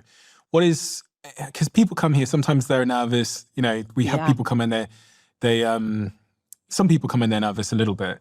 And I always want to make them feel comfortable, but I, you know, as you said, I probably don't rank that high on warmth. So it doesn't come that natural to me. I'm not the kind of person that comes out and is like, hiya, welcome. And like, hey. And that would be off-brand for you. Yeah, and it wouldn't be authentic. No, it would be off-brand for you. Right, it's too much. Okay, so 5 warmth cues. So for those of you who are listening, the 5 power cues I just shared, those are if you think you are really high in warmth, but you worry that people don't take you seriously, you're worried that people ignore you, you get interrupted in meetings. I want you to use those 5 power cues if that's you. Now I'm going to teach you 5 warmth cues. If you have ever been told you're intimidating, hard to talk to, cold, if you often feel like people are holding back or not opening up to you, I want you to use these 5 warmth cues. This is dialing up your thermostat. Okay, these are for you too. First, we love a triple nod. Research has found that if we do a slow triple nod, the other person speaks 67% longer. So as an interview, this is a great cue. Watch, so here's my triple nod is, We love it. It's like a nonverbal ... It's like, tell me more. Now, be careful, don't bobblehead. So you don't want to do it too much. Right, that's too high in warmth. Okay. And second, you don't want to do it too fast. Too fast of a triple nod is impatience. It means shut up. Yeah. So if you want someone to wrap a question, that. Yeah. That's it. That's exactly right. So here's for everyone watching. Here's good. Here's please hurry up. Yeah, that's shut the fuck up. Yeah. I've seen that before. Yeah. And it works. It's a really nice way of saying, please wrap, please end. So I love a warm triple nod, but you have to be careful with it. Okay, so that's cue number 1. Second, a head tilt. So universally, if we're trying to hear something, we tilt our head up and we expose our ear, right? We're as if we're saying, what was that? Like dogs do this when they're like, "Murr, murr," you know, and they expose their ear. Humans also do this across cultures because it's kind of a way that we're like, oh, I'm listening to this. Research has found that if you deliver bad news with a head tilt, you are more likable. So people take the news better if you deliver bad news with a slight head tilt because it literally makes you look more warm. It literally makes you look like you're listening. Now, I only want you to do this when you're actually listening, but a head tilt is also a way that you can slightly add warmth to your conversation or to your interview or to your date. Okay, so we're going to go back to so we don't want to go too far. That looks weird. That looks a little weird, right? Not too much. And I also like to teach a head tilt to my highly warm folks who are bobbleheaders. So if you're like, oh, I do this a lot. Yeah. I'm a bobbleheader. I'm a recovering bobbleheader because I like people to like me, right? So I'll nod too much. If you are a bobbleheader, you can train yourself to replace it with the head tilt because it's physically impossible to head tilt while you nod. So if you're a bobbleheader, just head tilt. Okay. Head tilt. There's something about the head tilt which makes it signals they care. Yeah. And they're empathetic. Yeah. There's I don't know what it is about someone's head tilt that, because if someone was firing me and they were doing it like this, I feel like they don't care. There's something ruthless. But if they do it like this, it's like, you really care about me. That's so crazy. Just such a small. That one little thing. You know that you mentioned the book, The Game? Yes. I know a lot about that world. And there's a funny trick they teach, which I'll teach you. It's not part of my warmth cues, but I'm gonna teach it to you because I think it's interesting. Mhm. Don't let anyone use this on you. Okay. And nobody at home use this on anyone else. Don't use this on anyone else. But so there's this thing that NLP people will do, or pickup artists will do, where they move their hand like this, and the other person will begin to nod, because typically when we do this with our hand, the other person starts to nod, which makes you think, I agree, I agree, I agree. What are you doing for anyone that is watching? I'm moving my hand up and down in a nodding yes motion. And so what I've noticed very manipulative people will do is they'll be doing this, they speak like, don't you understand what I'm saying? Do you get this? And the other person will start to nod. And I've seen entire audience will start nodding. And then you think to yourself, well, I'm nodding, so I must agree with this person. It's a secret way to get someone to secretly agree with you. So just be careful and make sure no one uses that on you. And you're doing it in a bit of a circular motion. Right, It looks circular like. motion. It's not straight up and down. You're just kind of like, for anyone that can't see, she's... Like we're rolling something forward. And then Yeah. you're like, it's really hard to not nod your head when someone's doing this, which then makes you feel like you agree with them. That's so crazy. It's like you've got like a string on my head. A when string you in do your that. head. It's very weird. So don't let anyone do that to you. And don't use it. Don't use it on anyone. I don't teach it in my books Okay. because it's like, I'm worried that people... It's too powerful. It's too powerful. Okay, triple nod, head tilt, 1 and 2. Okay. Third, we already talked about this one, an authentic smile, right? A smile that reaches all the way up into your eyes. Highly warm people typically do that authentic smile more. Now, I don't like a fake smile, so I only want you to do it when you're authentic. What's wrong with that? That was my authentic smile. You laughed. This is why I don't smile. This is why people think I'm intimidating, because people laugh at my smile. Look. That's good. That was better. It wasn't. That was better. That was better. I can tell you're lying. This is body language. I can tell you're lying. That was better. That was better than the first one. Better than the first one. That doesn't mean it's good. Well, I'm looking for good. Anyway, number 4 is... So authentic smells number 3. Authentic smells number 3. Number 4, we love a lean. Ooh, we love a lean. When in the proxemic zones, right, we're in those 4 zones, if someone's leaning into you, it shows they're literally trying to cross into that zone very, very subtly. And so you'll notice very highly charismatic people who you want to be friends with, they'll be like, tell me more. Tell me everything. And they lean in really close to you, and that makes you also feel closer. So if you want to be seen as higher in warmth, you can do this as a speaker. So you can lean in as you bold an important point. Like when I'm making an important point for you, I lean into it. I'm like, listen to this. This is good. But if I'm listening to you and you say something good, I'll be like, what? Really? Mm-hmm. So you can do it as a speaker and as a listener, and it immediately adds more warmth. It's funny. Okay, this might be a little bit of a tangent, but it just came to mind as you were speaking. There are like the odd person in my life who I've known for many, many years, but whenever I'm around them, it kind of goes back to what I was saying earlier. My body is just off. And like, I just don't know what it is. Like, I'm thinking of one particular person, I shan't name, where I could be in a room full of people and I'm relaxed, I'm calm, whatever. And this person who I've known for many, many years, the minute they arrived in the room, I wouldn't be able to be the same person. And I don't know what it is. Like I'd suddenly start overthinking my body language, and I'd start thinking, it's how's my legs and it's my body. And I'd start blocking a little bit. What is that trying to tell me? Do I need to cut this person out of my life? Is there like words unspoken? What is it? I would say it means do more research. I think that gut feelings are incredibly important because, the best cue reading machine we have is our subconscious, right? Our subconscious or unconscious is picking up on lots of cues that we can't consciously know. We can't consciously know that we're smelling adrenaline, but we are smelling it. So I think that's a very important thing to pay attention to. It doesn't mean you should cut them out, but I think it's time to do more research. Are they truly happy for you? Are they truly rooting for you? Are they secretly angry or jealous? Maybe I'm doing it to them. It's possible that you're in a loop with them. Right? Yeah. Like you're expecting that bad thing and that expectation becomes reality. Like they've studied this, that the Pygmalion effect is real. If you expect not to like someone, you send off more unlikable cues. They feel unliked, and so they don't like you either. And so it could be that you're in a loop with this person that maybe you make them feel the same way. What do I have to do then next time I see them? Because I want to dial up, I don't know, some warmth with this person or something, or break that cycle. Okay, if I were you, they're important to you? Yeah, they're important to me. Okay, so I would recommend asking questions that will level you up with them to level 2. So my guess is you might be stuck in level 1 with them because you're obviously uncomfortable with them. Research shows that the more commonalities we have someone, the more that we understand them, the more compassion we have with them, the more that we like someone. So I wonder if we could level up your relationship with them so that you get to know them better, which means you'll like them more. And if you make it through these 6 or 7 questions and you still don't like them, then maybe they're not your person. Okay.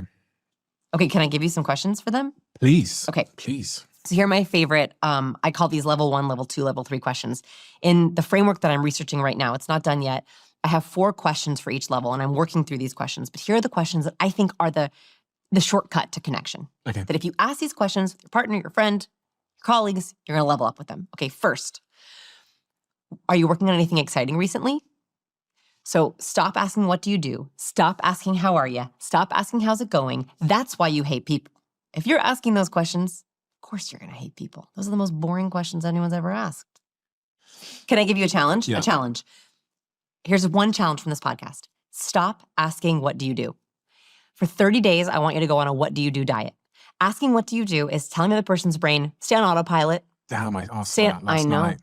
No more. We're on a diet. Okay. Also asking someone, what do you do, is asking, what are you worth? And if someone's not defined by what they do, it's actually a rude question. Do you know what? You're so right. But it's so funny you say this because yesterday I went to this thing in New York, right?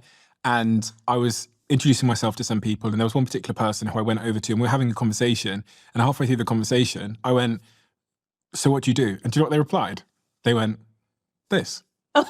And I went home thinking about it. Like, I was like, of course, we're fucking at work. Like, what I've done there is I've just belittled what we're doing right now as if it couldn't possibly have been what they do. Right. And I honestly, I got in bed last night thinking about it. I thought, oh God, do you know what it was? I think I was so impressed by them that I was a bit awkward. Yeah. And then that just came out mid-sentence. What do you do? Yeah. Oh, God. Okay, so we're going on a diet. Everyone for the next 30 days, we're going on a diet. No more what do you do. You're going to replace it with working on anything exciting these days or working on anything exciting recently. This is permission connection. You ask someone that question, you are giving them permission. If they want to tell you about what they do, oh, they will. Mm-hmm. If they are not defined by what they do, they'll tell you something better. And that also gives you really good nuggets for the next time you see them when you can say, hey, how was that thing you were working on that was really exciting going? So start with working on anything exciting these days, working on anything exciting right now. Second, what's your biggest goal right now? So if you can, especially as we go into the new year, or in the new year, right? Beginning part of the year, I ask this question in December, January, and February. I ask everyone, what's your biggest goal right now? What's your big goal for 2025? When you ask this question, you're gonna get one of 2 responses. One, someone shuts you down. Yeah. I don't believe in goals. Not my person. Not my person. I'm a growth-minded person. If someone says that, I'm like, cool, peace. We're not gonna get along very well because I have a lot of goals. Or they're gonna be like, oh, let me tell you. And they're gonna tell you all about goals. That's also a great thing you can follow up on because then when you see them a month later or a week later or a year later, you can be like, hey, how did that go? It's a great interview question. It's a great. I was just thinking that. I should ask people that in the interview because... Trademark. Yeah, no, because you're right. Someone that can't articulate some kind of goal is probably not my kind of person. Those kind of people that go, actually, those kind of people don't listen to this podcast anyway. Right. They just leave They're not hate here. comments and fuck up. Like, so. Yeah, exactly. So like, it's a very, I call those allergy questions. Interesting. It's a way to see, are we gonna have an allergic reaction to each other? It creates an allergy. Like I know there's a type of person, it susses them out really quickly, and that's not my kind of person. Mm-hmm. Okay, so working on anything exciting, what's your goal right now? And then this is harder. This is a self-narrative question. Do we want to go deeper for a self-narrative question? Of course we want to go deeper. I'm joking. So if we're getting into self-narrative and you're trying to figure out yourself or someone else's narrative, you want to ask the question, it sounds innocuous, but it's not. What book, movie, or TV character is most like you and why? It's kind of a silly like dinner party question. It's like sort of sounds casual, but the answer to this question is so incredibly important. And here's an example. How someone relates to characters, their values or personality, is how they see themselves. And people's answers will shock you. I'll give you one example. I was friends with someone for 6 years. One of my closest friends. Saw them all the time. Weekends. We went on out together. We went on weekend trips together. I thought I knew her so well. I was like, I know her. I asked her this question and I hypothesized, this is all my research for my next book. I was like, I hypothesized she's a mom of 3, super funny, super savvy. I was like, she's gonna pick a great like TV mom character, you know, that's super savvy and funny. Asked her. She thinks about it for maybe 1 second and goes, Katniss Everdeen's from the Hunger Games. I was like, the one who's like fighting for her life? She's like, yeah, that's how I feel every day. And we, for the first time in 6 years, had a conversation about how she feels about her day that was totally different than anything I had ever known. That she feels scared, and lonely, and that she is fighting for survival. And it was the first time that I truly connected with her.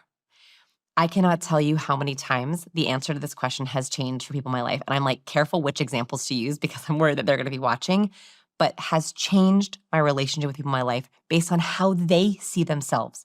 Not how I see them, but how they see themselves. It's really interesting because there's so many people listening right now that are now doing that. And they're discovering, maybe for the first time, even how they see themselves. Because it's funny, because when you said that, obviously I did it in my head. And I was like, fuck. Well, now I want to know what it is. You tell me it's after? Not like stereotypically. No, I'll tell you now. I was thinking, it's funny because the first person I thought of was Will Smith because people say I look like him sometimes, right? So Yes. like people when I go to And events you have to stuff. correct someone. If someone says who they look like, you say, oh, no, not who you look didn't like, mean values, that. personality. Yeah. But then when I thought about TV characters, I actually thought about Will Smith in The Pursuit of Happiness. And if you think about his journey, he was broke and he was fighting really hard to get out of that situation. And he got out of that situation. So it goes back to the personality type you described at the beginning where like you think you're hero of your own journey, like where you've overcome something and you're, that's kind of, yeah. And do you feel you've found it?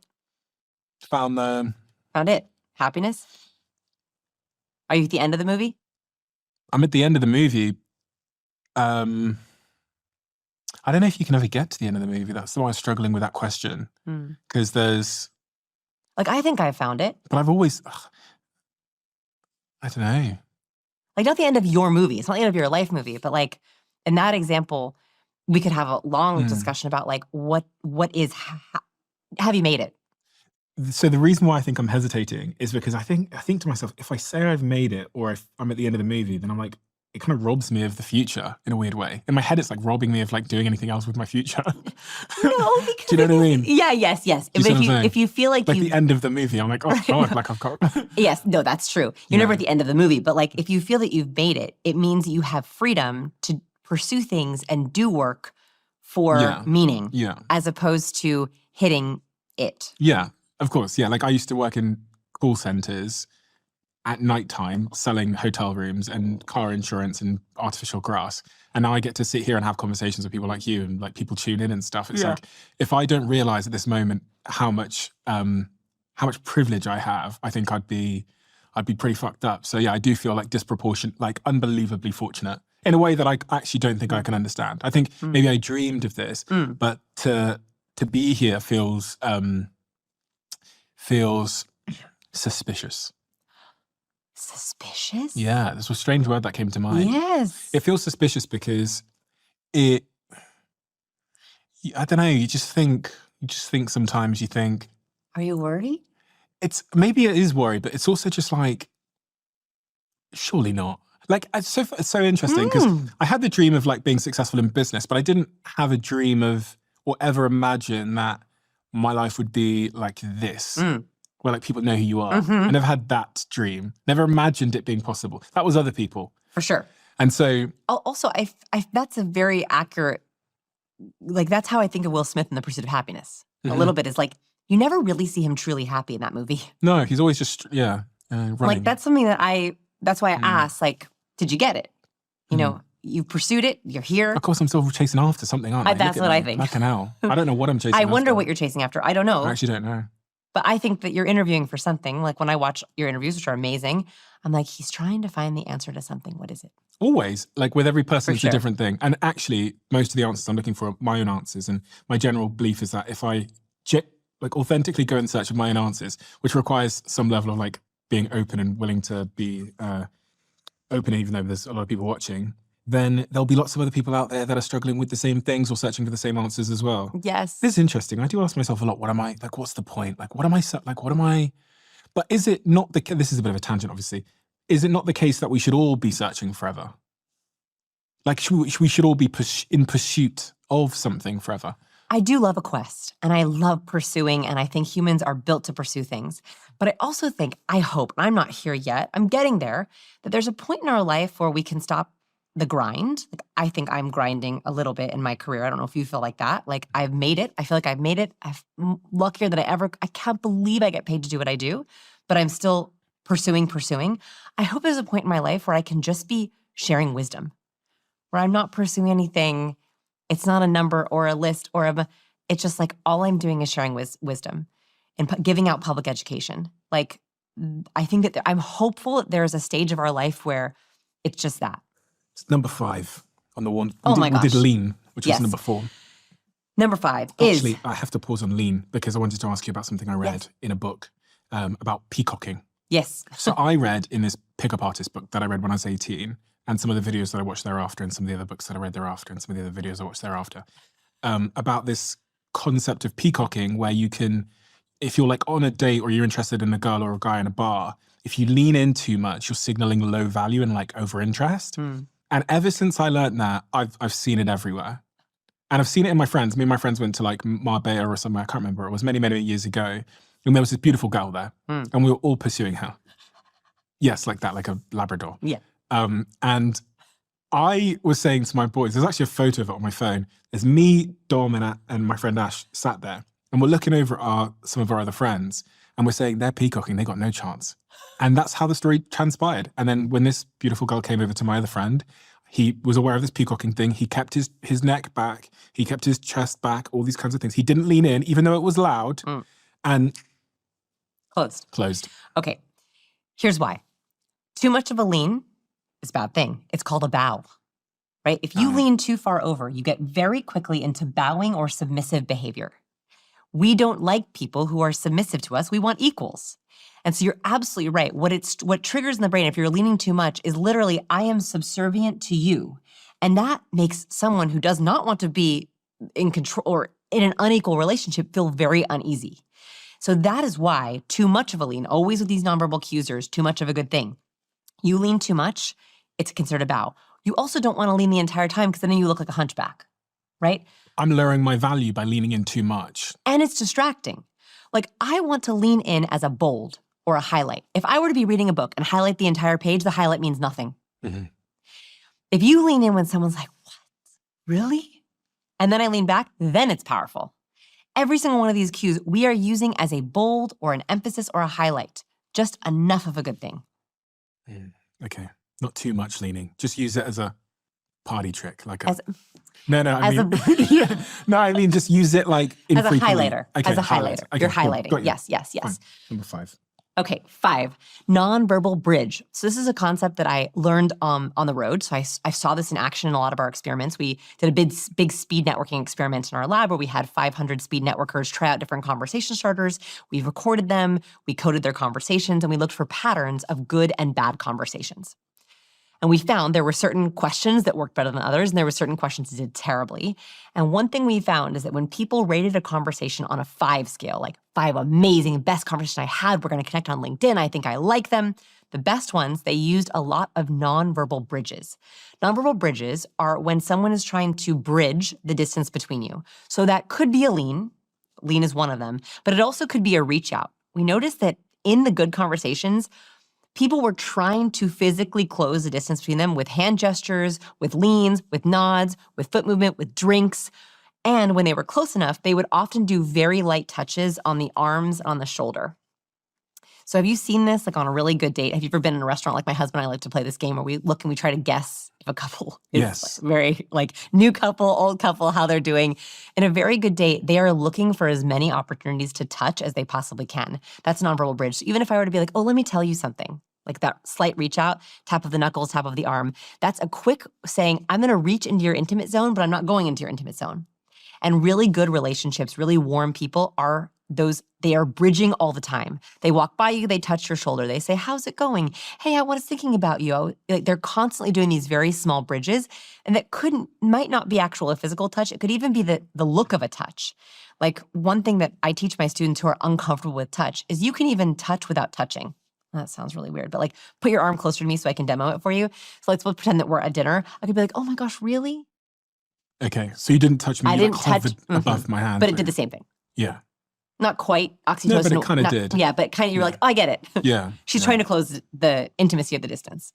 So nonverbal bridges, trying to reach out, reach into someone's space very briefly and come back, trying to lean into someone's space very briefly. This is why giving people things or serving people is such a warm thing. You hand someone a drink, like you come to my office, I offer you hot chocolate, I offer you tacos, I want to break the social scripts, I want to give you something different, and I'm looking for reasons to serve you. You give people tacos at your office? Yeah.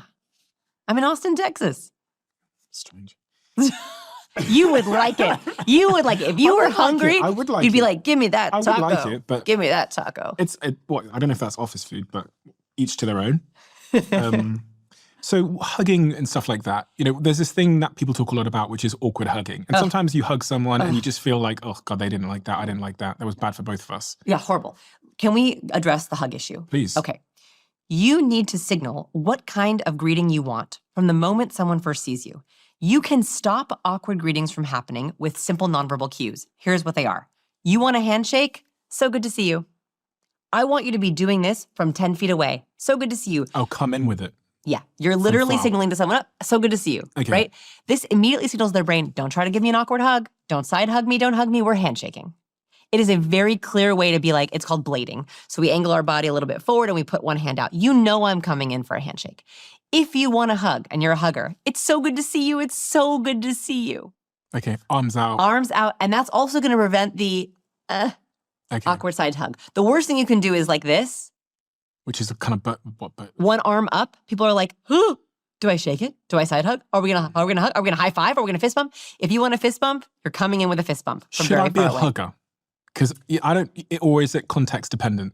I do not like hugging people when I first meet them. I was pitching a TV show about recovering awkward people at a very big network, and I walk into the pitch room, and at that point, I was a hugger. Or I thought I should hug because that was sort of thing. This is in LA. LA people are huggers and cheek kissers a lot. And so I was like, I walk into the room and I say, oh, it's so nice to meet you. I'm a hugger. Oh, yeah. And the exec goes, I'm not. Oh. Just cringe. Oh, God. I died inside. And you know what? That pitch went terribly. Do I have a TV show called Recovering Awkward Person? No, I don't. That's because I think I hugged him. And I went forward with it. Too much warmth. Too much warmth. Not enough competence. And so I will never do that again. So now I never, ever say I'm a hugger, and I always offer my hand. Now, if someone says to me, oh, but I'm a hugger, and they wave my hand away, no problem.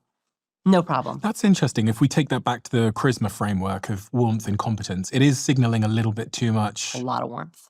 It's a lot of warmth. And I know a lot about a person when they tell me, I'm a hugger. What do you know? Go on, High say warmth. it.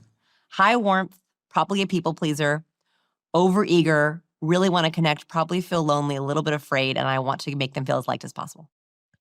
Gosh, that's a lot just from that one sentence. I've hugged a lot of people.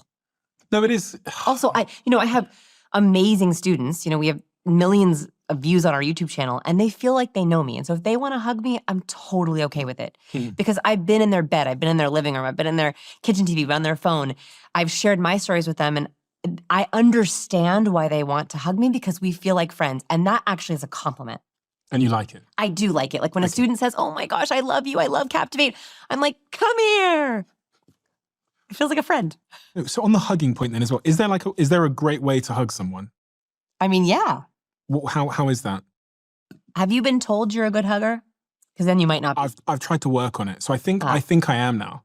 Okay. I actually have been told I am.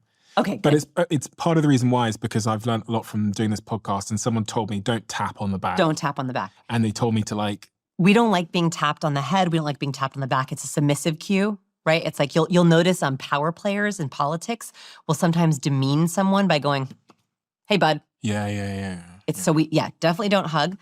So you're going to want to approach equally. You don't want any kind of asymmetry in your hug, right? So that's why you want to approach someone like this, like no asymmetry, none of this, straight on. So this is hard. If you are taller than the person, you typically want to go up.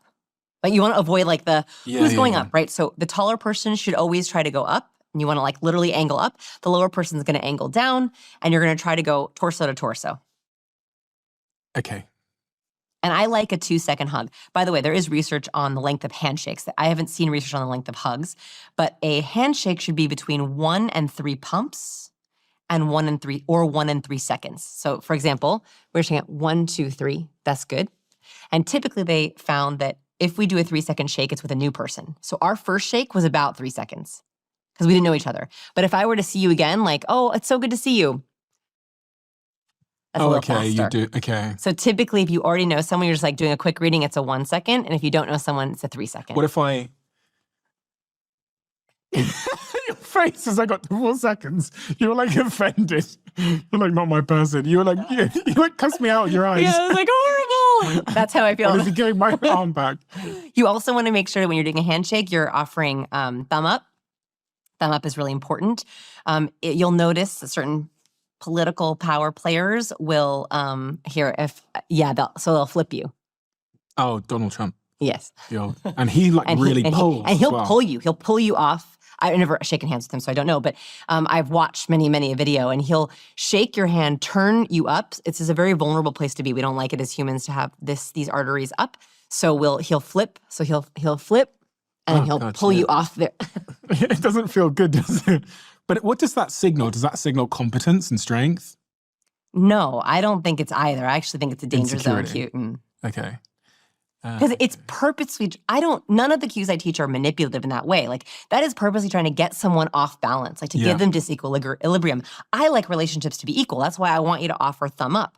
I also don't want you to offer your hand like, up, where you're saying, I'm going to be submissive to you. We don't like that, right? So thumb up. I can't remember where I learned it, but I learned that if you cup, then it's signaling warmth. So absolutely. I was going to cup earlier on, but I was holding some stuff. I remember thinking, I'll walk out there and I'll cup. Why did I get my cup? Because I was holding all your books. So if It I was is holding, warm. I was holding your books. I was like, I can't imagine if I tried to cup with your books. I was like, just it throw would my be books. so strange. No, so cupping is really warm. It's double the warmth. It's double the oxytocin. It's like a hand hug. So it's super high in warmth. It's also called the politician's handshake. So you only want to do it if you are truly and genuinely trying to show warmth. Otherwise, it can come across as forced. Okay. I also, speaking of like weird signals, I've heard this about men, that men to men have 2 different kinds of nods. Tell me if you think this is true.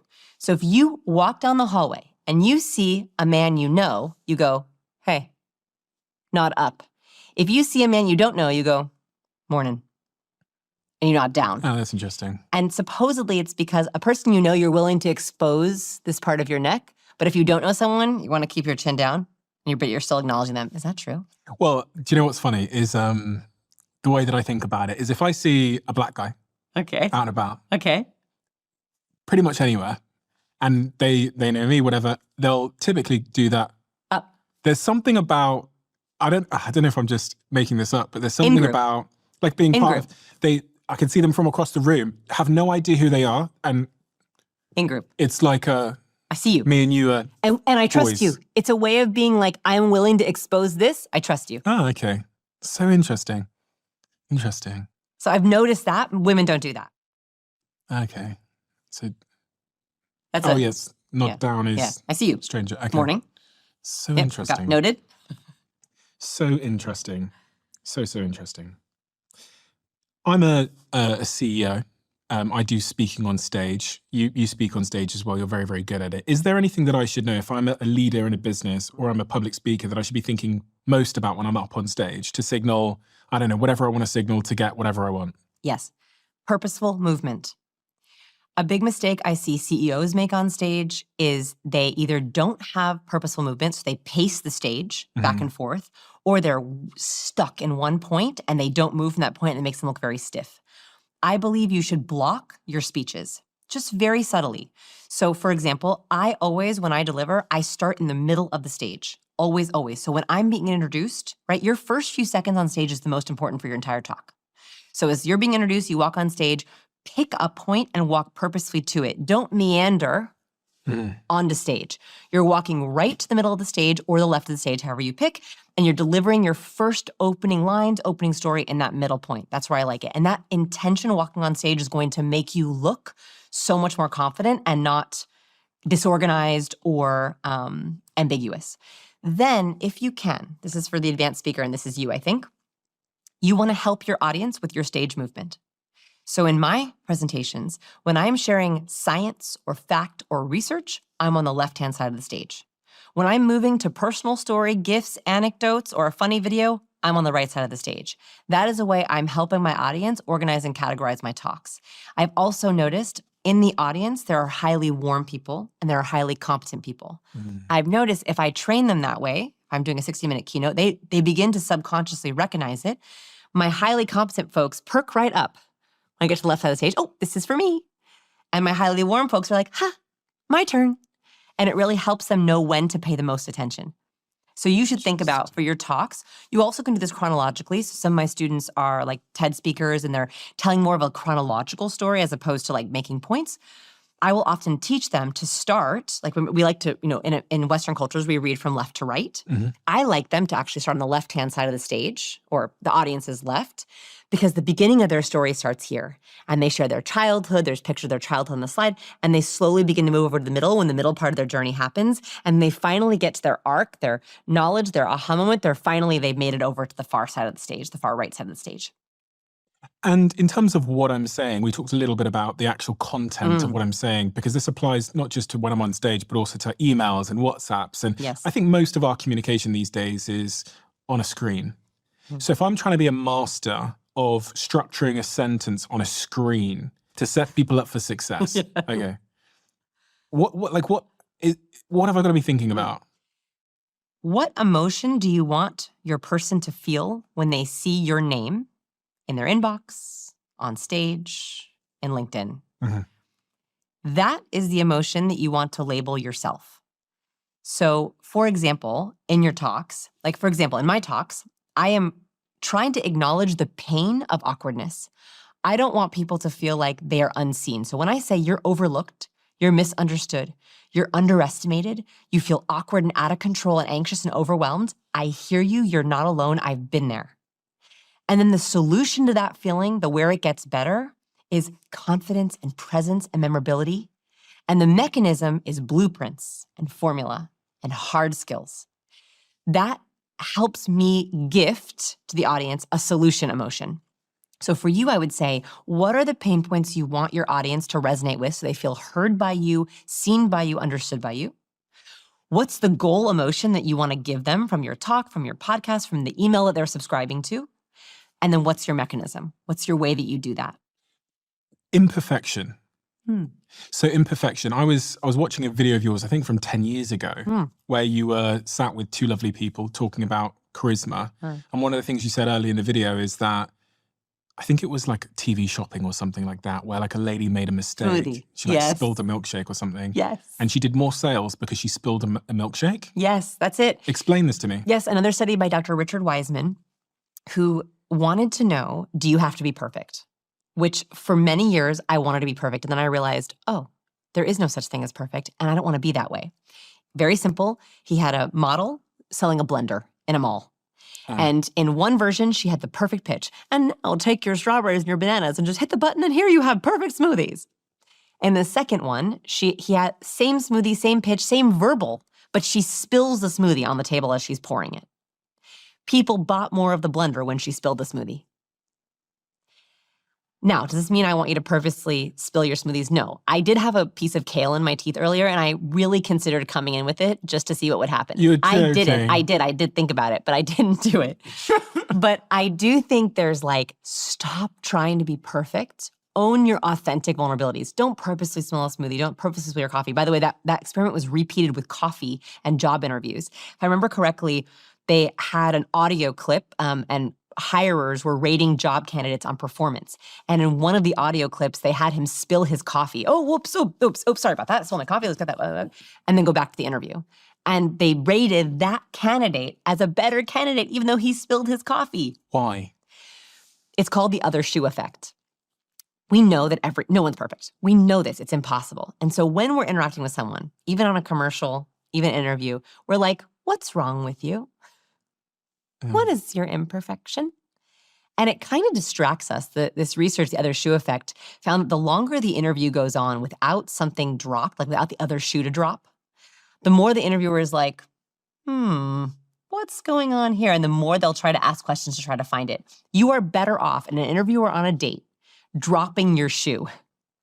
So sharing whatever that vulnerability or imperfection is closer to the start of the interview or the date, because it helps the other person, A, get to know you better, but also not be so worried that they're not seeing your true imperfection. Captivate, when I first wrote it, my intro was really, really boring. And my publisher, I love her, Nikki, my editor, wrote back and she's like, Vanessa, your intro doesn't sound like you. It sounds like you're trying to be something you're not. And she was right. I was trying to sound like an academic researcher. I'm not an academic researcher. I'm a behavior researcher. I'm a pop scientist. I'm a recovering awkward person. She's like, start with that. So the opening line of Captivate is, "Hi, I'm Vanessa. I'm a recovering awkward person." That is why that book hit the bestseller list. I dropped the shoe. Yes, I teach charisma. Yes, I teach body language. I am still in recovery. I am still constantly worried that people hate me. I have a small and wonderful group of friends, but otherwise people make me still nervous. I know how to deal with it. I know how to make conversation, but I want you to know there's still awkwardness here. No matter how many of these you learn, you're probably still going to face awkwardness and overwhelm, but at least it will be a little bit easier. So I think it's really important that we plan to share our imperfections and not try to hide it. Personal branding is a big thing now because we have social media, we have LinkedIn. It's a big part of what gets you a job and gets you opportunities and gets you speaking appointments and book deals, etc. Yeah. So everybody is, most people are playing the game of personal branding to some degree. Yeah. So as you were saying about being perfect and showing imperfections, again, it feels like is gradient the right word? Spectrum. There's like a spectrum. That's a nice word. For sure.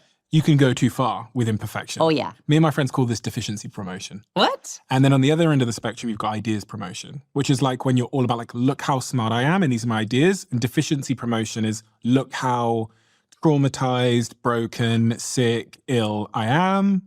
And you build a whole brand around that. Yeah. And you can like, so you're probably still going to get speaking appointments either side because, they're going to want people to speak about this stuff, but also this stuff.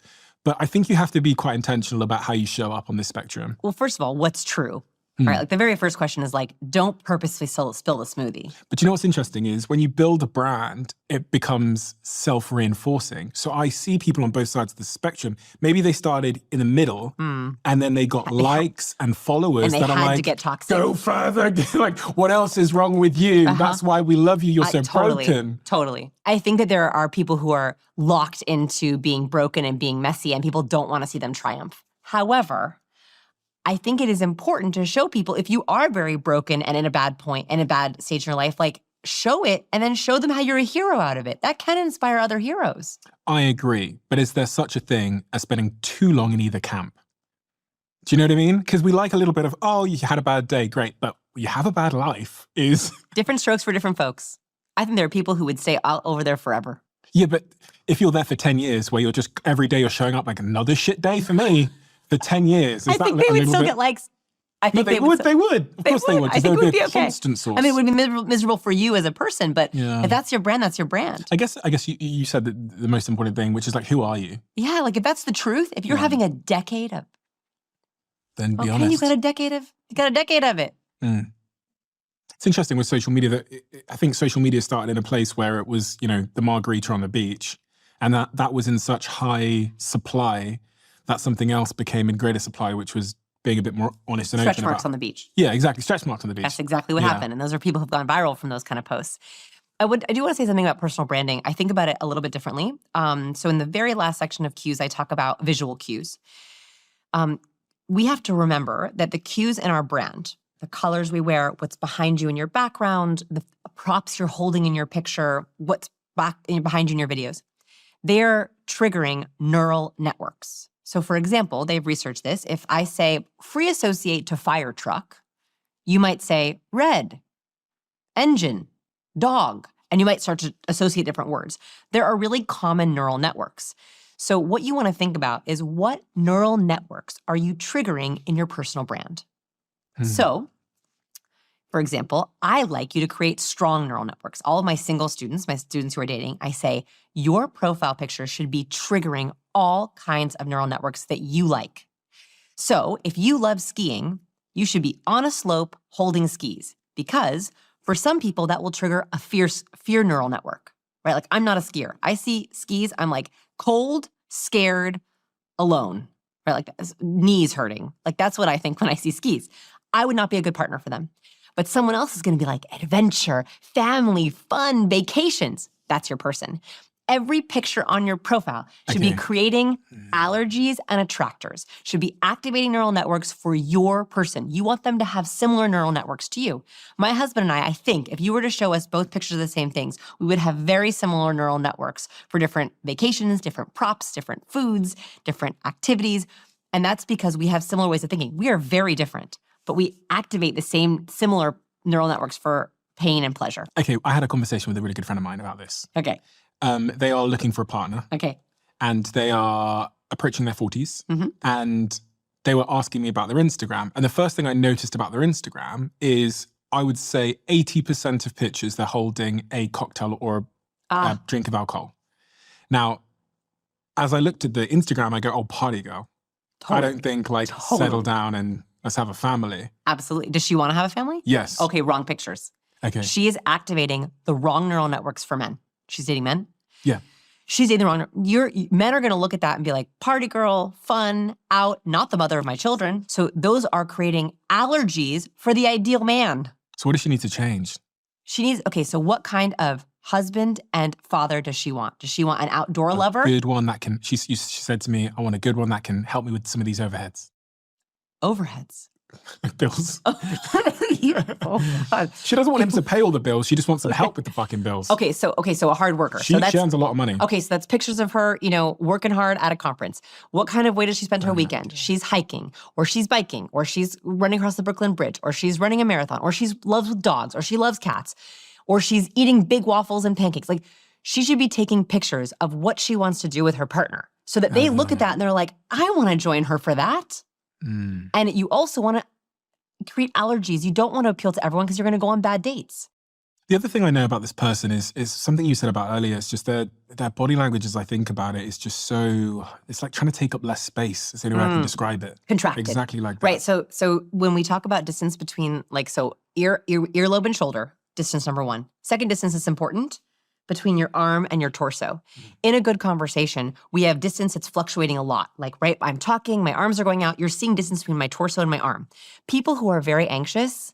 Yeah, just like a pencil. Or like penguin, I call it penguin, where they don't ever release their arms from their torso and they're very contracted and they have very minimal hand gestures and they'll often clutch something to their chest. Now, if I were to give the entire interview like this, you would think, oh man, she is nervous or she's, afraid or she's anxious because I don't have that space. Mm-hmm. The moment I release that space, it makes me look more confident. So that's the other distance you can play with. Hand gestures really help with that. Hand gestures help with space, with vocal variety, with comprehension. That's why I like them so much. So if I'm trying to get her a husband, I'd like to. We've been friends for a long time, almost a decade, and I have sat in the passenger seat of her life and tried to be a supportive friend in any way. But if I tried to give her advice in terms of cues and body language and sentences on how to get a partner, where do we start? Okay, so one, let's get her some pictures that are going to attract the right person and create allergies for the wrong person. Okay. Two, her main profile pictures should be showing warm and competent body language. Yeah. Authentic smile, maybe a head tilt, maybe you have a hand gesture, maybe that's too much warmth. I want to see a lot of space between your earlobe and your shoulder. Make sure it's a symmetrical smile. Make sure we're not contempt. Make sure we're not accidentally fear smiling, right? Okay. So the profile picture is number one most important. Yes. Okay. It's a lot, but okay. Oh, yeah. It's going to be hard. We got to find her husband. Yeah, no, we haven't got much time either. Okay, we got to find her husband. The interpersonal body language is really hard as a friend to correct on someone. May I ask you, does she use vocal fry? What's that? Does she ever talk like this, where it's kind of like a frying pan, where she's not using her full voice? Typically, people who use contracted small body language often have that kind of a vocal power. And so they go into a pattern like this and then I just watered the plants this weekend and ooh. Also, the intonation, the end of the sentence goes up. Right. So that's the first thing I would actually try to help her with is making sure that she does not accidentally use vocal fry. It's usually an accident. Here's the fastest way to get rid of vocal fry. If you are using it, you hear yourself using it, or someone else is using it, just speak louder. Vocal fry happens from a lack of breath. What actually is happening is you're speaking and your vocal cords are rattling. It's a terrible noise, but it's my vocal cords rattling together. And the moment that I speak louder, it goes away. It goes away. So oftentimes when we're lacking confidence or we have tight body, we have less breath and we create vocal fry. So just ask her to speak up a little bit. Okay. It's hard to get someone to stand more broadly because if they're uncomfortable with it, they don't like it. So what I would recommend is she should do activity dates. When you're at dinner with someone or at brunch or at coffee or at a bar, you're like this. So what do you do? And you're like, Shriveled. it's shriveled, and you're like clutching your drink, and you're in your patterns. You're in those patterns. Go on hikes. Go play pickleball. Go learn pickleball. Go play ping pong. Like, do something physical, because then it's much easier to be broad. Interesting. Okay. That makes a lot of sense, actually. Yeah, because you're going to, if it's in a context you're super familiar with, the old patterns are going to be triggered. And Yes, and I've tried to get people to stand more broadly just by telling them, and it helps. The awareness helps, but it's much easier when you're actually in a context that helps you be that way. I read a study from your work that said, in a study to see how men and women look at body language differently, they put people in an MRI machine and had them try and read body language from just pictures alone. What happened? What did they find out? So I believe women activated 14 to 16 areas of their brain activated while trying to read those body language pictures, and men, I believe it was half of that. In other words, when women were looking at pictures of body language, lots of connections were happening. They were making predictions. They were thinking about personality. They were thinking about emotions. They were looking at their clothes. They were looking at their facial structure. Women were taking in a much broader picture of the body language, whereas men were, I think, much more cue focused. Broad shoulders, feet apart, hands visible. Neither of these are right or wrong. Actually, in fact, men can sometimes be easier to teach. Like, my students are 50-50 men and women, but sometimes men can focus in on the cue that I'm trying to teach them. They can understand it, they can comprehend it. Got it, it's decoded. Women tend to create a whole narrative. So I play games sometimes with my students where I say, okay, tell me about someone, he has a mohawk. And men will often say that, if I don't let them hear the women first, men will often be like, he has a mohawk, he's a man, he's not bald. Women will be like, okay, he's a bad boy, and he probably has earrings, and I bet you he drives a motorcycle, and I bet he'd be really fun on a date, but probably a drinker, and they will just go. Interesting. So it's good and bad, right? Like, that also can hinder women, and by the way, I'm making a big generalizations on this. This is not the generalization part we have to make sure we're careful on. Women tend to globalize a cue. Like, they'll see a cue and be like, oh, that means he's bad, or that means he's dangerous. He's toxic. I'm never going to talk to him again. Yeah. Whereas men will sometimes, oh, it's probably just a bad day, or I'll give her or him a second chance. So we just have to be a little bit aware of our own lenses, we'll say. Is there anything else that I should say to my friend in order to help them? Because sometimes I wonder, there's tips, tricks, tactics, they can lean, they can do this, whatever. But is there something deeper that is easier? And do you know why I say this? That book, The Game, I went off to university, I lasted for one lecture. But while I was there, I met this guy called Joe. My friend, I won't say his second name because people will identify him, but I met my friend Joe. And I said to Joe, listen, my friend, I said, this book, The Game, really useful, taught me a lot about interpersonal dynamics, you should read it. Gave the book to him, he read it. We went out to the club that day, he fucked it up. Like, he went out there, he started negging people, insulting people, whatever. And I just thought, God, you just can't teach it. That's what I thought. I thought there's so many. And actually, when I reflect on the people in my life, this guy called Dan, I'll say his name, Dan Capon. Dan Capon in school was always just so good with the opposite sex. He was just always, he's one of those people, he's charismatic, he was funny, he's like that cocky funny. Yeah. Just a natural. No one taught him that. Yeah. And so I look at my friend Joe, I look at my friend Dan, I go, it doesn't matter if you read the book, because I'm not saying your book's amazing, everyone needs to go read your book. No, they really do, it's a great book. But I'm saying, is there something deeper within us? Like, for my friend that has the shriveled posture. Yeah. Is it just like tactics and tips? I think anyone can learn it. Okay. I really, truly believe that. I have seen the most awkward, uncomfortable people totally shut down, slowly transform, or completely transform. And remember, who is your uncharismatic friend? What was the fake first name you used? He's not uncharismatic. I just gave him the book, and he just like... Who is Joe? Joe, okay. Yeah. Joe doesn't need to have a complete transformation to find his soulmate. Joe does not need to have a complete transformation to have friends. You're his friend. So even if he has a couple of tactics, like stop asking, what do you do? It's boring. Mm-hmm. Like, start making eye contact, especially at the end of sentences, for 60-70% of the time. Oh, people suddenly feel listened to. Hey, ask better questions to your friends. You'll get to know them better. Those tactics will get him friendships, hopefully a girlfriend, hopefully a job. So I think that everyone can make small or big changes. I don't think there's anyone who's unteachable. Do you think there's a relationship between these tactics and tips and your actual confidence? I.e., does it become like a self-reinforcing? Yes, so much so. Like, that is the only way I found confidence. The only way that I was able to conquer my awkwardness and actually begin to go out and try to make friends and be less lonely. I mean, I was so lonely, was that I was like, okay, I have a goal. I'm going to ask someone, what have you been doing that's been exciting recently? I'm going to ask that question. That gave me just enough confidence to get out the door and to get to that party. And then when I got a good answer, someone's like, oh yeah, I am working on something exciting. I was like, oh. And then they felt excited, I felt excited. And so like that one tool gave me enough confidence to go out. So these tools give you confidence to try something new and to break your pattern. If you feel stuck, and this is for anyone, if you feel stuck, then you have to try something different. If you keep doing the same thing, you're gonna keep getting the same thing. So that means you have to ask different kinds of questions. You have to use different kind of body language cues. And if you're willing to try just something different, something will change for you. Are these cues, this body language, more important for one gender typically than the other?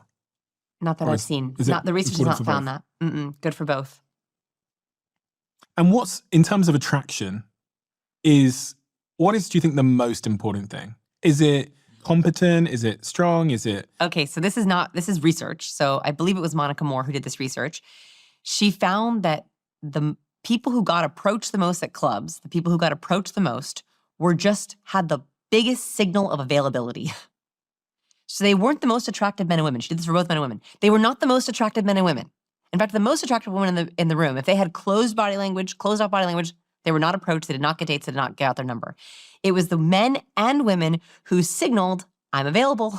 How do you signal I'm available? Okay, so this is really important for dating in the sense of wanting to be approached. Dating one-to-one is a little bit different, right? You don't need to signal this if you're one-to-one. But if you're in a big room or you're speed networking, one is open body, no blocking. I never want anything in front of your torso.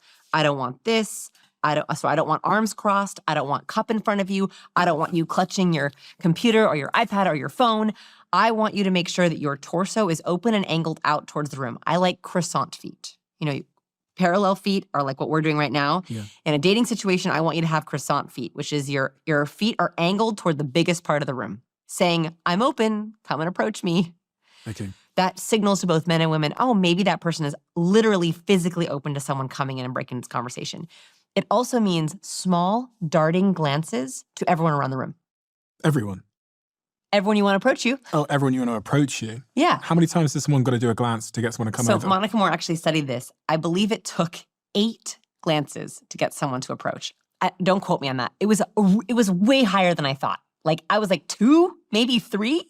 I think it was something insane like 8. Could you imagine being in a bar and looking at someone 8 times? That's how many times it took to get that person to come over. And these are quick glances, not like, right? It's a side glance. It's a side glance and a smile. It's a flip of the hair and a look over, right? Those are the kind of glances that we're talking about. And it takes 8 sometimes. So croissant feet, open body, quick, short glances. I would also try one of my secret tricks for daters is generally gesturing in their direction. So let's see, there's a hot guy right over there that I can see. Sure. I've been married for 18 years, just to be clear. Okay. Yeah. If you want, you okay? You dropped something? You just called him hot. You called him hot. He's freaking out. Okay, so there's a hot guy right over there that I want to see. And I'm talking to you. I might make some quick glances over, but I also might, when I'm gesturing, I'm sort of gesturing towards them. So I'm on their line of gesturing. So if I'm gesturing out, I'm making a gesture for them to literally come over. I'm gesturing and then I want them to literally come over. I'm sort of gesturing, but I'm talking, but I'm open gesturing. Interesting. It works.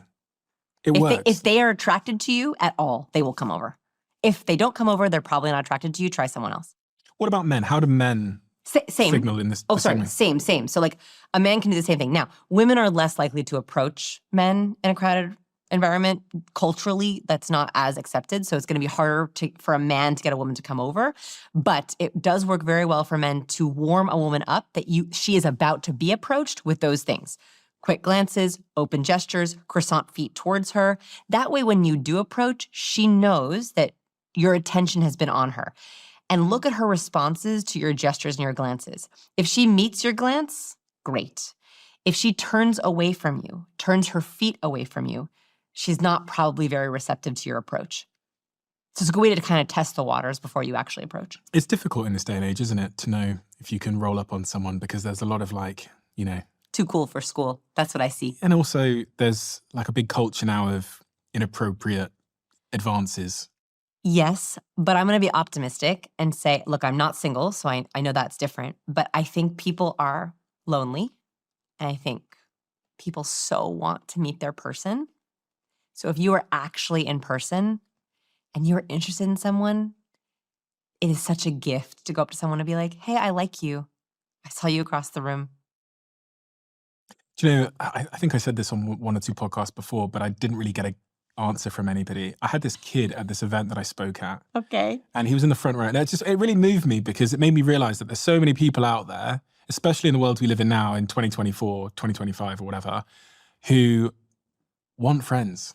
You just said loneliness, right? Yes. They want to make a friend. Yes. And it's so weird. This kid stood up, bless him, in this talk I was doing, and he put his hands up in the air, and there's 1,000 people around him. It was this talk I did in Canary Wharf in London, which is like, it's like New York of London. It's like really, really busy. They're all wearing suits, these kids, because they work in this city. And he stood up and he went, my question is, how do I make friends? Oh. And you can imagine the guts it takes to say that in front of a room of 1,000 people that are your age. Amazing. He went, how do I make friends? What'd you say? What, Do you have any want to friends? Do I make friends? I have a couple, not many. Yeah. But it's funny, because what I actually said, it took me off guard. But what I ended up saying was, what you just did is how you make friends. You know what I'm saying? So like that willingness to be vulnerable in that way. Because I said, I know what's going to happen after I finish on stage here and walk off. People are going to come up to you. Yeah. Yeah. Okay. So I have a framework for how to make friends as adults. Okay. I think it's really important. I think it's somehow unacceptable in our society to approach friendship like dating, but that's how we should think about it.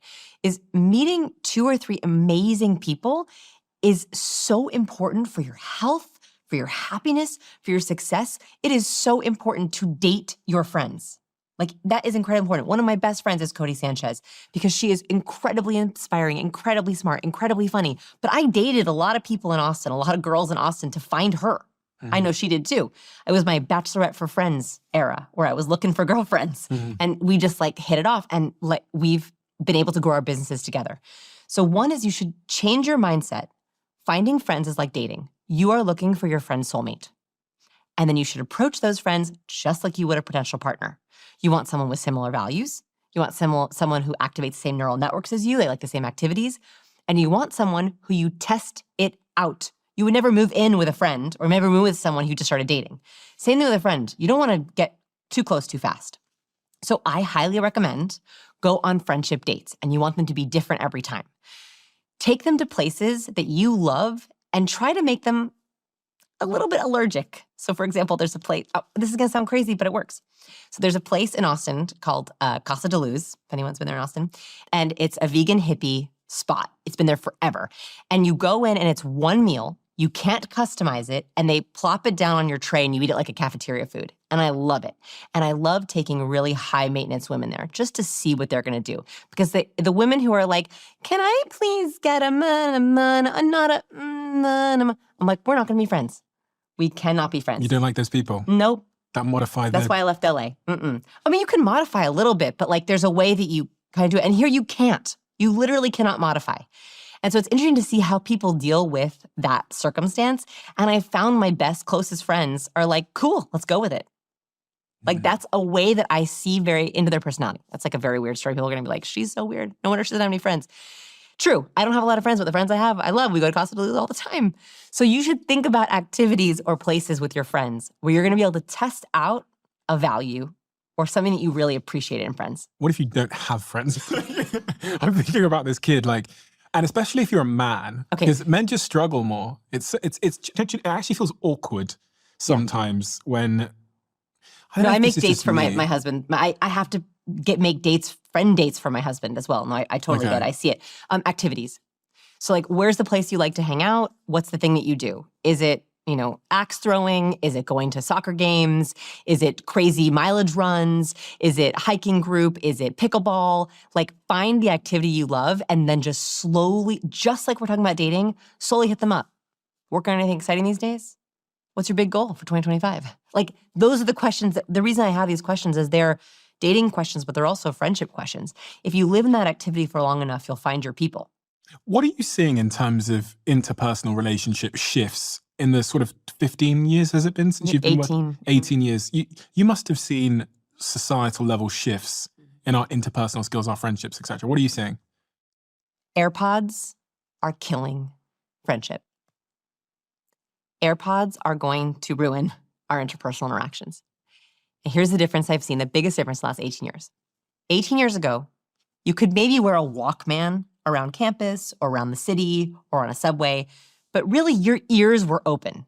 And so what would happen is you'd get on the subway or you'd walk across campus or you'd walk down the hallway and someone would be like, hey, Steven, how's it going?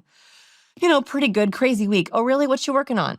Like, it was so much easier to have those tiny micro moments of connection. That Van Sloan study was done before AirPods, and I wonder if he were to redo it now, what would happen. Which one was that? The one where he found the most likable kids had the longest list of people they liked. And in the study, the most likable kids, when he observed them, they were walking down the hallway, saying hello, chatting next to someone for 5 seconds at a locker, saying after class and sort of talking, sitting with a lunch table, leaning over someone, asking about that. So much micro connection, very small conversations. Our friendships don't often happen in these big, deep conversations. They happen in these micro moments. AirPods destroy it. And I see this especially with younger folks because they always have their AirPods in when they're commuting, when they're walking, when they're jogging, when they're at the gym. I don't know about when I was single for 5 seconds when I was 17, the gym was like the place.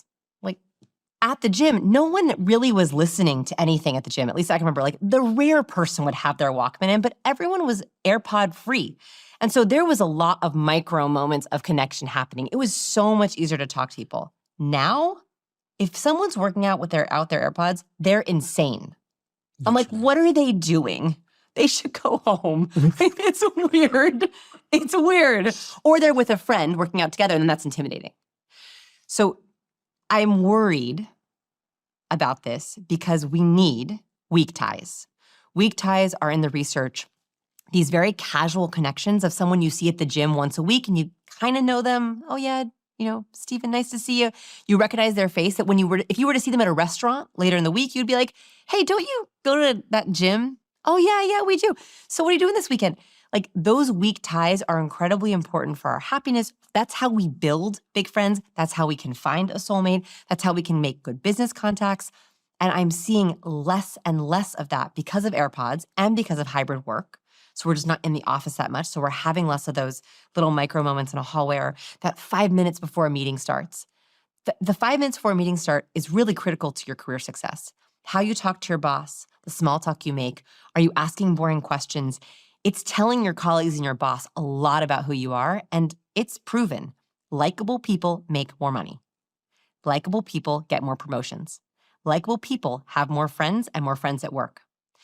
And so when we have less moments to show how likable we are, it's really hard to get those things. At my company Flight Studio, which is part of my bigger company Flight Group, we're constantly looking for ways to build deeper connections with our audiences. Whether that's a new show, a product, or a project, it's why I launched the Conversation Cards. I've relied on Shopify before, who's a sponsor of today's podcast, and I'll be using them again for the next big launch, which you'll hear about soon. And I use them because of how easy it is to set up an online store that reaches all of you, no matter where you are in the world. With Shopify, the usual pain points of launching products online disappear completely. No matter the size of your business, Shopify has everything you need to make your business go to the next level and better connect with your customers all over the world. To say thank you to all of you for listening to my show, we're giving you a trial, which is just $1 a month. You can sign up by going to shopify.com/Bartlett. That's shopify.com/Bartlett, or find the link in the description below. If you're an entrepreneur, you're probably going to want to listen to this. It's a message from one of our sponsors on this podcast, which is LinkedIn. If you've listened to me on this podcast for a while now, you'll know that I've been on a bit of an evolution as a business owner and entrepreneur. And one of those evolutions that has become clearer and clearer as I've matured is that the single most important thing in building a business, in building a company, is hiring. The definition of the word company is actually group of people. And that is the first responsibility and job that any entrepreneur has and should focus on. But surprisingly, most don't. About 80% of my team have been hired from LinkedIn. And I think there's very few platforms, if any, in the world that could give you that diversity of candidate with that much information and data on their profiles. It usually costs money, but for the entrepreneurs that are listening to me, I've got you a free job ad post for your company on LinkedIn. Just go to linkedin.com/DOAC to post your free job ad today. That's linkedin.com/DOAC. Terms and conditions apply. What about lying? This is one of the most things people are most interested in, is how to, everyone wants to spot a liar. It's funny because like the rest of our conversation, one could infer that is how to like be a liar. I'm joking, I'm not saying. No, but it is, it's like how to show up in a certain way to get success in a certain context, whether it's dating or work or whatever. Yeah. But then we want to figure out if someone's playing us. Is it possible to spot a liar? Most people can only spot a lie with 54% accuracy. They've actually studied the average person is very bad. You're better off tossing a coin. Yeah. 54% accuracy. We are very bad at spotting liars. And this is important to know about yourself, is we should not overestimate our ability to spot lies. We are usually not good at it. So it is very important to give someone the benefit of the doubt because you don't know. It's very hard to spot. It is possible. There are certain statistical cues to deceit. There are cues that over and over again research find liars typically do, but not always. Like there's no Pinocchio's nose. There's no one cue that means someone is lying. But there are a couple cues that come up over and over again. One we already talked about, the question inflection. It's very suspicious if someone is speaking and all of a sudden they ask a question, if they're not actually asking a question, right? Like if all of a sudden you hear the question inflection used on a statement or a number or a boundary or a timeline, that's when I'm like, let's double click on that for a second and talk about that budget.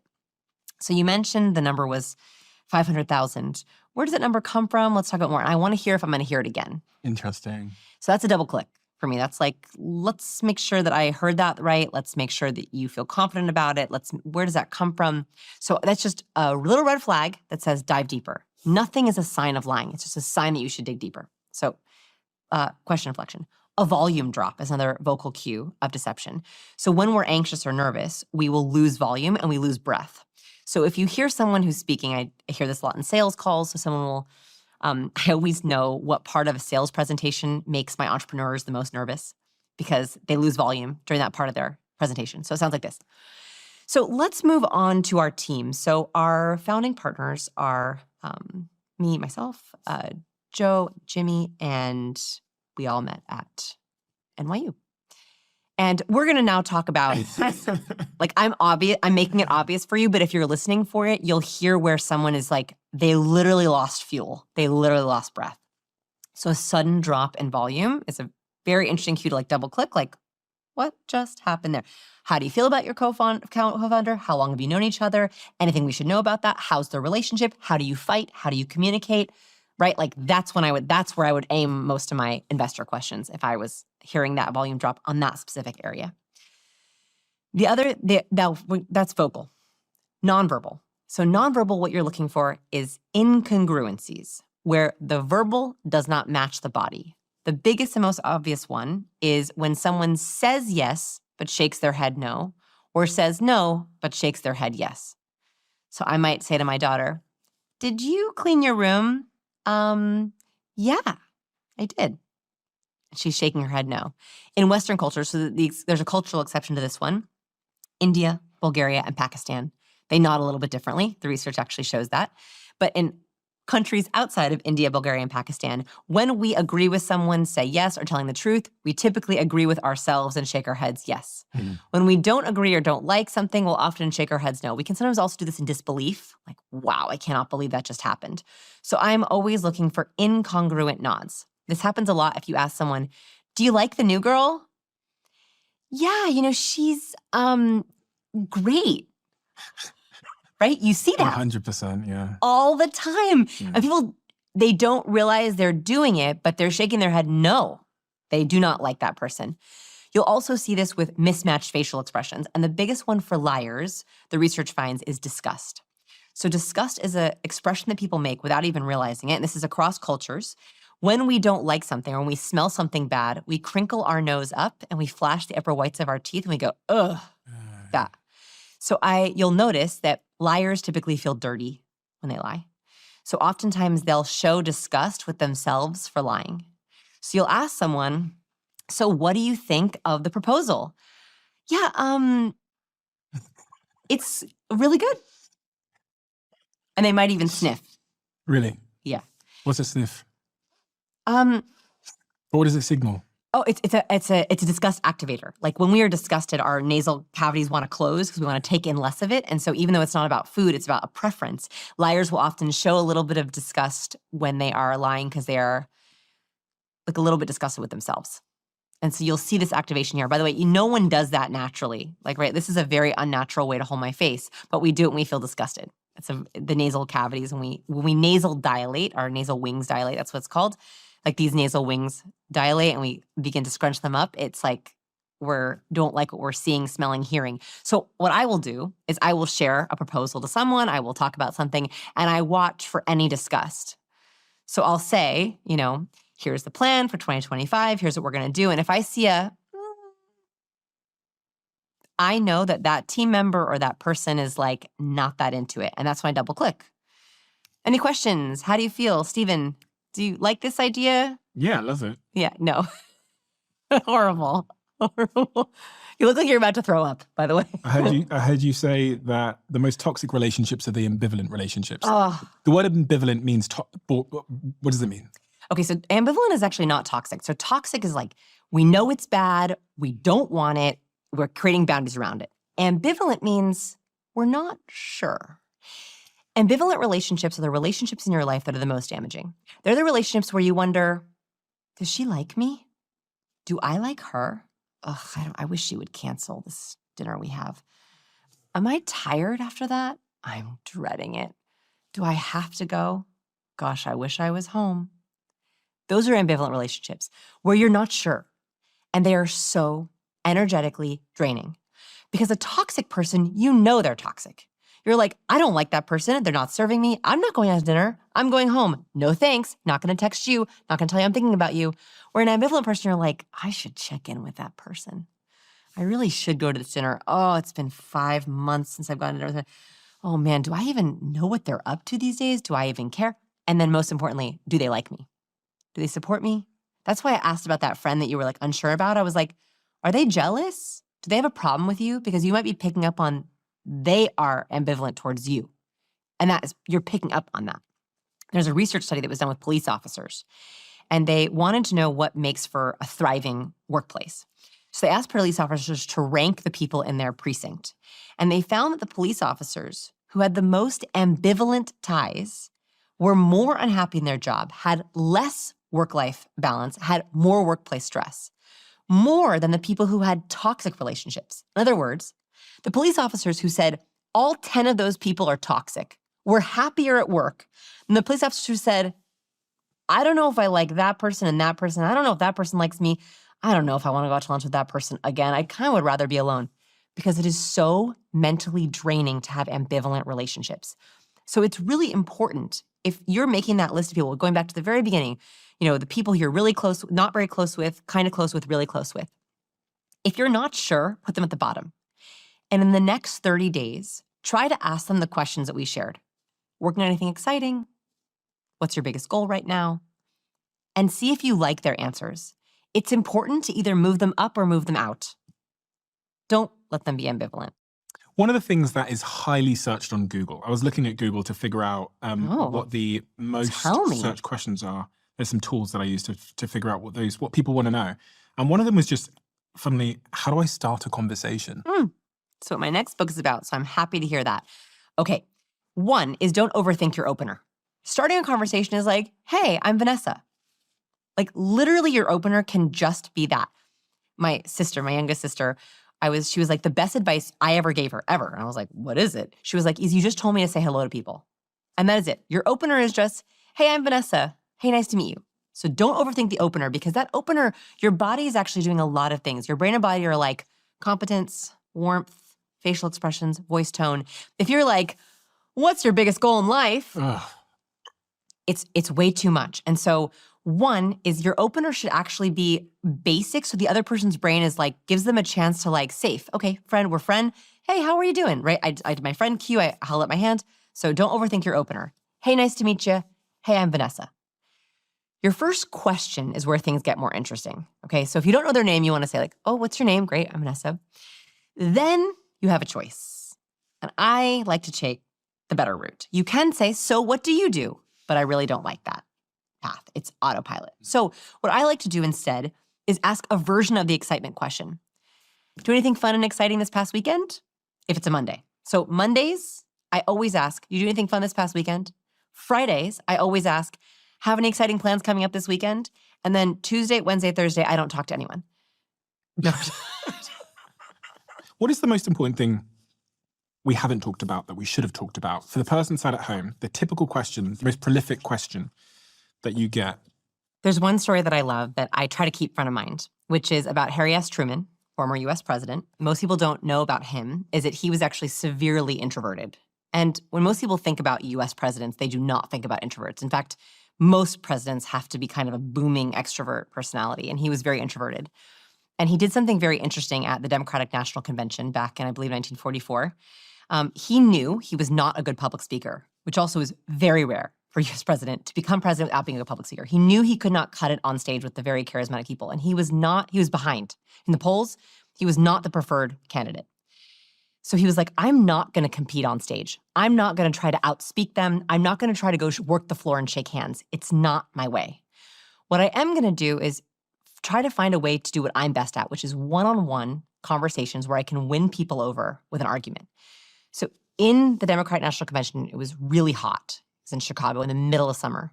He rented the one air-conditioned room in the bottom, in the basement of the convention center. And one by one, his team would invite person by person down into that air-conditioned room, and he would tell them his story. He would tell them his points, and vote by vote. And as the votes were being tallied, he would win over every single person that went to that room. One, it was air-conditioned, so they wanted to stay there as long as possible. Two, he would hear, what are your concerns? Why do you not want to vote for me? And then he would explain to them why they should vote for him. And vote by vote, he ended up winning the national convention without having to speak on stage barely at all. I share this because stop competing on stages where you can't be your best. Start creating rooms where you can. Think about, what are your social strengths? You have one. What is it? Is it storytelling? Is it being funny? Is it listening? Is it being empathetic? Is it being a decoder? Is it being persuasive? What is your social strength? Create spaces and rooms where you can exercise that strength, because no one wants you to pretend to be an extrovert or pretend to be something that you're good at that you're not. It's much better to do what you're actually good at and attract the right people. And your social strength might not be in person. Might not be. And that's okay. Like, there are some people who are great at texting. There are some people who are great at sending voice notes. There are some people who make their friends by broadcasting and then picking out a couple people. That's how you met your girlfriend. Is you broadcasted, she resonated with something that you said, and you gave her the way to find you, she did, and then you met. So maybe it's broadcasting. I think we have to think outside the box. It's not only in person. There's so many ways that you can have social strengths. I've heard it all now. Yeah. I get it. I believe it. I'm into it. Yeah. What is step one? I'm going to buy your books. Oh, There's two of them here. kindness. So I'm going to buy both of these books. Both of them will be linked below. What else can I do to start on my journey of becoming, you were a recovering awkward person. You were awkward before, now you're not. Yes. What's step one? Okay, step number one is begin to break autopilot. So Okay. make a commitment for the next 30 days. You are not going to trigger autopilot in your conversation. No more what do you do? No more how are you? No more where are you from? No more. Okay. Right? Ask better questions. Okay. What's your biggest goal? Working on anything exciting. You're disgusting me. No, I was going to tell you look good. Okay, so that's challenge number one. Challenge number two, find out where you fall on the warmth and competence scale. Are you highly warm? Do you need to dial up competence to be taken more seriously? Are you highly competent? You need to dial up warm to be seen as more likable and friendly and trustworthy. Do that email audit. So take the quiz, then do the email audit, and then if you can, here's the bonus challenge. Send the charisma quiz to someone who knows you well, someone at work, maybe a partner. Ask them to take it as you and screenshot their results. Sometimes how we perceive our warmth and competence is not how others perceive our warmth and competence. So if you take it and you say, I'm perfect, I'm a 5 of 5, but they take it and they see you as really high on the warmth scale, that is going to be critical feedback for you. We have a closing tradition on this podcast where the last guest leaves a question for the next guest, not knowing who they're going to be leaving it for. And the question that's been left for you. I always love these. When in your life did you try to outrun your pain? And what was the consequence? When in your life did you turn and face your pain? And what was the consequence? There was a really weird moment in my career where everything was taking off. I had a lot of years of a lot of hard struggle, and being a writer, I had a traditionally published book that completely failed. 2011, we won't name it. Put it out there, thought my world would change, and it did terribly. I got terrible reviews, it didn't sell, and I was literally told you'll never write a book again. And I was just devastated. And my husband was like, you gotta keep writing. You're a writer. You gotta keep writing. And so I went back to it. I started Science People. That was officially when I started like the actual website, Science People. Kept writing. And then it started taking off. I had videos that went viral. We started having millions of visitors on the website. And I wanted to prove myself very badly. And I wanted to erase that painful memory. And so when I got approached to write Captivate, I was like, no, I can't write books. I'm a YouTuber and a blogger, but I can't write books. And she was like, this will be a different kind of book. This will be a book about really what you want to say to people, not the book you think you should write. And I was like, no. I was like, I cannot do it. It's too painful.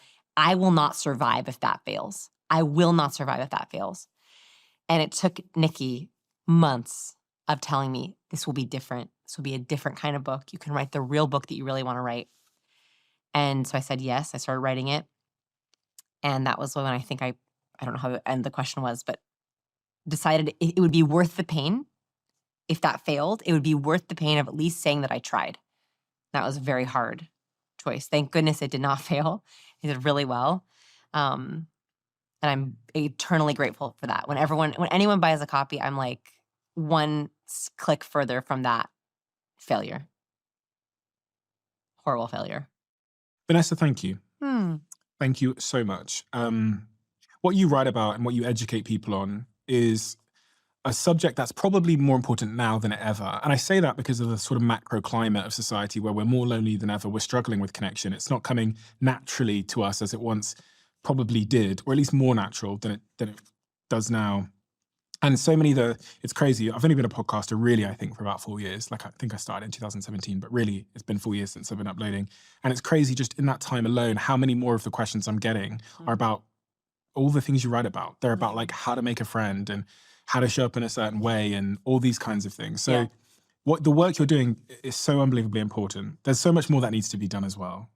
But the contribution you've had to the 400,000 people that you've taught and the millions of people that have bought these books and consumed your videos and everything is a really, really important one. Thanks. So thank you. It's so funny because even me, like people see me on camera and stuff, but I learned so much from your work.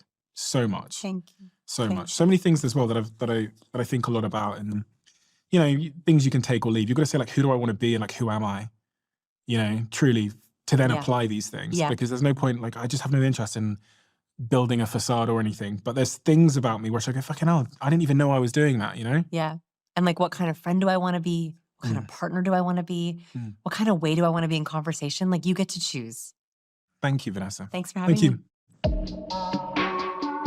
When it comes to food, I trust my gut and I trust Zoe, a business I'm an investor in and today's sponsor of this podcast. All the nutritionists I've spoken to have highlighted just how misleading information is out there when it comes to food. Take Healthy Halos. The claims you see on packaging that say things like low sugar and nothing artificial are often a sign of foods to avoid. Have you ever noticed a health claim on fresh fruit? You probably get my point. Understandably, there's loads of distrust out there. Who should you turn to for accurate information? I use Zoe, which is backed by one of the world's largest microbiome databases and most scientifically advanced at-home gut health tests. Zoe gives you proven science whenever you need it. As a Zoe member, you'll get an at-home test kit and personalized nutrition program to help you make smarter food choices that support your gut. To sign up, visit zoe.com and use my code Stephen10 for 10% off your membership. That's zoe.com, code Stephen10. Trust your gut, trust Zoe.